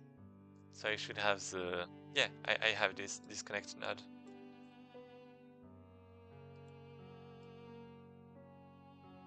So I have the current node. I mean, I don't even need to check all of this, actually. I can just do this, right? from port to port. And with dictionaries in Godot, it should behave like this. And that should be fine. That should just be fine. And now I just have to call that trigger at the right moment, at the right place. And yeah, I'm actually already doing that. Okay. Here we go. Load. Here we go. Let's remove this one. Okay, that was funny. This is now removing everything. This is not really what I wanted. Yeah, I mean, I guess I do have to check. I didn't think about that. That makes sense though. If this is the input, or if this is the output, both are fine.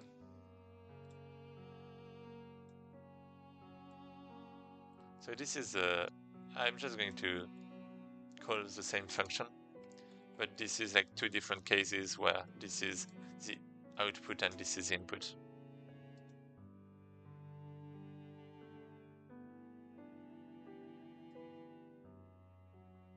Okay, let's remove this. A crash. String name and equal. Oh yeah, because I have to check the name, right? Let's actually have node name, because I'm kind of thinking about when I might replace that.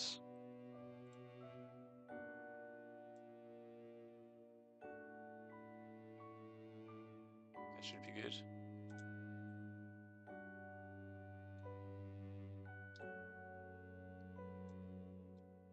And I guess this is not just about removing though. I actually want to... Oh yeah, this is kind of bad. I actually want to offset the other connections. Yeah. Because right now... Wait, what? It's actually removing the wrong one.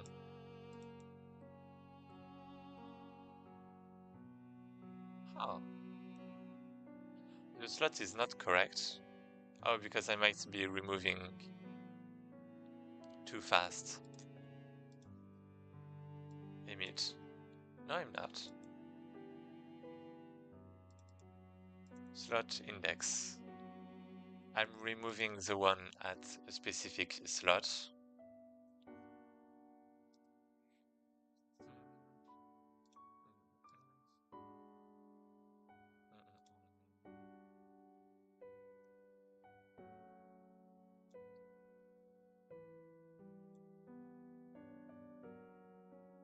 This is weird.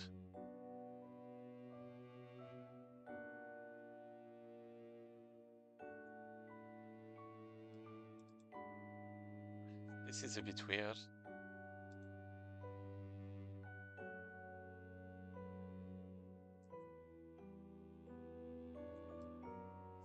I'm going to remove this.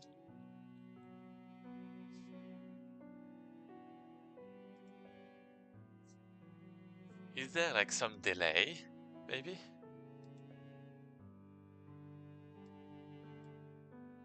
Like what if I actually don't want to remove the slot and just want to break the connection? Is it going to work?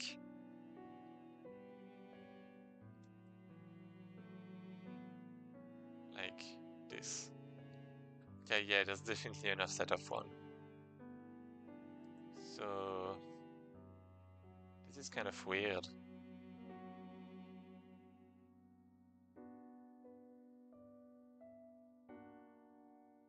Because I don't think the problem is here.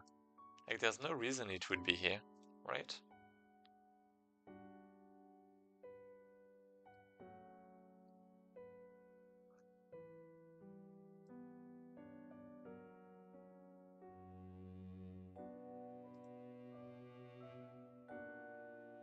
One slot removed. Connection.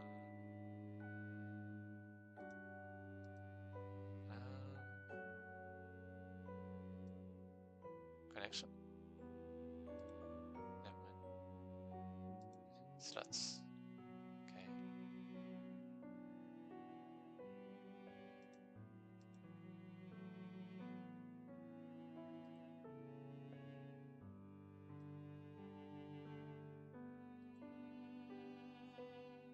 Yeah, this should be fine. And now here, there's like some problem, it seems. I mean, I can do a -1 if I want to, right? This is not a big deal, but I'd like to understand why.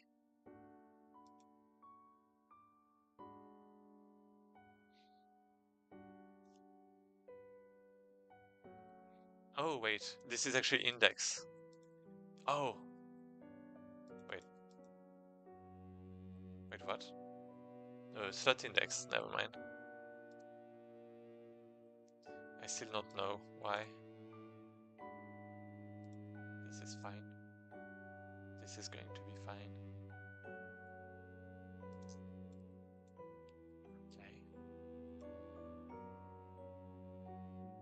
Okay. This is not fine. This is not. Wait, did I just put back the... Oh, I did. Didn't want to do that.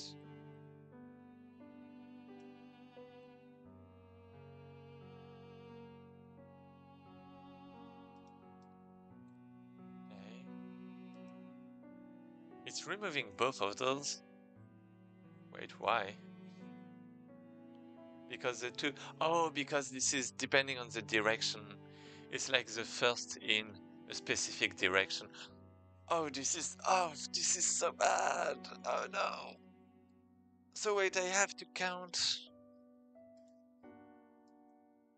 Oh, never mind. This is even better. Because basically I can remove the -1 and I can remove the plus for output pins. And now this is going to be good. Yeah, this is even better than what I thought. And now when I Why? Why are you doing that to me? Oh.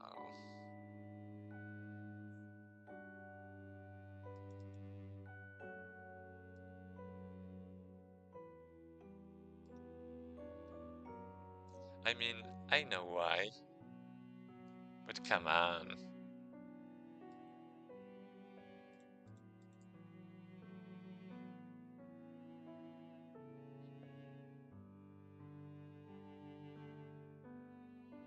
Connections.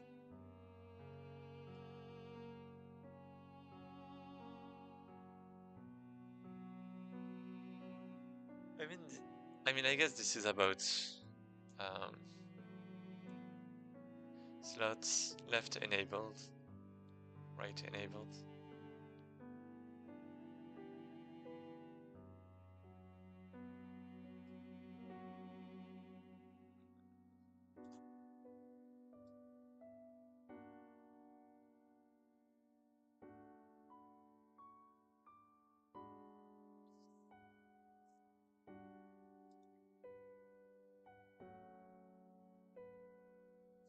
Is output maybe? Something like that. Is output. And that way I can check here directly. Now I just have to put it here.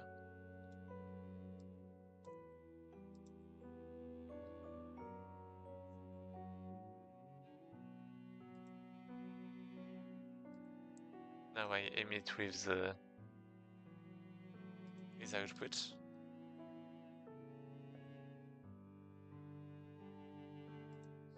I don't like that. Remove inputs. So this is input pin. Oh. This is an output pin. Okay. No problem. Yeah, no, it should be fine.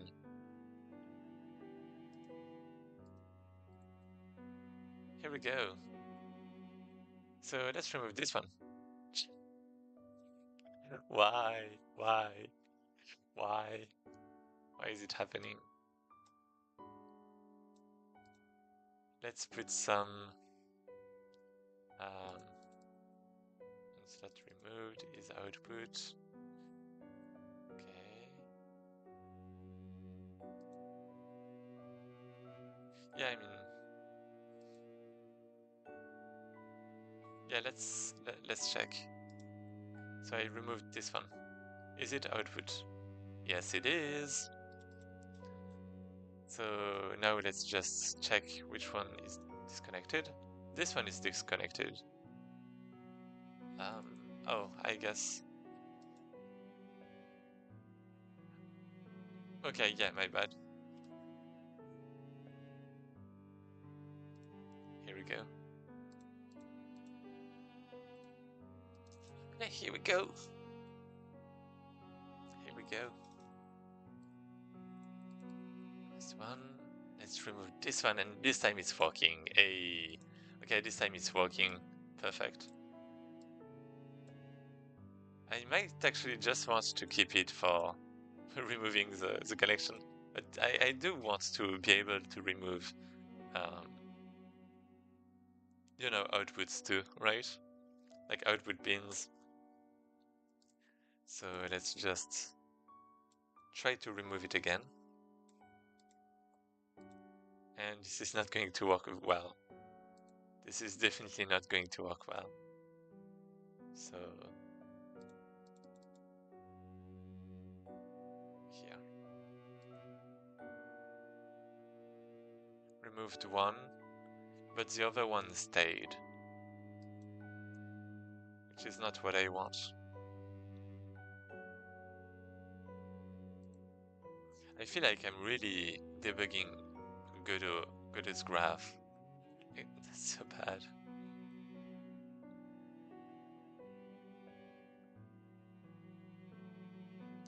Does Godot actually already has a function like that? Has valid connection type.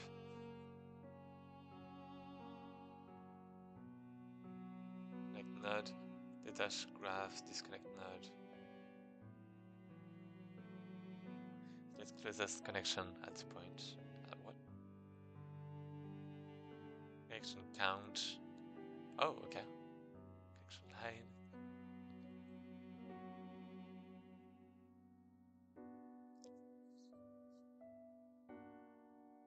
Is valid connection type. Okay. Connection activity. Remove valid left. Yeah, what is that? This allows to disconnect. Dragging from the left port.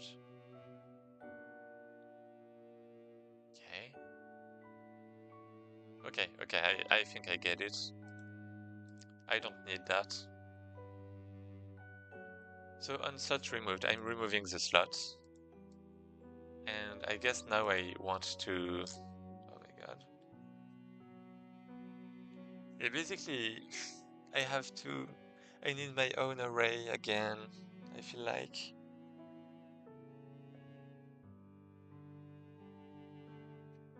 So, 2 seconds. Current node.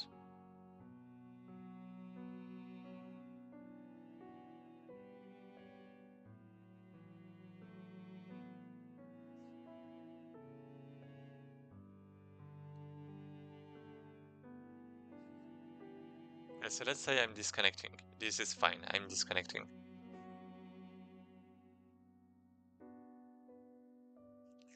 Now, for every...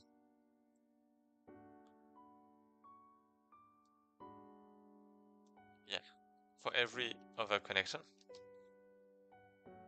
that is of the same node and with a port that is bigger than the current port,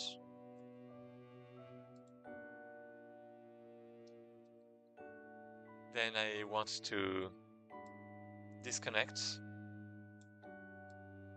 and reconnect, but with a -1. This is so stupid. So from is the same. But I guess this one is -1.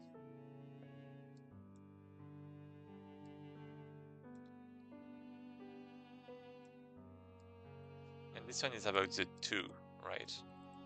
So the 2th port is -1. Okay, this time it should be good. This time it should be good. Please. Please. All of that just for the success. This is a success. This is a success. This was a triumph. It works for both of those connections too. Huge success.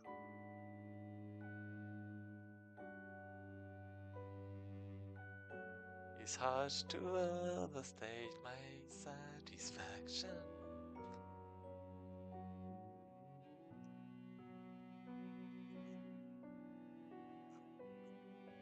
Okay, this is great. I mean, I actually don't have anything left to do now, because basically this is done. This was my biggest problem, because it was something that Godot should have implemented, but it didn't, because it has to be reworked.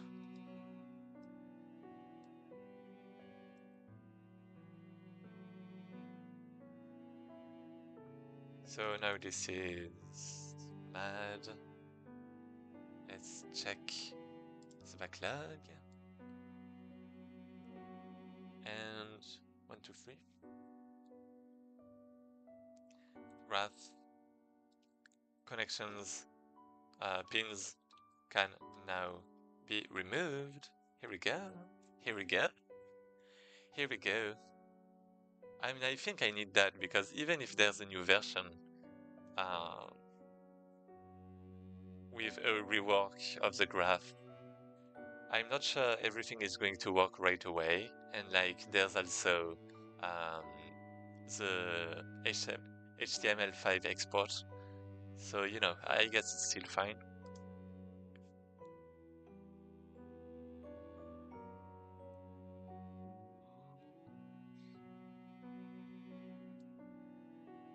Here we go.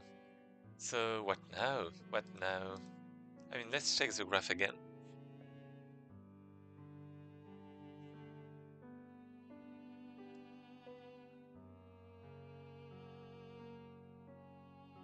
I mean, yeah, that's it. That's done. That's just done. That's it.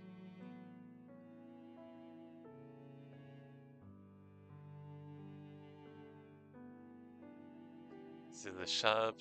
So we have descriptions. This should be an event room. I still don't know. Yeah, I guess I have to plan that. It's a battle room. Branch, battle. It's still custom by default.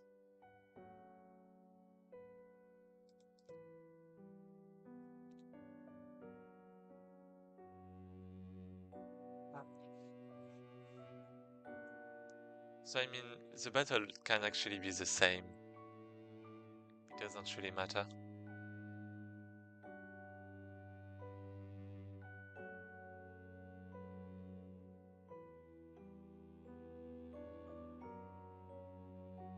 I guess ideally I want to put variables here, and it's going to be some kind of what? Of blueprint. You know, Unreal Engine blueprints kind of stuff. But well, a bit like dialogic actually.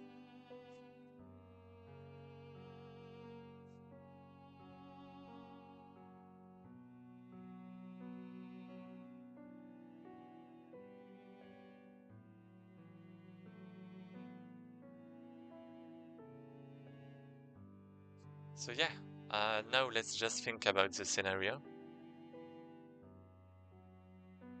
Room.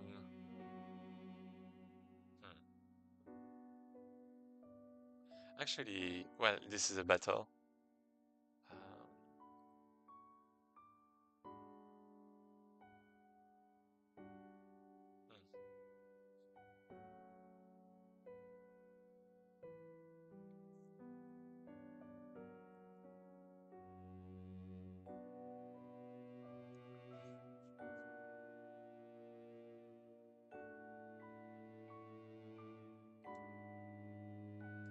Description. What should what should it be? I have no idea. I have no idea. I guess we could talk to like the enemies almost.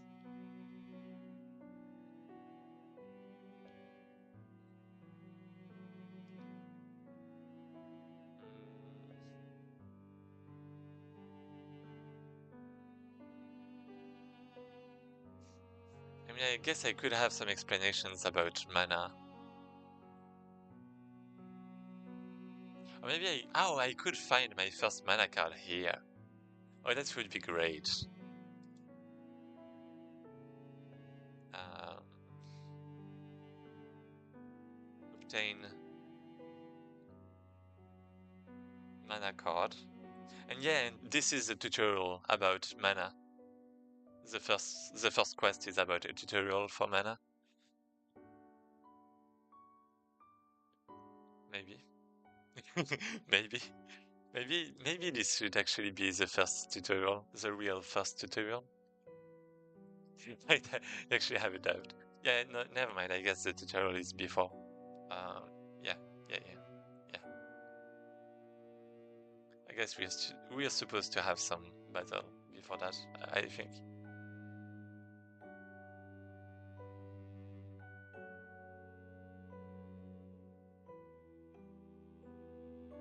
Hmm,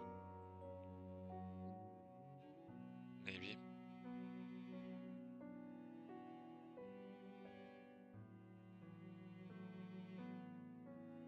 I mean, I guess I'm just going to have to remake my whole tutorial at this point. Um, yeah, I guess this is fine. This is fine. So then, obtain mana card.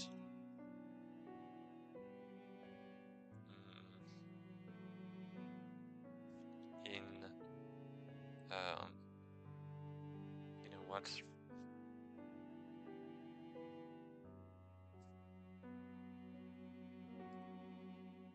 Oh,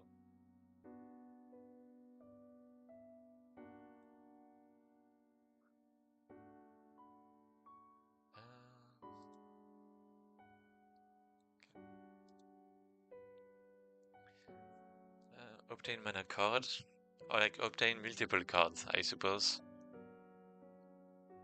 Mm. But how do you obtain the cards in like a specific place, right?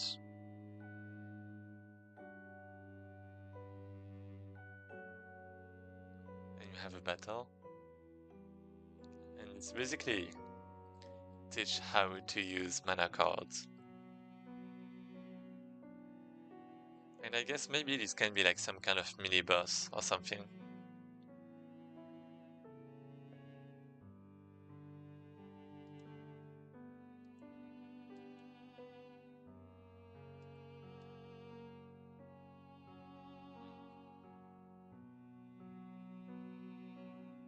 I mean, I shouldn't let the player die either.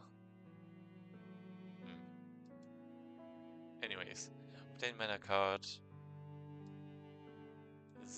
Mana cards.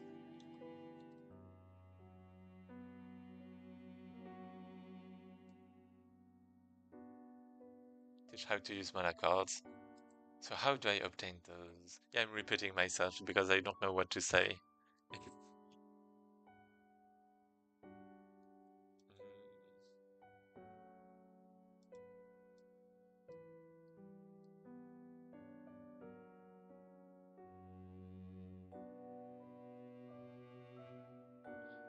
Could be a bush. Could be like a mini temple, could be some stone.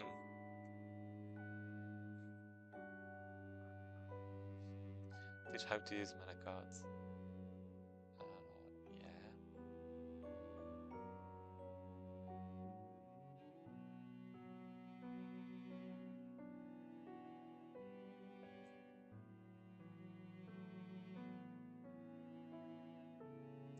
Okay, this one is actually kind of important. I mean, if the battle is going to be specific, is what I mean.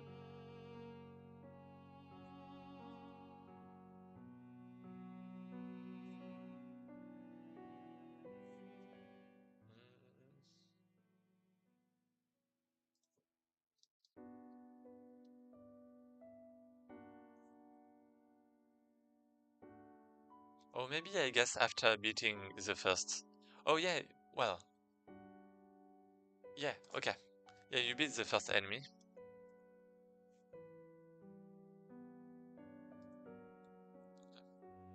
The enemy that was beaten was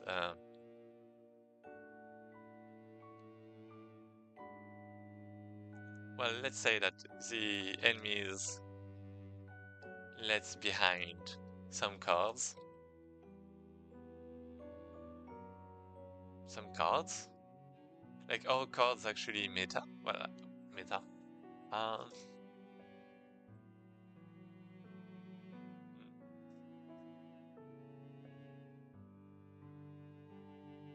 like all cards actually like concrete things.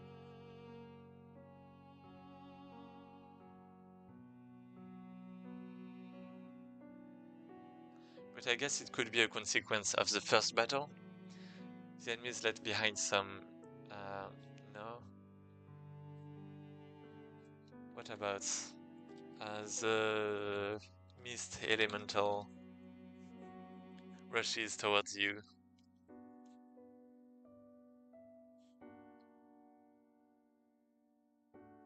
Rushes towards the player.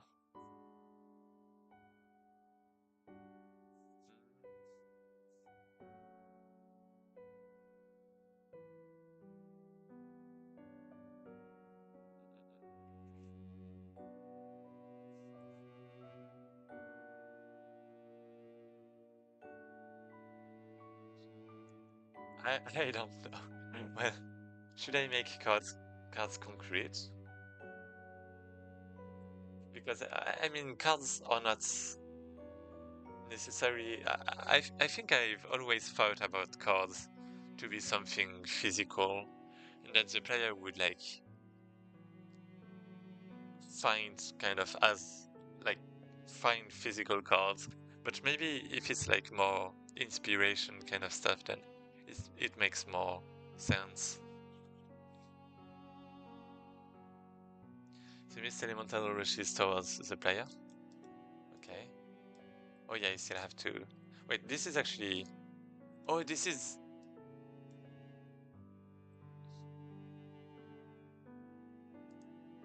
Yeah, this is the mouse cursor, right?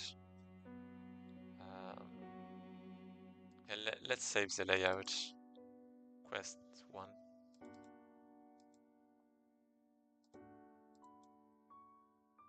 Okay. Yeah, I actually want to fix that. Position equal. Not save. Wait, what? What? I mean, I guess the save. Well, the loading is now correct. Yeah, okay, this is the file dialog. The loading is correct. The problem is creating the new node. Spawn a room. So yeah, this is because of that. I have the get local mouse position, and this one is wrong.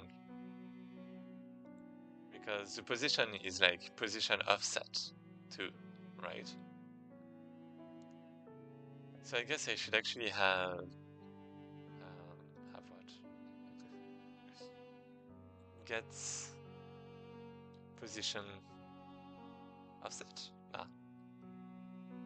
Local mouse position and position offset.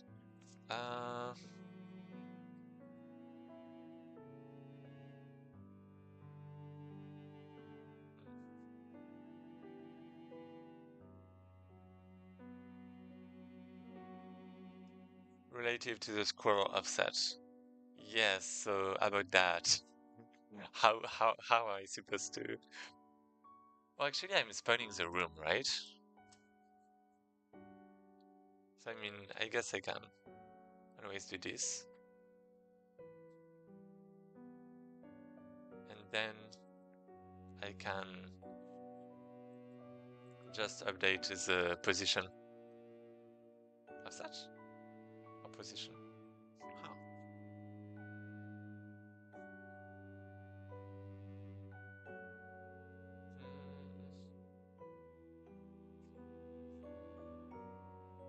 It's mouse local mouse position. Yeah, this is obviously wrong, right? But I don't know if there is like there should be a function to get to get.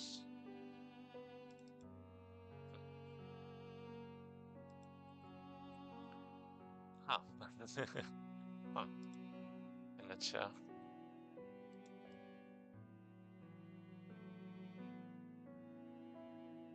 There is nothing. This is bad.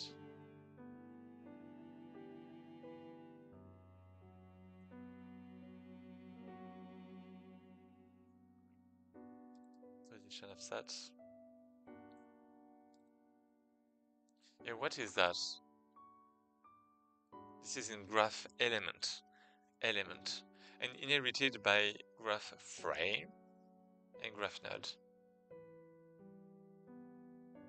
Position offset. Offset of the graph relative to the scroll offset. Scroll offset. Yeah, I think this is it. Yeah, scroll offset, we have that. So I mean, I guess I can get this. And this should be fine, right?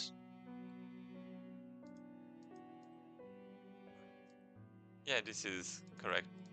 This is not correct because it's not taking into account the zoom. Yeah, this is not taking into account the zoom. But other than that, this is...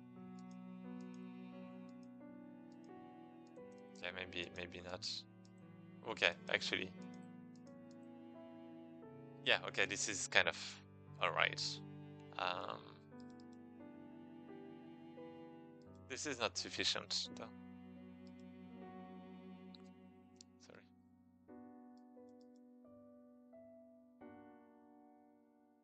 Because I guess... Plus mouse position.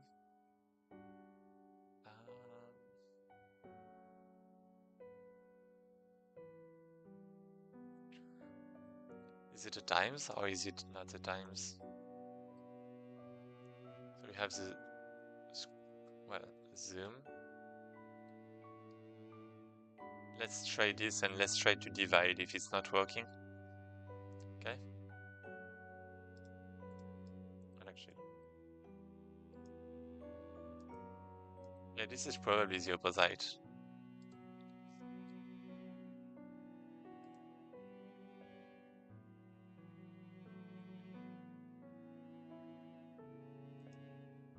Yeah, this is never. Oh no.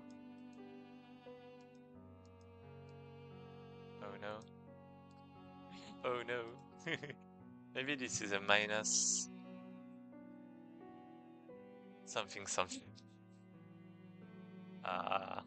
I mean, I guess this is like some kind of ratio.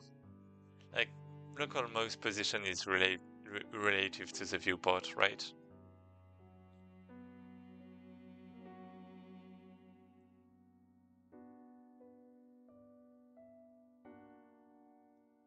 Global string coordinates.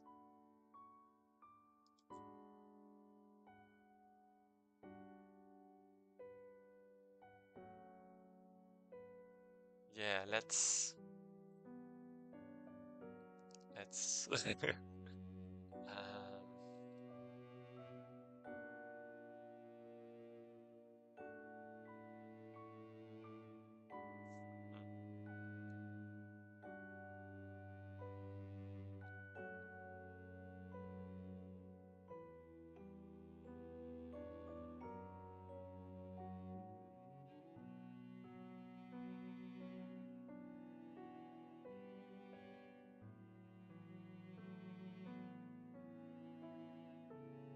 I mean, this is fine by default, right? If I don't do anything, if I don't zoom, I mean, this is correct.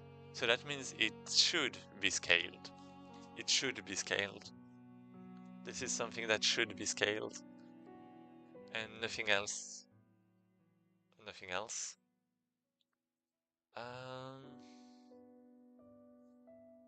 Except if I do a plus or a minus, that cancels.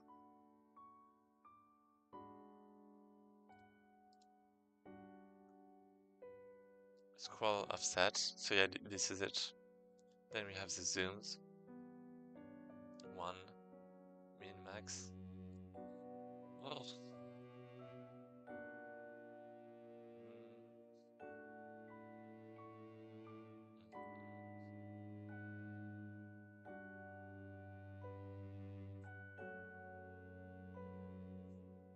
I guess plus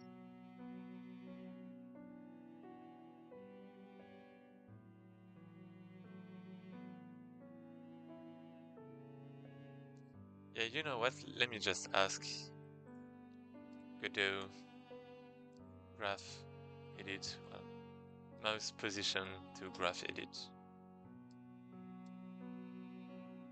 To get the correct mouse position relative, you must account for yeah. You can use the position offset. So I guess position offset yeah is actually. I mean no, I should just use position, right? Can get the mouse position within the graph edit. What?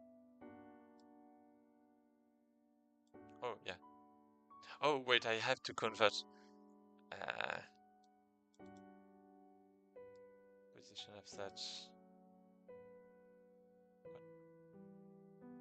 Yeah, let's just say that I don't want this, and let's keep it simple. And I have room now that's position equal this, and this is just going to be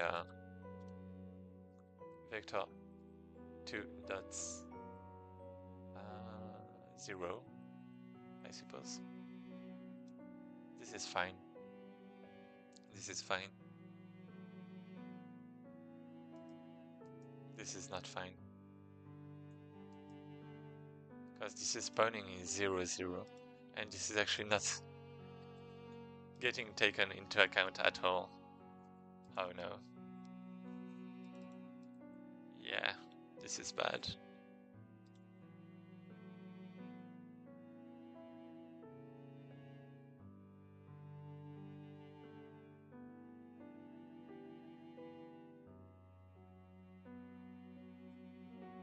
Okay, this is bad. Let's get this back. Scroll offset. Maybe scroll...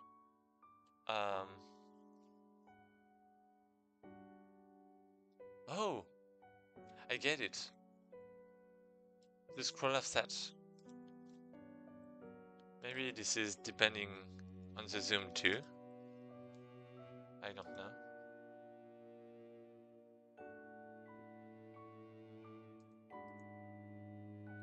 Oh yeah.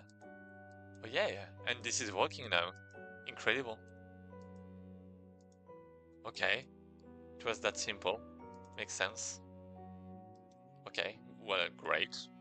Great. That was a good surprise. Right. Dungeon graph. I did.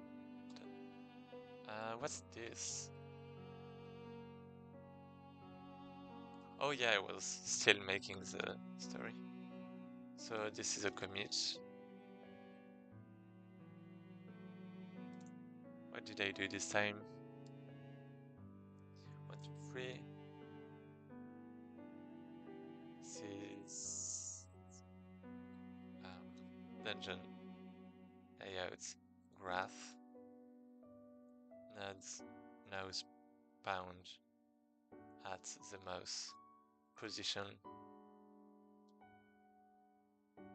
correctly. I guess this is like some kind of bug fix though. Okay. And yeah, then we have the graph that I still want to think a bit more about.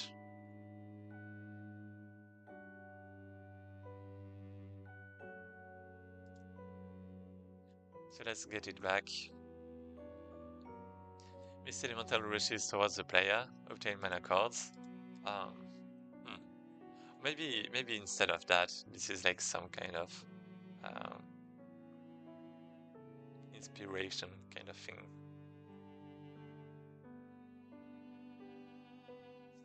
Like the player gets inspired after what? After the fight against the elemental.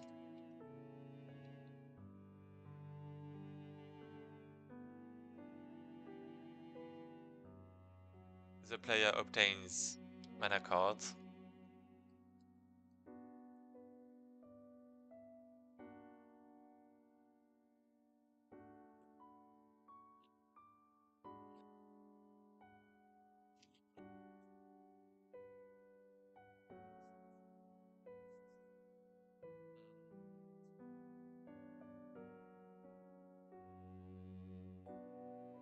The player decides if he wants to follow footprints or little paths. Okay. Then we have a battle. I mean, okay, for now everything makes sense. Everything is great, right?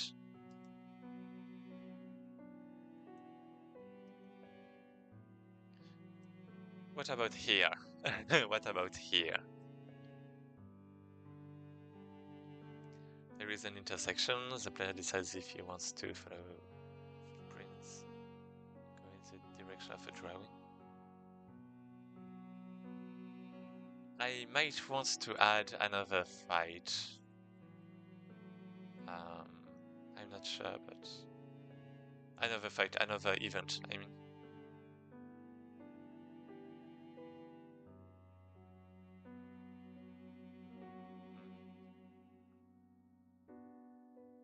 Because I mean, for the artist, I really want to like have some kind of path. But I don't want it to be too hard or, you know, that kind of stuff.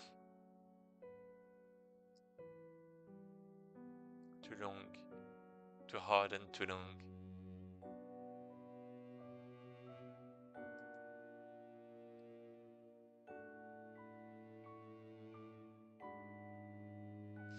Because I feel like if like drawings can actually be a very good environmental storytelling kind of thing. I do think an intersection is not bad because it like hints the player, like, you know, it's like a decision he has to make.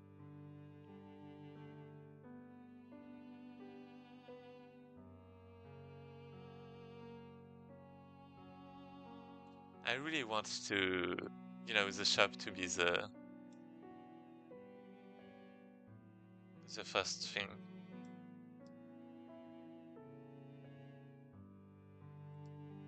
The first encounter.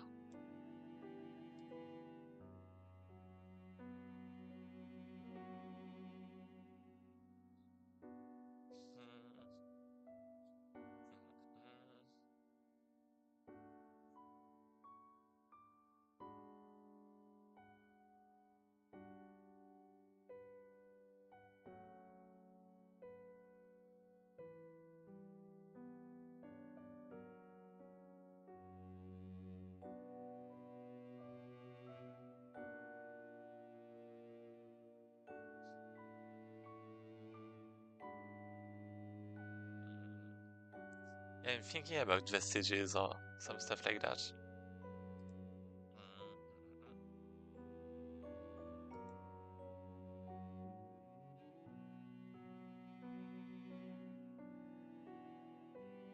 If you continue to follow the little paths, what's going to happen?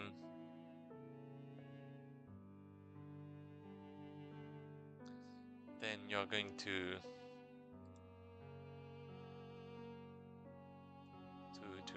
like encounter like a battle. Um,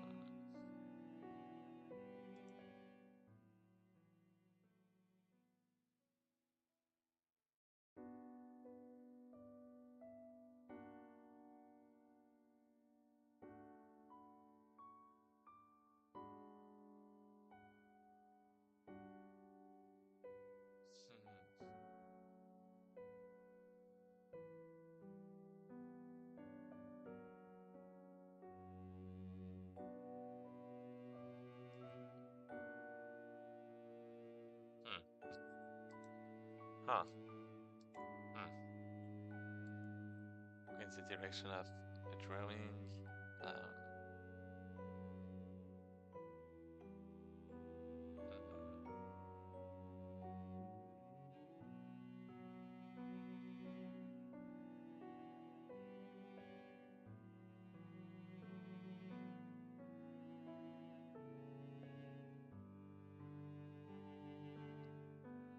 battle. I mean, I guess in this case, you encounter. I really don't know. Let me check again the different enemies that you might have.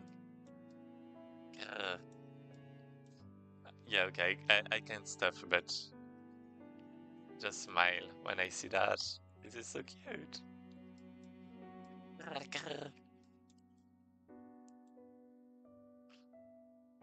With a knife.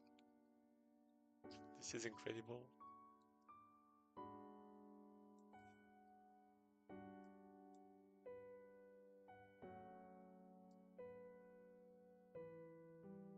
Oh, I didn't notice the blade.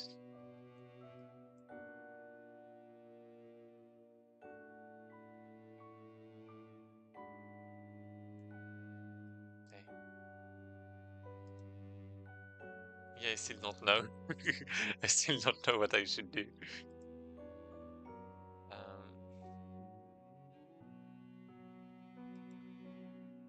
Entire description.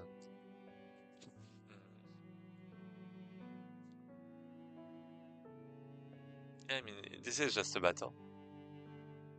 Um,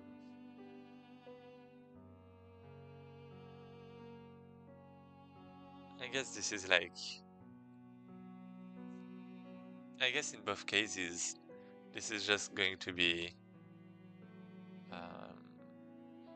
How do you call that? Wait, what? Tréboche. And wait, trébuche. Wait, trébuche. And in English, this is stumble.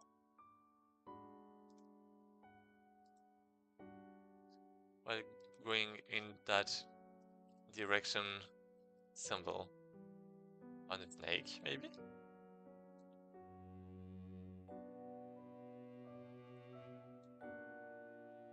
Something like that.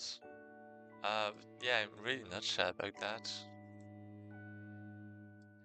Actually, I really want it to be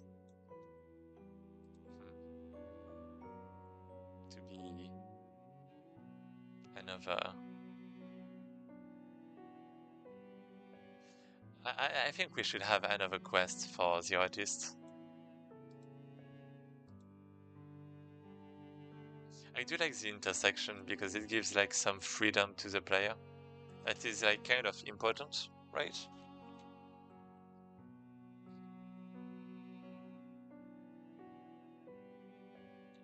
Because I mean I can make something interesting for the artists. Like basically I'm thinking about making a quest in which you would like follow multiple paintings or stuff, drawings, and you know, like each one could tell something different, and you'd have to think a little, maybe. to like go in the right direction, or I don't know.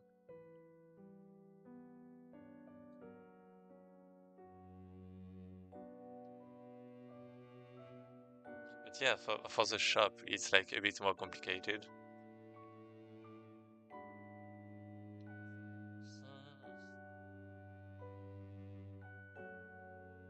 I don't like that. It seems like just, it seems like I'm just adding battles on top of the story for nothing.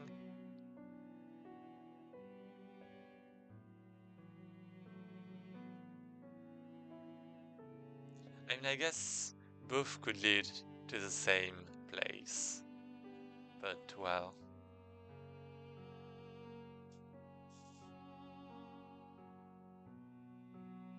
Because I guess the artist was a client.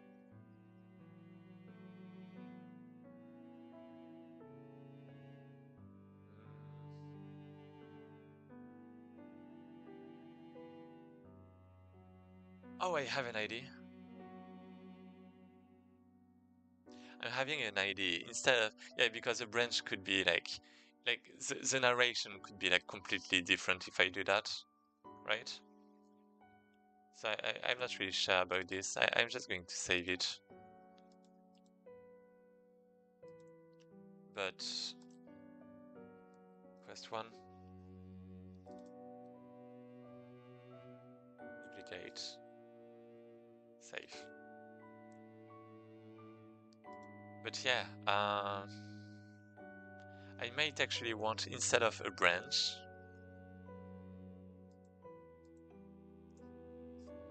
this is going to be an event where I find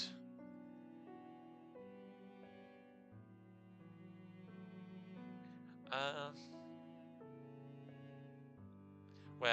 either a drawing or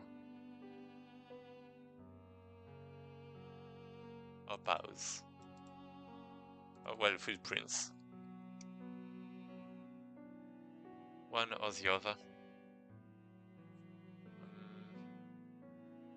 Oh, it's getting late.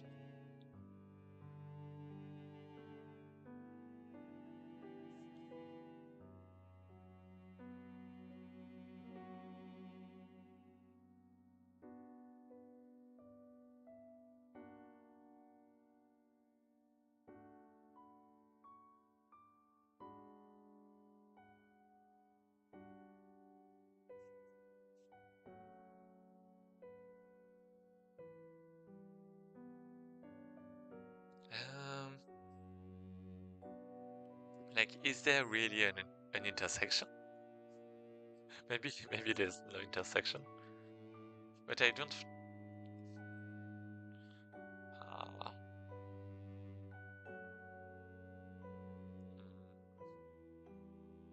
I want to put some.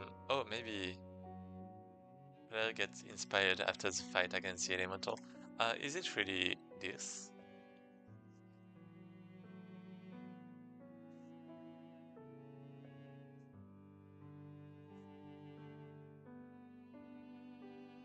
Maybe the event is actually you find a place with a drawing, then you continue. Mana cards. Mana? How to use mana? Yeah, it would make more sense, maybe.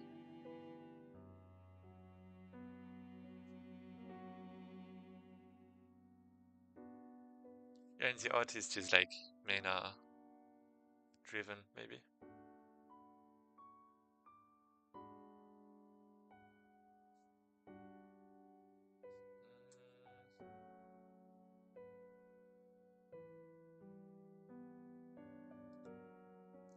Let's. The team finds paintings or like drawings. Maybe drawings on a wall. This player gets inspired. But then that breaks kind of the flow.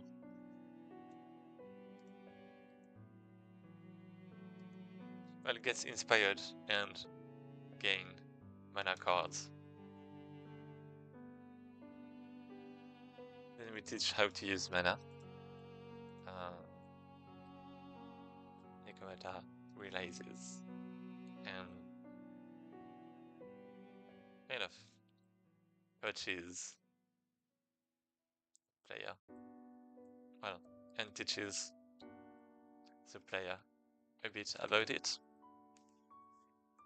Then teach how to use mana cards. Okay.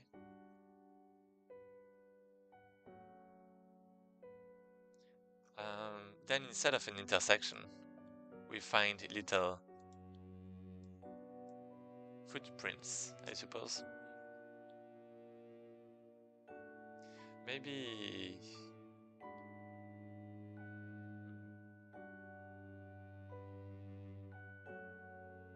I mean, I guess this is fine. I guess we can always keep intersection for another time. I think it's fine if it's linear at first. Like, for what matters, I think it's fine if it's linear. Is it? Yeah. There is an intersection. Yeah, I guess I want the outcome of quests to be kind of the same. Maybe a quest is going to play differently, but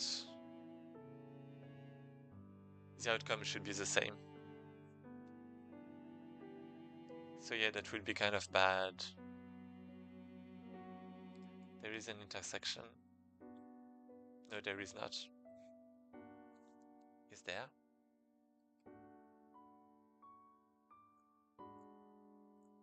I mean, it could lead to the same place, right?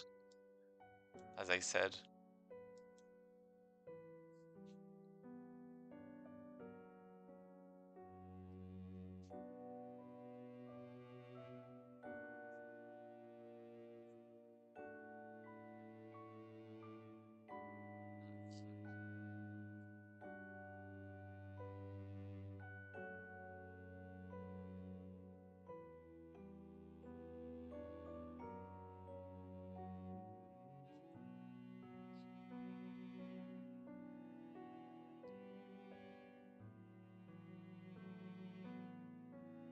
Maybe instead of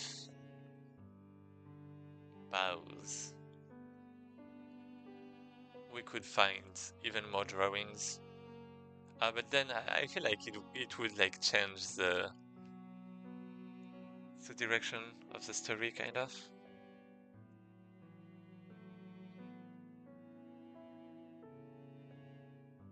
Maybe I want something more specific to the shop. Instead of finding drawings on a rock, let's say, then we find something else. Maybe we find a calash. How do you call that again? A wagon?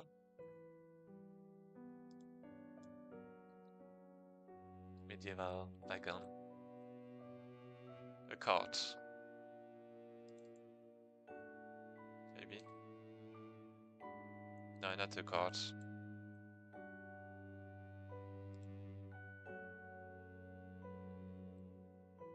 This thing. How is it called?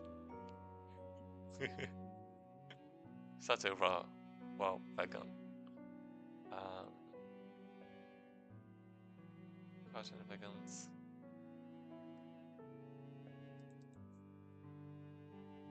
Carriage. Yeah, I guess a carriage is fine.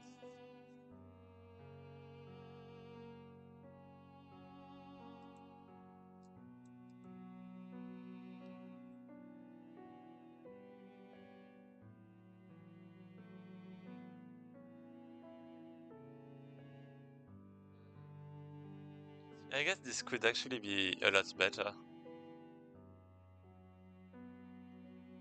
Yeah, let's stay in the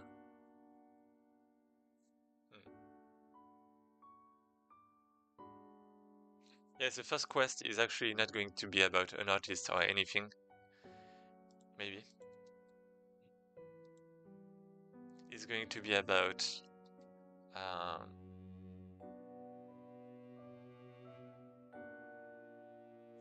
yeah, but I want to introduce mana quite early. I want to introduce it quite early.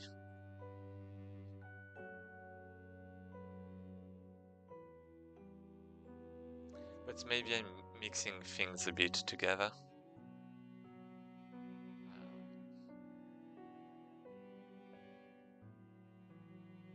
I mean, I guess maybe okay. Maybe it's fine if I encounter a drawing on a rock, get inspired, get mana. Then we have this room.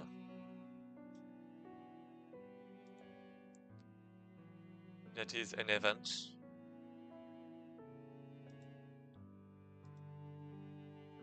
That is going to be... Maybe actually it's going to be a branch. That's fine if it's a branch. That is going to be...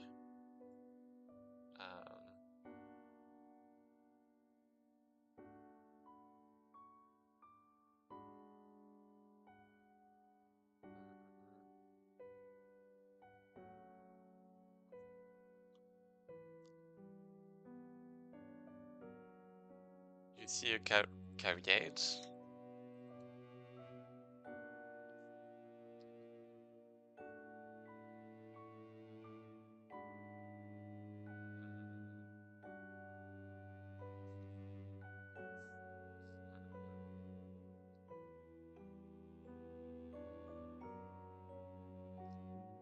Well, I guess... Yes, you see traces of a carriage.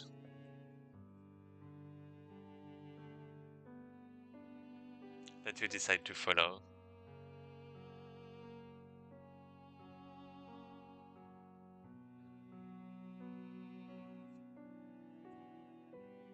One.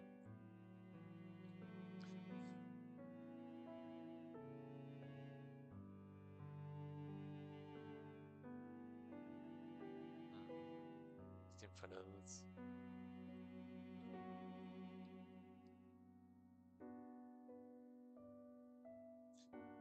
You see, yeah, you see traces of carriage, you follow them. I mean, that's like nothing, right?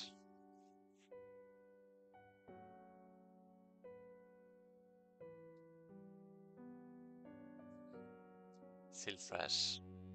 You follow them in hope of meeting someone.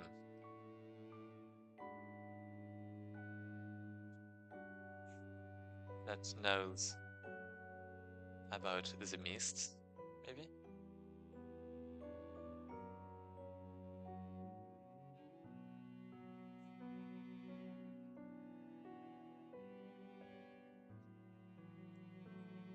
While going into...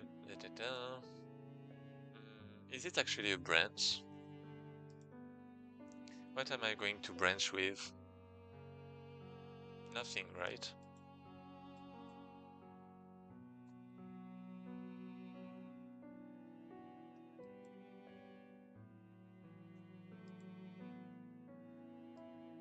It's like an event. Then we have, while going in that direction, stumble upon a snake.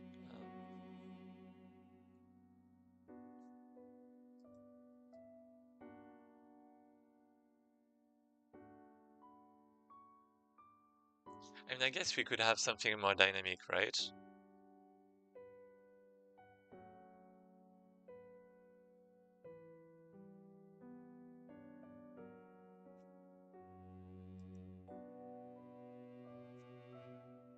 So instead we can have, while going in that direction... So yeah, you see the carriage far away. Well, you see the carriage in the distance, but it looks odd.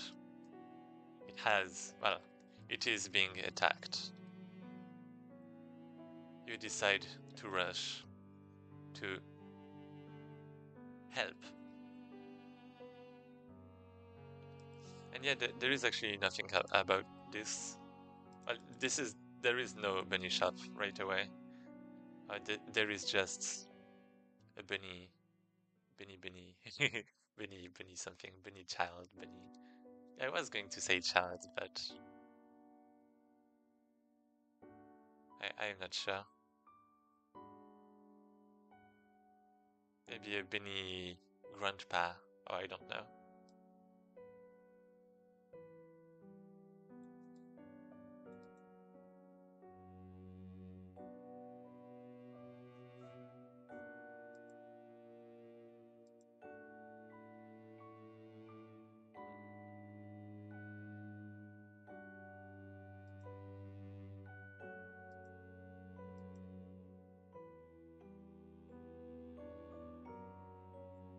Is the shop actually like the carriage, maybe?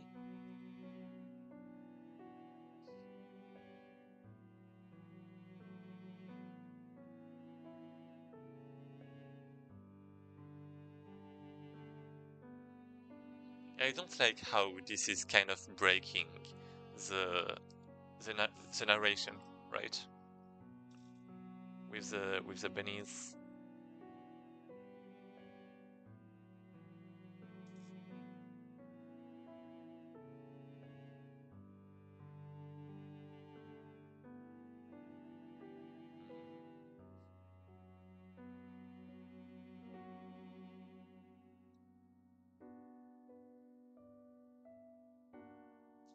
You decide to rush to help.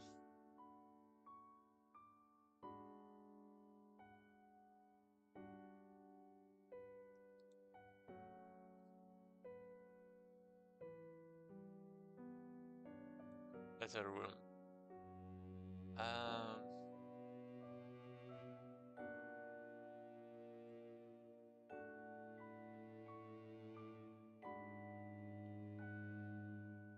I mean, I guess this is event. So, I mean, I would have only 2 battles if I do this.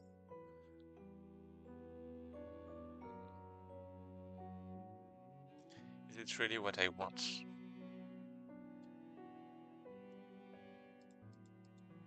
It is being attacked.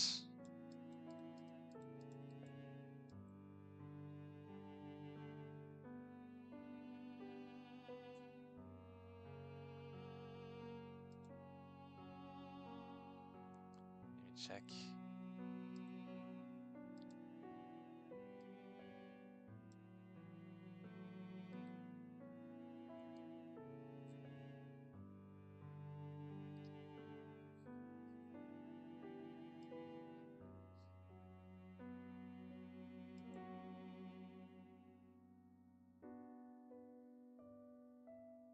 Maybe you see some fire in the distance or something. I guess if you see some fire, then it makes sense you end up encountering someone, right? Like some smoke. Well, I guess if there's mist, you can't you can't see that.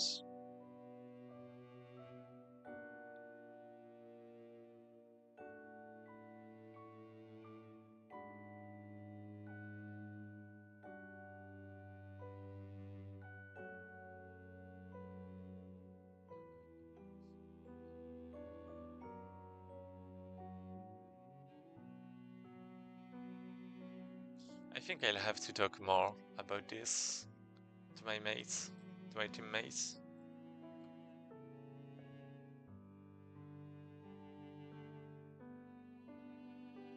Like if the shop is mobile or not. That kind of stuff.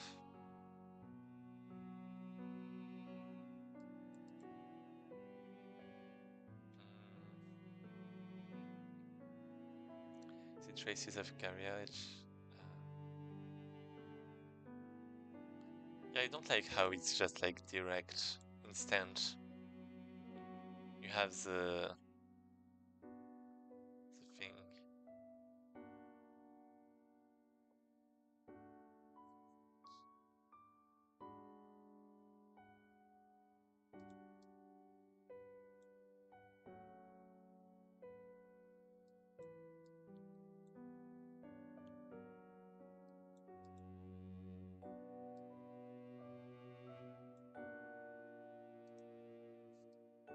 I guess let's have a battle.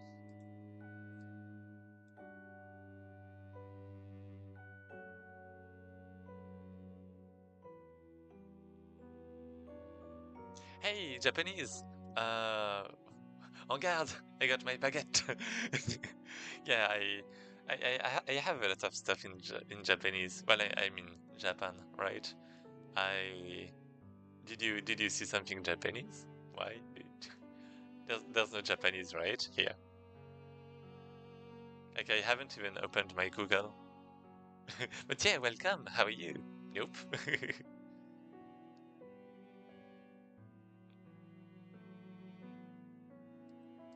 It's like you're right. When I go on Google and I type um, Godot, I have results in Japanese for some reason.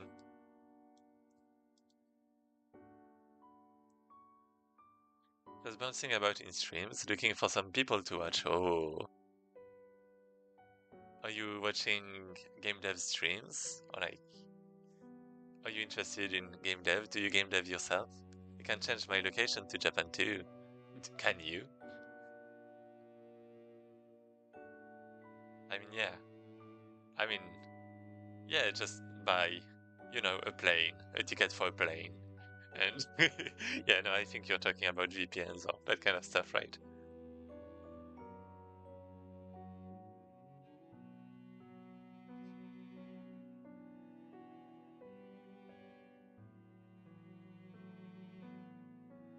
Yeah, I was thinking about the story for my game. Because basically this is a roguelike deck builder.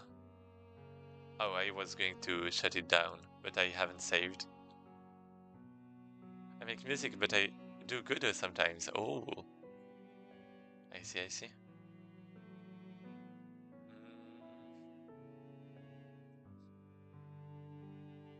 Maybe I should just save that.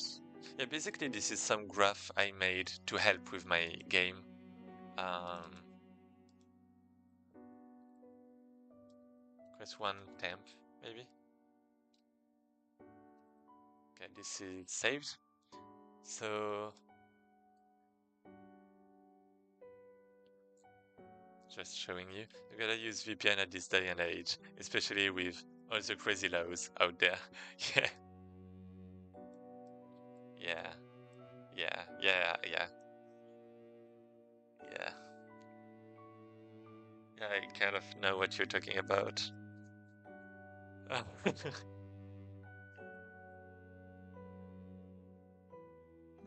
So basically, the game looks like that, right? And you can use your cards. It's like a roguelike deck builder.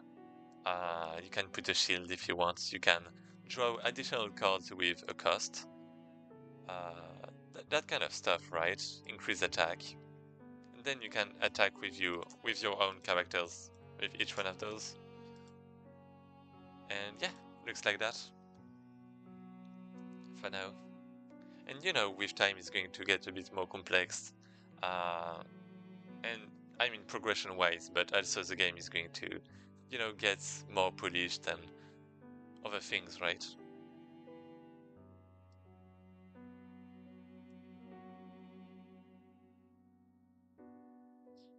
You can't do a little Google unless you send all of your data to this offshore company.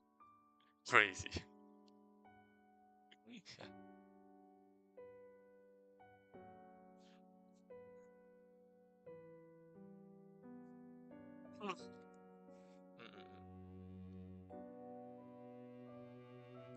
But well, and now you even have artificial intelligence to, yeah, because I suppose before, like some time ago, my argument about, um, yeah, no, that was stupid. That was kind of stupid. Never mind.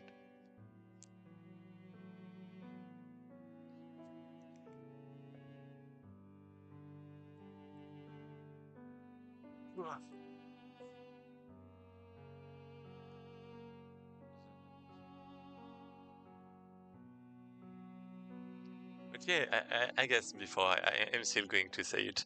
I guess before I was like, you know, yeah, no, that's even more stupid. That's even more stupid. Even more. Well, basically, when I was childer, let's say, I was like, companies won't store everything you do because that would be too much data for them to store. If like they do that with everyone, each person.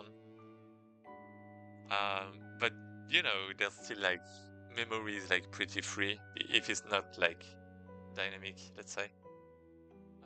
If it's just storage, like storage is pretty cheap, and yeah, you have like even if you didn't have deep learning before, you still had you know, data analysis, I guess.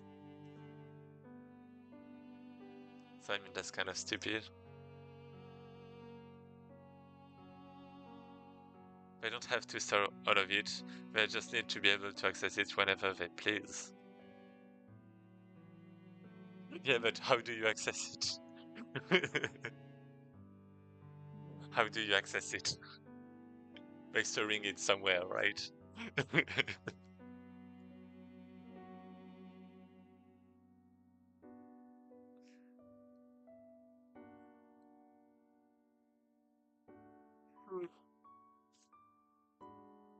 I mean, yeah, if you're talking about messages, then yeah, you know, they have to access it, right? But for example, if you type on Google and you get recommended, you know, like the auto-completion, right? Then, you know, if they decide to save every character you type in the search bar without even pressing enter, then, you know, that's something they have to save. Same way, Brave tries to update itself on my PC even when I'm telling it no. Oh, yeah, yeah. If only things were more flexible, it would be so good. You know, by flexible I mean like you decide if you want the updates or not. Or even like for computers, for laptops, I guess, specifically. Well, mo mobile phones too, right?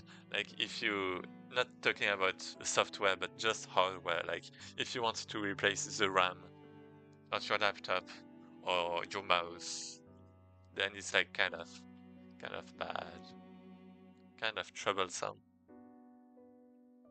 If only we all use Linux. Yeah, yeah. If only Linux was kind of, well, the norm, let's say. Because, you know, like, there are so many programs made for Windows.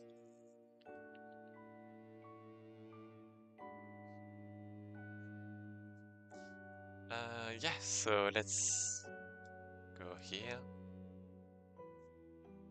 But yeah, Linux is like nice, but I've never really found it very user friendly.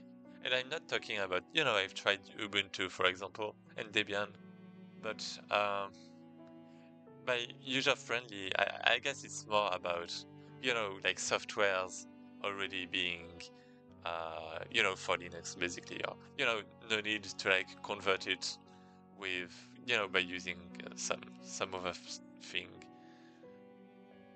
It's gotten so bad that even Apple is fighting for the good side. Oh yeah, I saw that. Yeah, that surprised me a little. I think it was the UK, right? Like the UK just being like, hey, give us the data, and Apple being like, hey, no, no. Oh yeah. Yeah, that's crazy. Apple refusing that. Apple. Like at what point are you thinking that Apple, you know, save them? Soon we'll have agents in our houses monitoring all we do. That's what you think, but it's not soon. It's already the case. It's already happening. Uh, Ugh.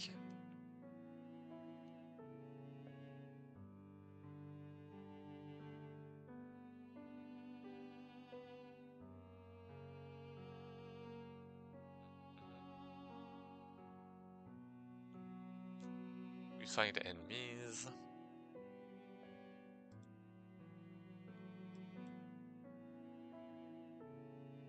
Let's say we find um, a carriage, maybe?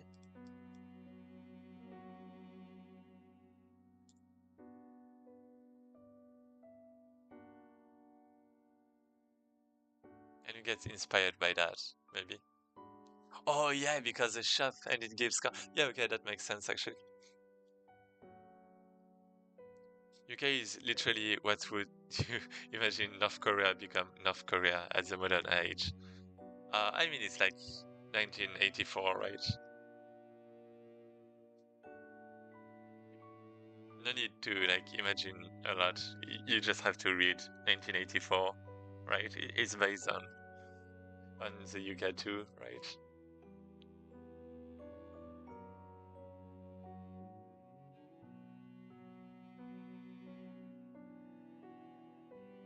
I've actually read, some of it, but I still have to finish. That was a while ago. For some reason, I just stopped reading. I should get back at it.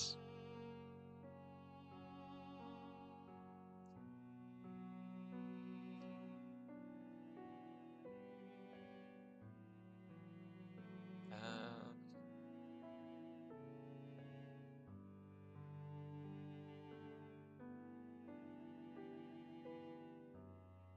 I know someone who lives in Japan too. Oh, have you ever gone to Japan before? Collab? Who knows?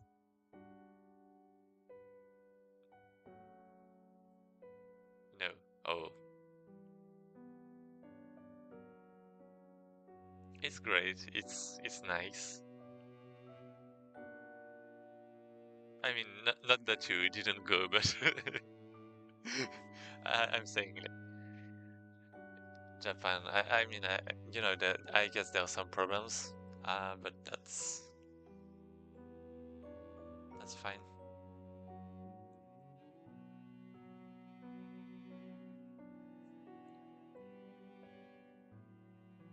I mean, myself, I'm just living my best life, right? I'm just living my best life, honestly. But I'm talking about like society problems, like how you had, for example, Visa and Mastercards do things. Um, how like the what? The economy is going down, while the yen is going down. I'm gonna see if I can invite him here. Oh, yeah, the side yeah, I saw that. Created their own payment method to combat the ABS. Yeah, a new credit card. That's actually using the GCB.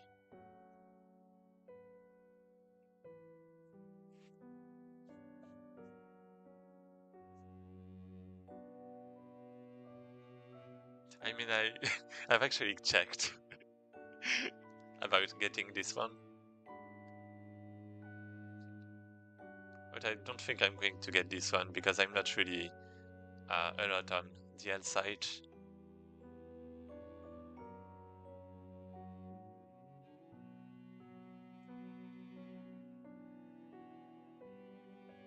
Maybe I should go there more. I don't really know because I mean, I know the L side has like some games, but games I just play on Steam, right? Other than that, I guess I mean a bit of everything like mangas, there are like a lot of mangas. A lot of manga, maybe? Do you do that in the plural? Do you make it plural? But yeah, I do like my mangas to be physical. Might be a bit weird, but I guess what? I don't know. There's no real reason. I guess it's like easier for me to. No, I don't know. I really don't know. I guess that gives me an incentive to read the mangas actually. There was this one manga that was censored, and by that I mean whole page was one solid block of black. Literally whole page was redacted. What? What was it? You mean outside of Japan? Or like on the inside?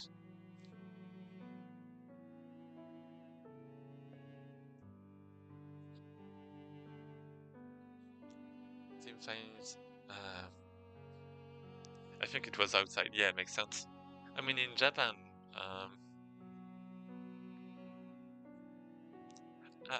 I guess that's really funny because things are actually supposed to be censored in Japan too.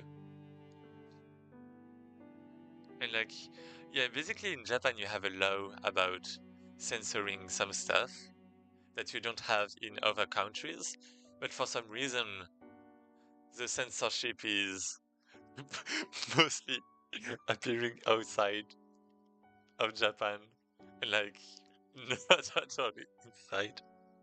Well, not at all. Still a bit, but that's like kind of crazy.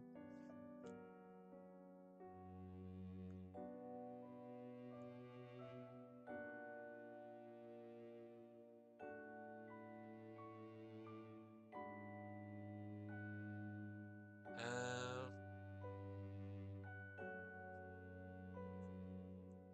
it's okay. More aggressive. What about getting? I do want to give mana cards. So let's say.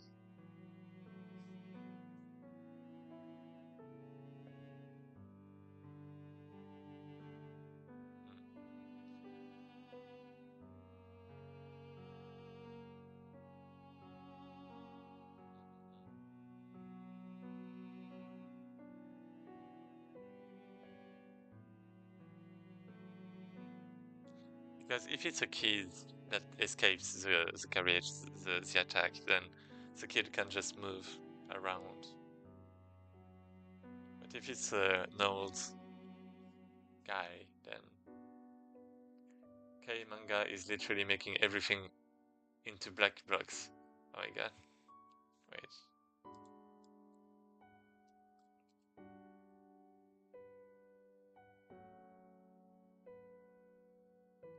K manga is not Japanese, right?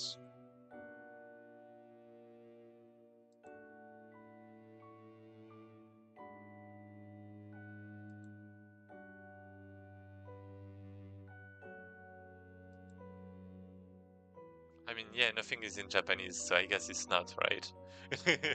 Makes sense. Tomodachi game. Wait, I've read this one. Well, yeah, I've seen this one. I've seen this one. Yeah, okay. Gachakta. Seen. Haven't seen.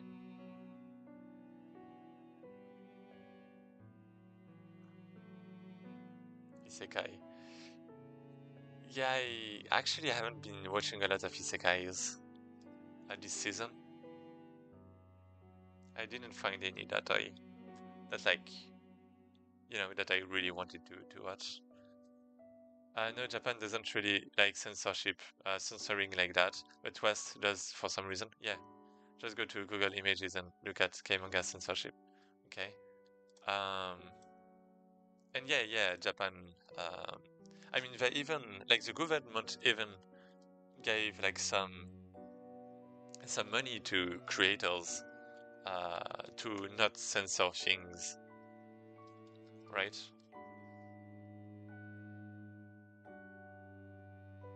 What the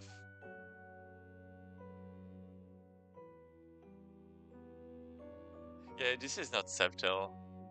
This is really not subtle. Oh my god. Yeah, this is kind of crazy.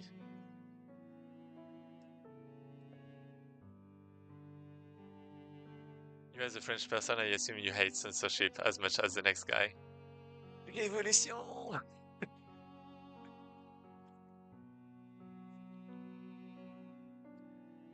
Yeah, yeah.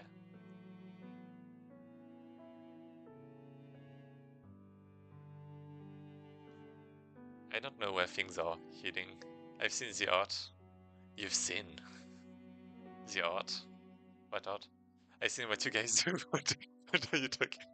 Are you talking about the statues of like the Roman statues? I mean, maybe. Yeah, I don't know.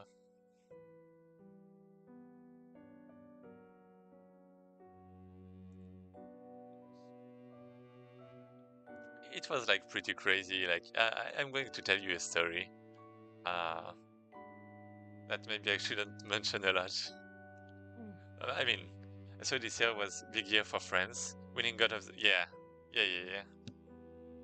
Um, wait, yeah, the previous guys from Ubisoft have made. I forgot the name.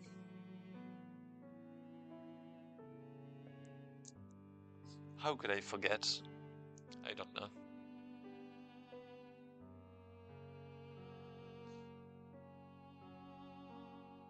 I mean, the Wind game is like Chinese, and you have oh yeah, Expedition 33. Uh, yeah,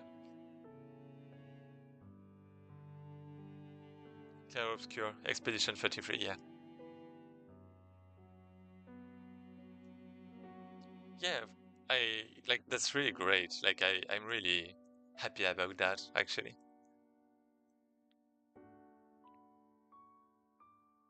Because you know how you know Ubisoft, uh, you know how they've been like kind of eh, right. Like I guess France before had like a lot of nice games and stuff, but then you know Ubisoft going a bit down and over. I mean, not just Ubisoft, but like a lot of triple A companies just going a bit down. So yeah, that's like great to see some studio in France being like that. Ubisoft lowering the French credit while Sandfall trying to get it back up. Yeah, I mean, I guess it's not really about video game. Well, you know League of Legends, right? Um, like Riot Game is not French, I know. Wait, actually, but anyways, but yeah, but the animation studio, for which they made, well, with which they made, what was the movie about League of Legends?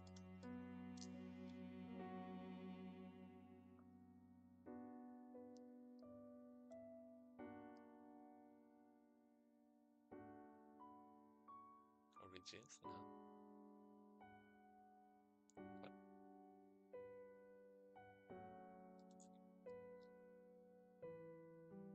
Arcane. Arcane. Arcane was made by French people, I think, right? I really have to watch it. It's still on my list, but I really, I really still have to watch it. It's a series. Oh, so much to watch.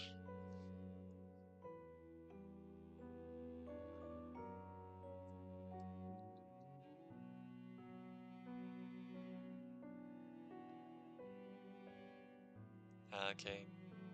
Fortish. Yeah, Fortish. French. I've seen it. Yeah, I mean, even outside of Arcane, you also have like the biggest budget movie. That was animation movie. I mean, that was. I haven't watched it, so I don't remember the name. But like with superheroes and like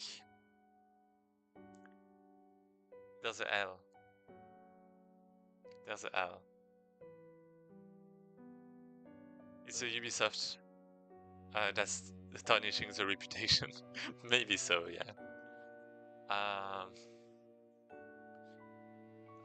Lilybug.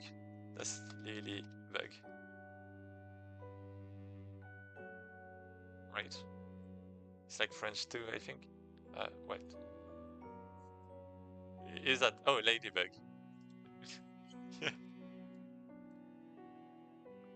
Ladybug movie, this one. I mean, I haven't watched it, so I don't really know what it's worth, but apparently there was like some kind of really big budget, and apparently it did kind of well, maybe not. Wait, what? I didn't know it was that bad. Wait, how? Wait, really? Is it just this movie, or is it like...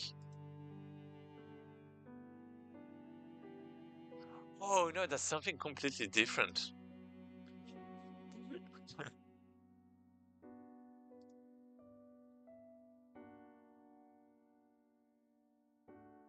Chat Noir.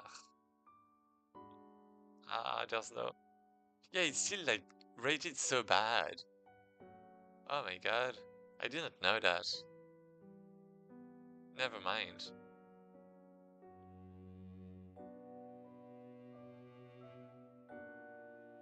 Hey, Oni. Hey, hey. I mean, wait, what time is it? Yeah, okay. That's fine. I still have like a little more time, but that's it.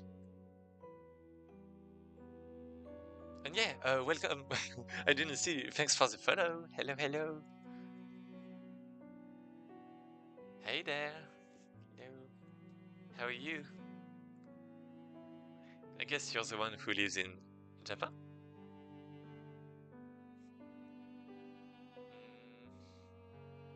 Steam finds... Do the Japanese collab. Ni hao. God, too many local. I started to write and it was Japanese. Switched and ended up with Lithuanian.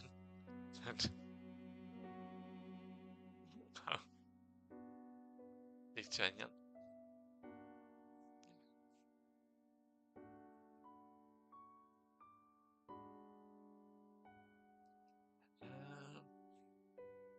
As I say, third time's the charm.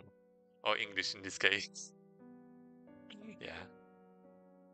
Are you... What do you speak natively? Yeah, living in Kobe. Oh, I went in Kobe last year. Last year, actually. I think. Yeah. Yeah, I did. There's like someone I know there. That's Japanese though.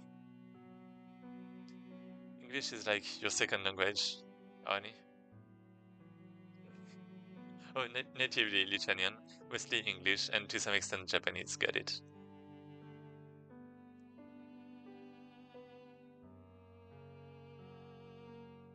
Yeah, makes sense for the Lithuanian.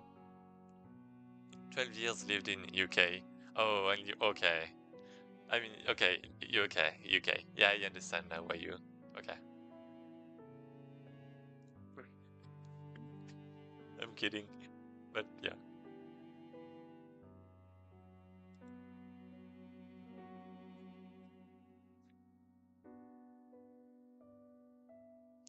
Team.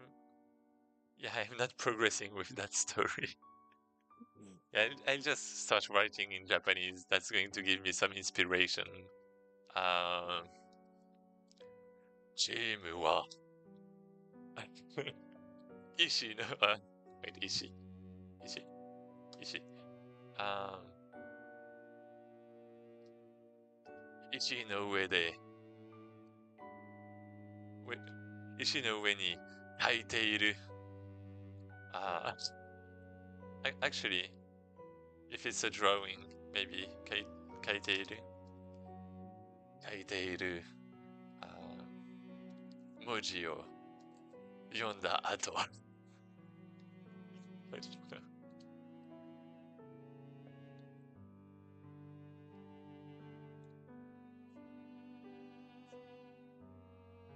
So what are you making? Yeah. Yeah. That's what I'm making. Basically making some roguelike deck builder. A bit like, inspired from a Slay the Spire, you could say. A bit from Darkest Dungeon too, I suppose. Where you have basically multiple characters. And you have like some cards that you can use. And, you can like put your shields, increase attack the enemy with your character. So you have to select your character and attack. And that means you have some basically strategies, like some positional strategies you can do, because every character has some range. As you can see here, this is a range. So this slime has a range of 1. So that means it can only attack this character.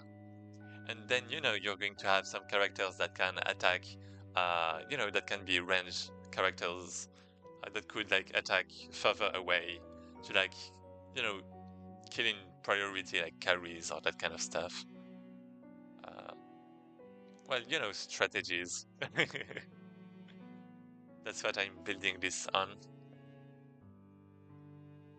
And right now, I basically a bit like Slay the Spire or Darkest Dungeon, you're going to have multiple battles and events following another. And for that, I made rather some kind of graph. Alright, love the color scheme. Thanks. My artist would be happy to hear that. Feel serene. Yeah, I agree. I didn't draw myself, but like I have like currently two artists working with me, helping me for this. And yeah, basically I made some graph, as you can see, that can, in Godot, that can load some nodes. And this is basically representing, the layout of a dungeon. So like connections, like branches, that kind of stuff.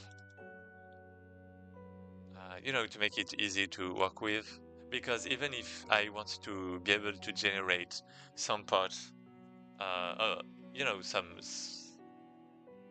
some dungeons, you could say, I still want to be able to set things myself in some, for some quests, like if this is, some story, like for story purposes, for narration. And right now I'm thinking about the first quest, and I'm actually not really sure about what to do, but I think like having it in this form is really helping me.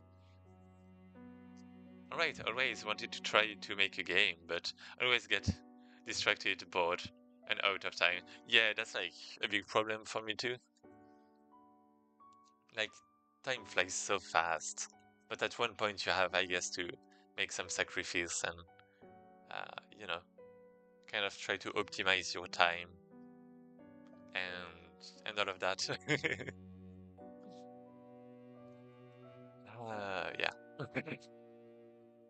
But yeah, if you're interested in game dev, I actually make a lot of documents, and right now you're going to think, oh no, documents! No, I don't want documents. I don't want to read. But more like here.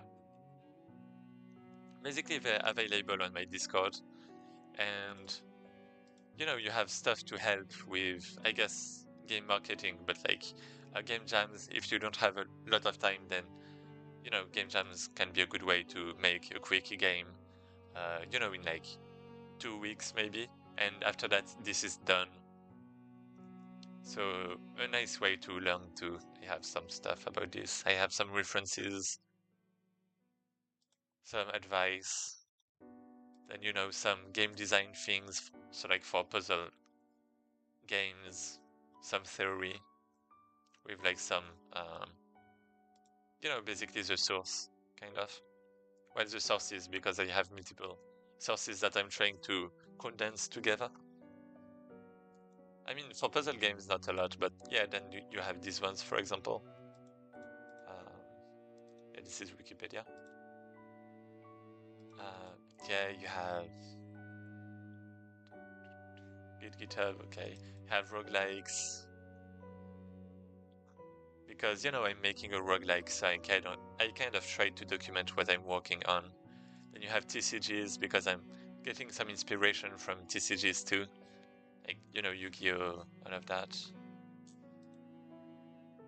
What do you have? Game design in general, with game design documents, brainstorming. Oh no, I prefer documents or videos, Lemao. Wait. At some point, you drop everything and say to yourself, I want that Game of the Year award. Yeah. As a software dev, I hate 15 minutes videos where you only need 15 seconds of it. Yeah. To be honest, I just skip everything. When I watch a video for game dev or, well, whatever, I just skip. Like if it's about a tutorial, if it's a tutorial, I just skip, because I just want something very specific. And yeah, that's good. I always fail at the documenting part, even at work. Oh.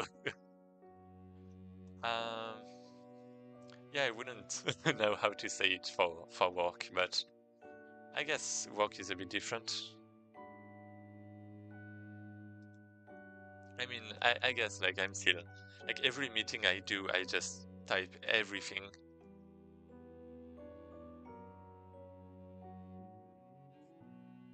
Like the one you mentioned where you weren't documenting things for the past year. Wait, what?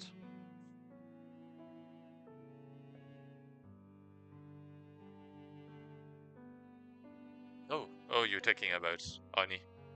Oh, my time she's Lemao. Yeah, Oni failing documentation, okay. 3 months.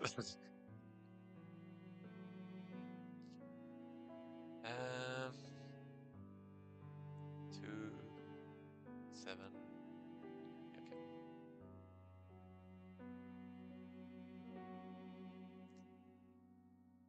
Definitely precise. It's like 15,000 pages. Contact with the first enemies. The character and the player fight together for the first time. Okay, this one is fixed. This one is decided. Yeah, basically I'm trying to make the story and I just don't know. Because I basically have 2 characters I want to introduce.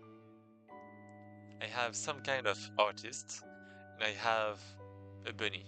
Bunny ears, bunny,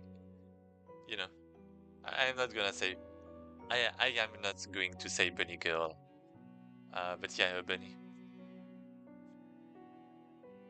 They are definitely precise.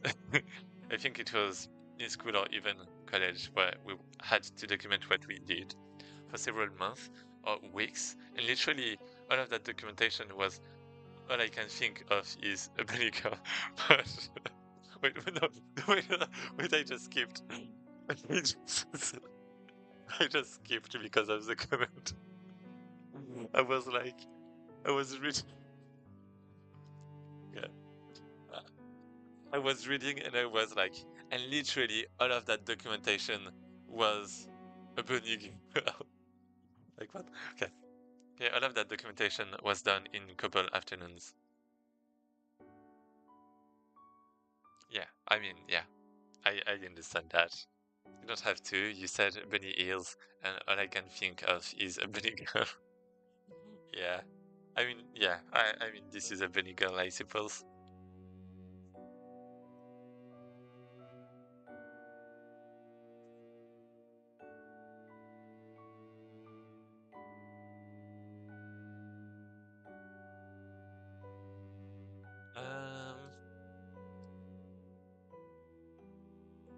idea you two get together, start a studio, and make a bunny girl game. You forgot the step where we become rich. And make the music, yo. You know what? We actually need. Um, hmm. I mean, I'm thinking a little, but we basically need someone for like the audio of the game. We have someone in mind. Well,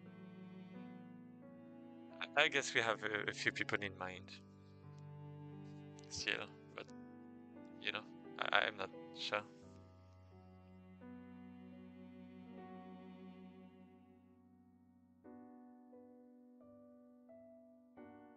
Well, Nexus does make pretty decent upbeat music.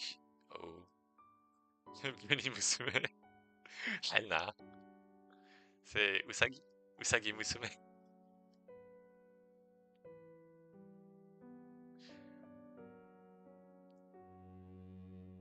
I use him for my stream background music. Oh, and he uses and abuses me.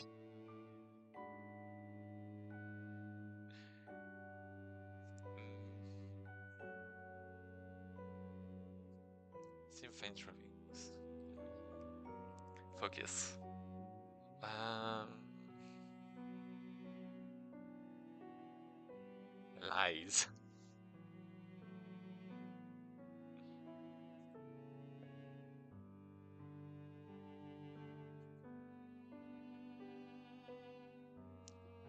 So yeah, I really want to introduce more complexity,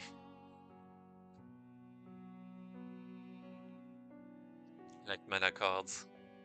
But I don't know if it should be like through a drawing or through a carriage.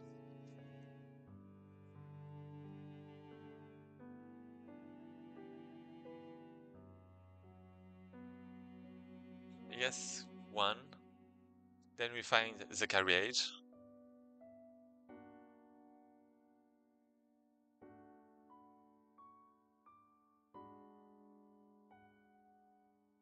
Okay, I have an idea.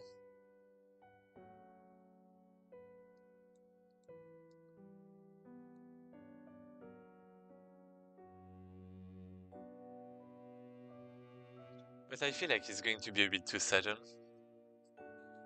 But let's say the team finds a carriage that has been, well, that is being kind of attacked. Well, that has been attacked.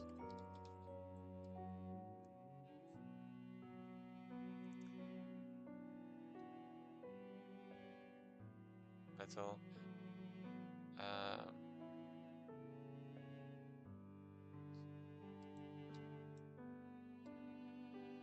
Team.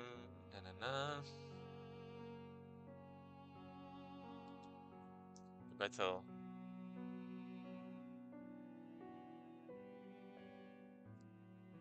I mean, if you pop into on his stream, whenever he streams, whenever that will be, you can listen to background music of my making, okay? I'll keep that in mind.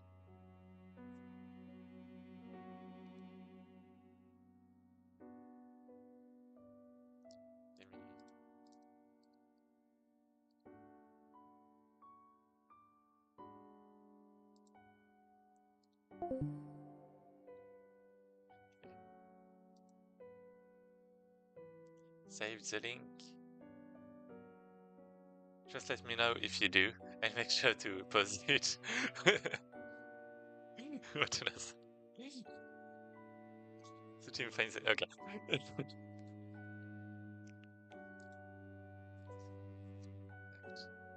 um, a battle and shields. Wait, how do you write that? And shields and shields. Yeah, and shields, right?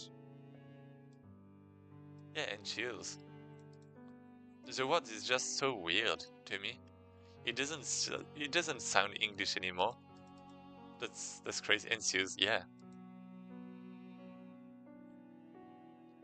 It just doesn't sound English to me anymore. Sounds French. Ensuite. To be honest, you're not wrong. And shoes. Actually, shoes is English. Button and cheese.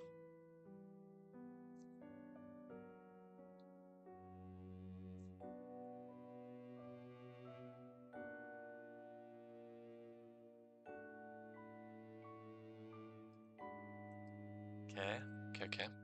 Oh, I can't select. No, actually I can. That's fine. So then we have basically battle against those who attacked the carriage.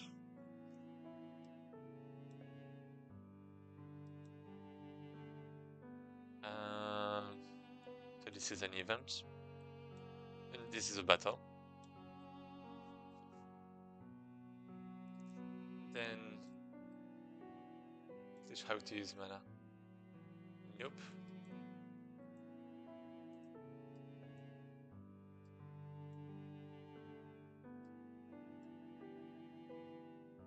Adds. Oh no. Ain't that weird? To be fair, a lot of shared history and hatred and love shared between UK and France. Yeah, a lot of love. In Scotland and Wales and Ireland. Yeah, we don't know that as French people.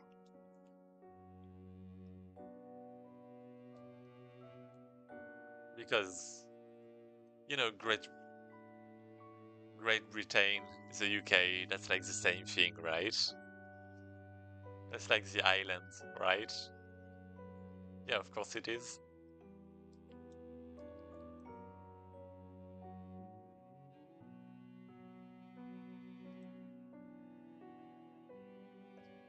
Battle. The team look inside, but there's, well, the team searches is a, well, the team, well, looks at the carriage, but there's no one. They probably ran away. They find some, well, the protagonist, the player, opens some box. And one,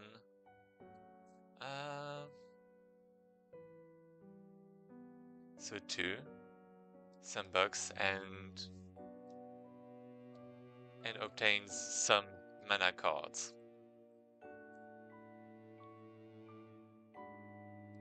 Then we have the Nekomata.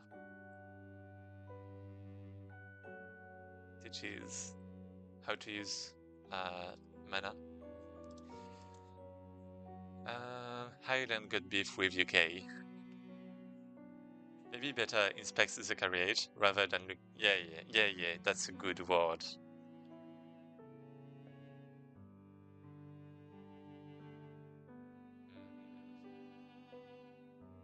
How was it?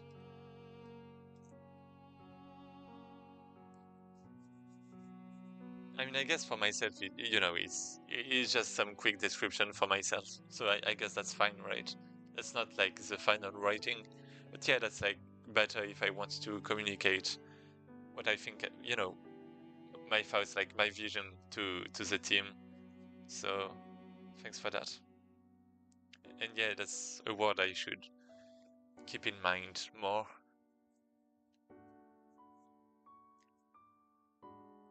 Oh no, Nexus, stay respectful. Okay, that's a ban. Just kidding. If I was a kid girl, it would be big. Placeholder. Yeah, that's not even a placeholder. That's just some description for me. That's like a comment. That's a comment in my code, you could say. This is not going to be in the game. Like none of that. None of that here is going to be in the game. God rails.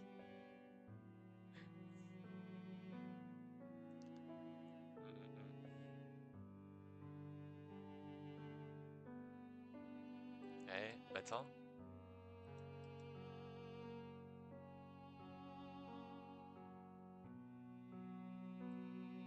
But then, well, the team then hears some screams. Well, hears a scream and rush.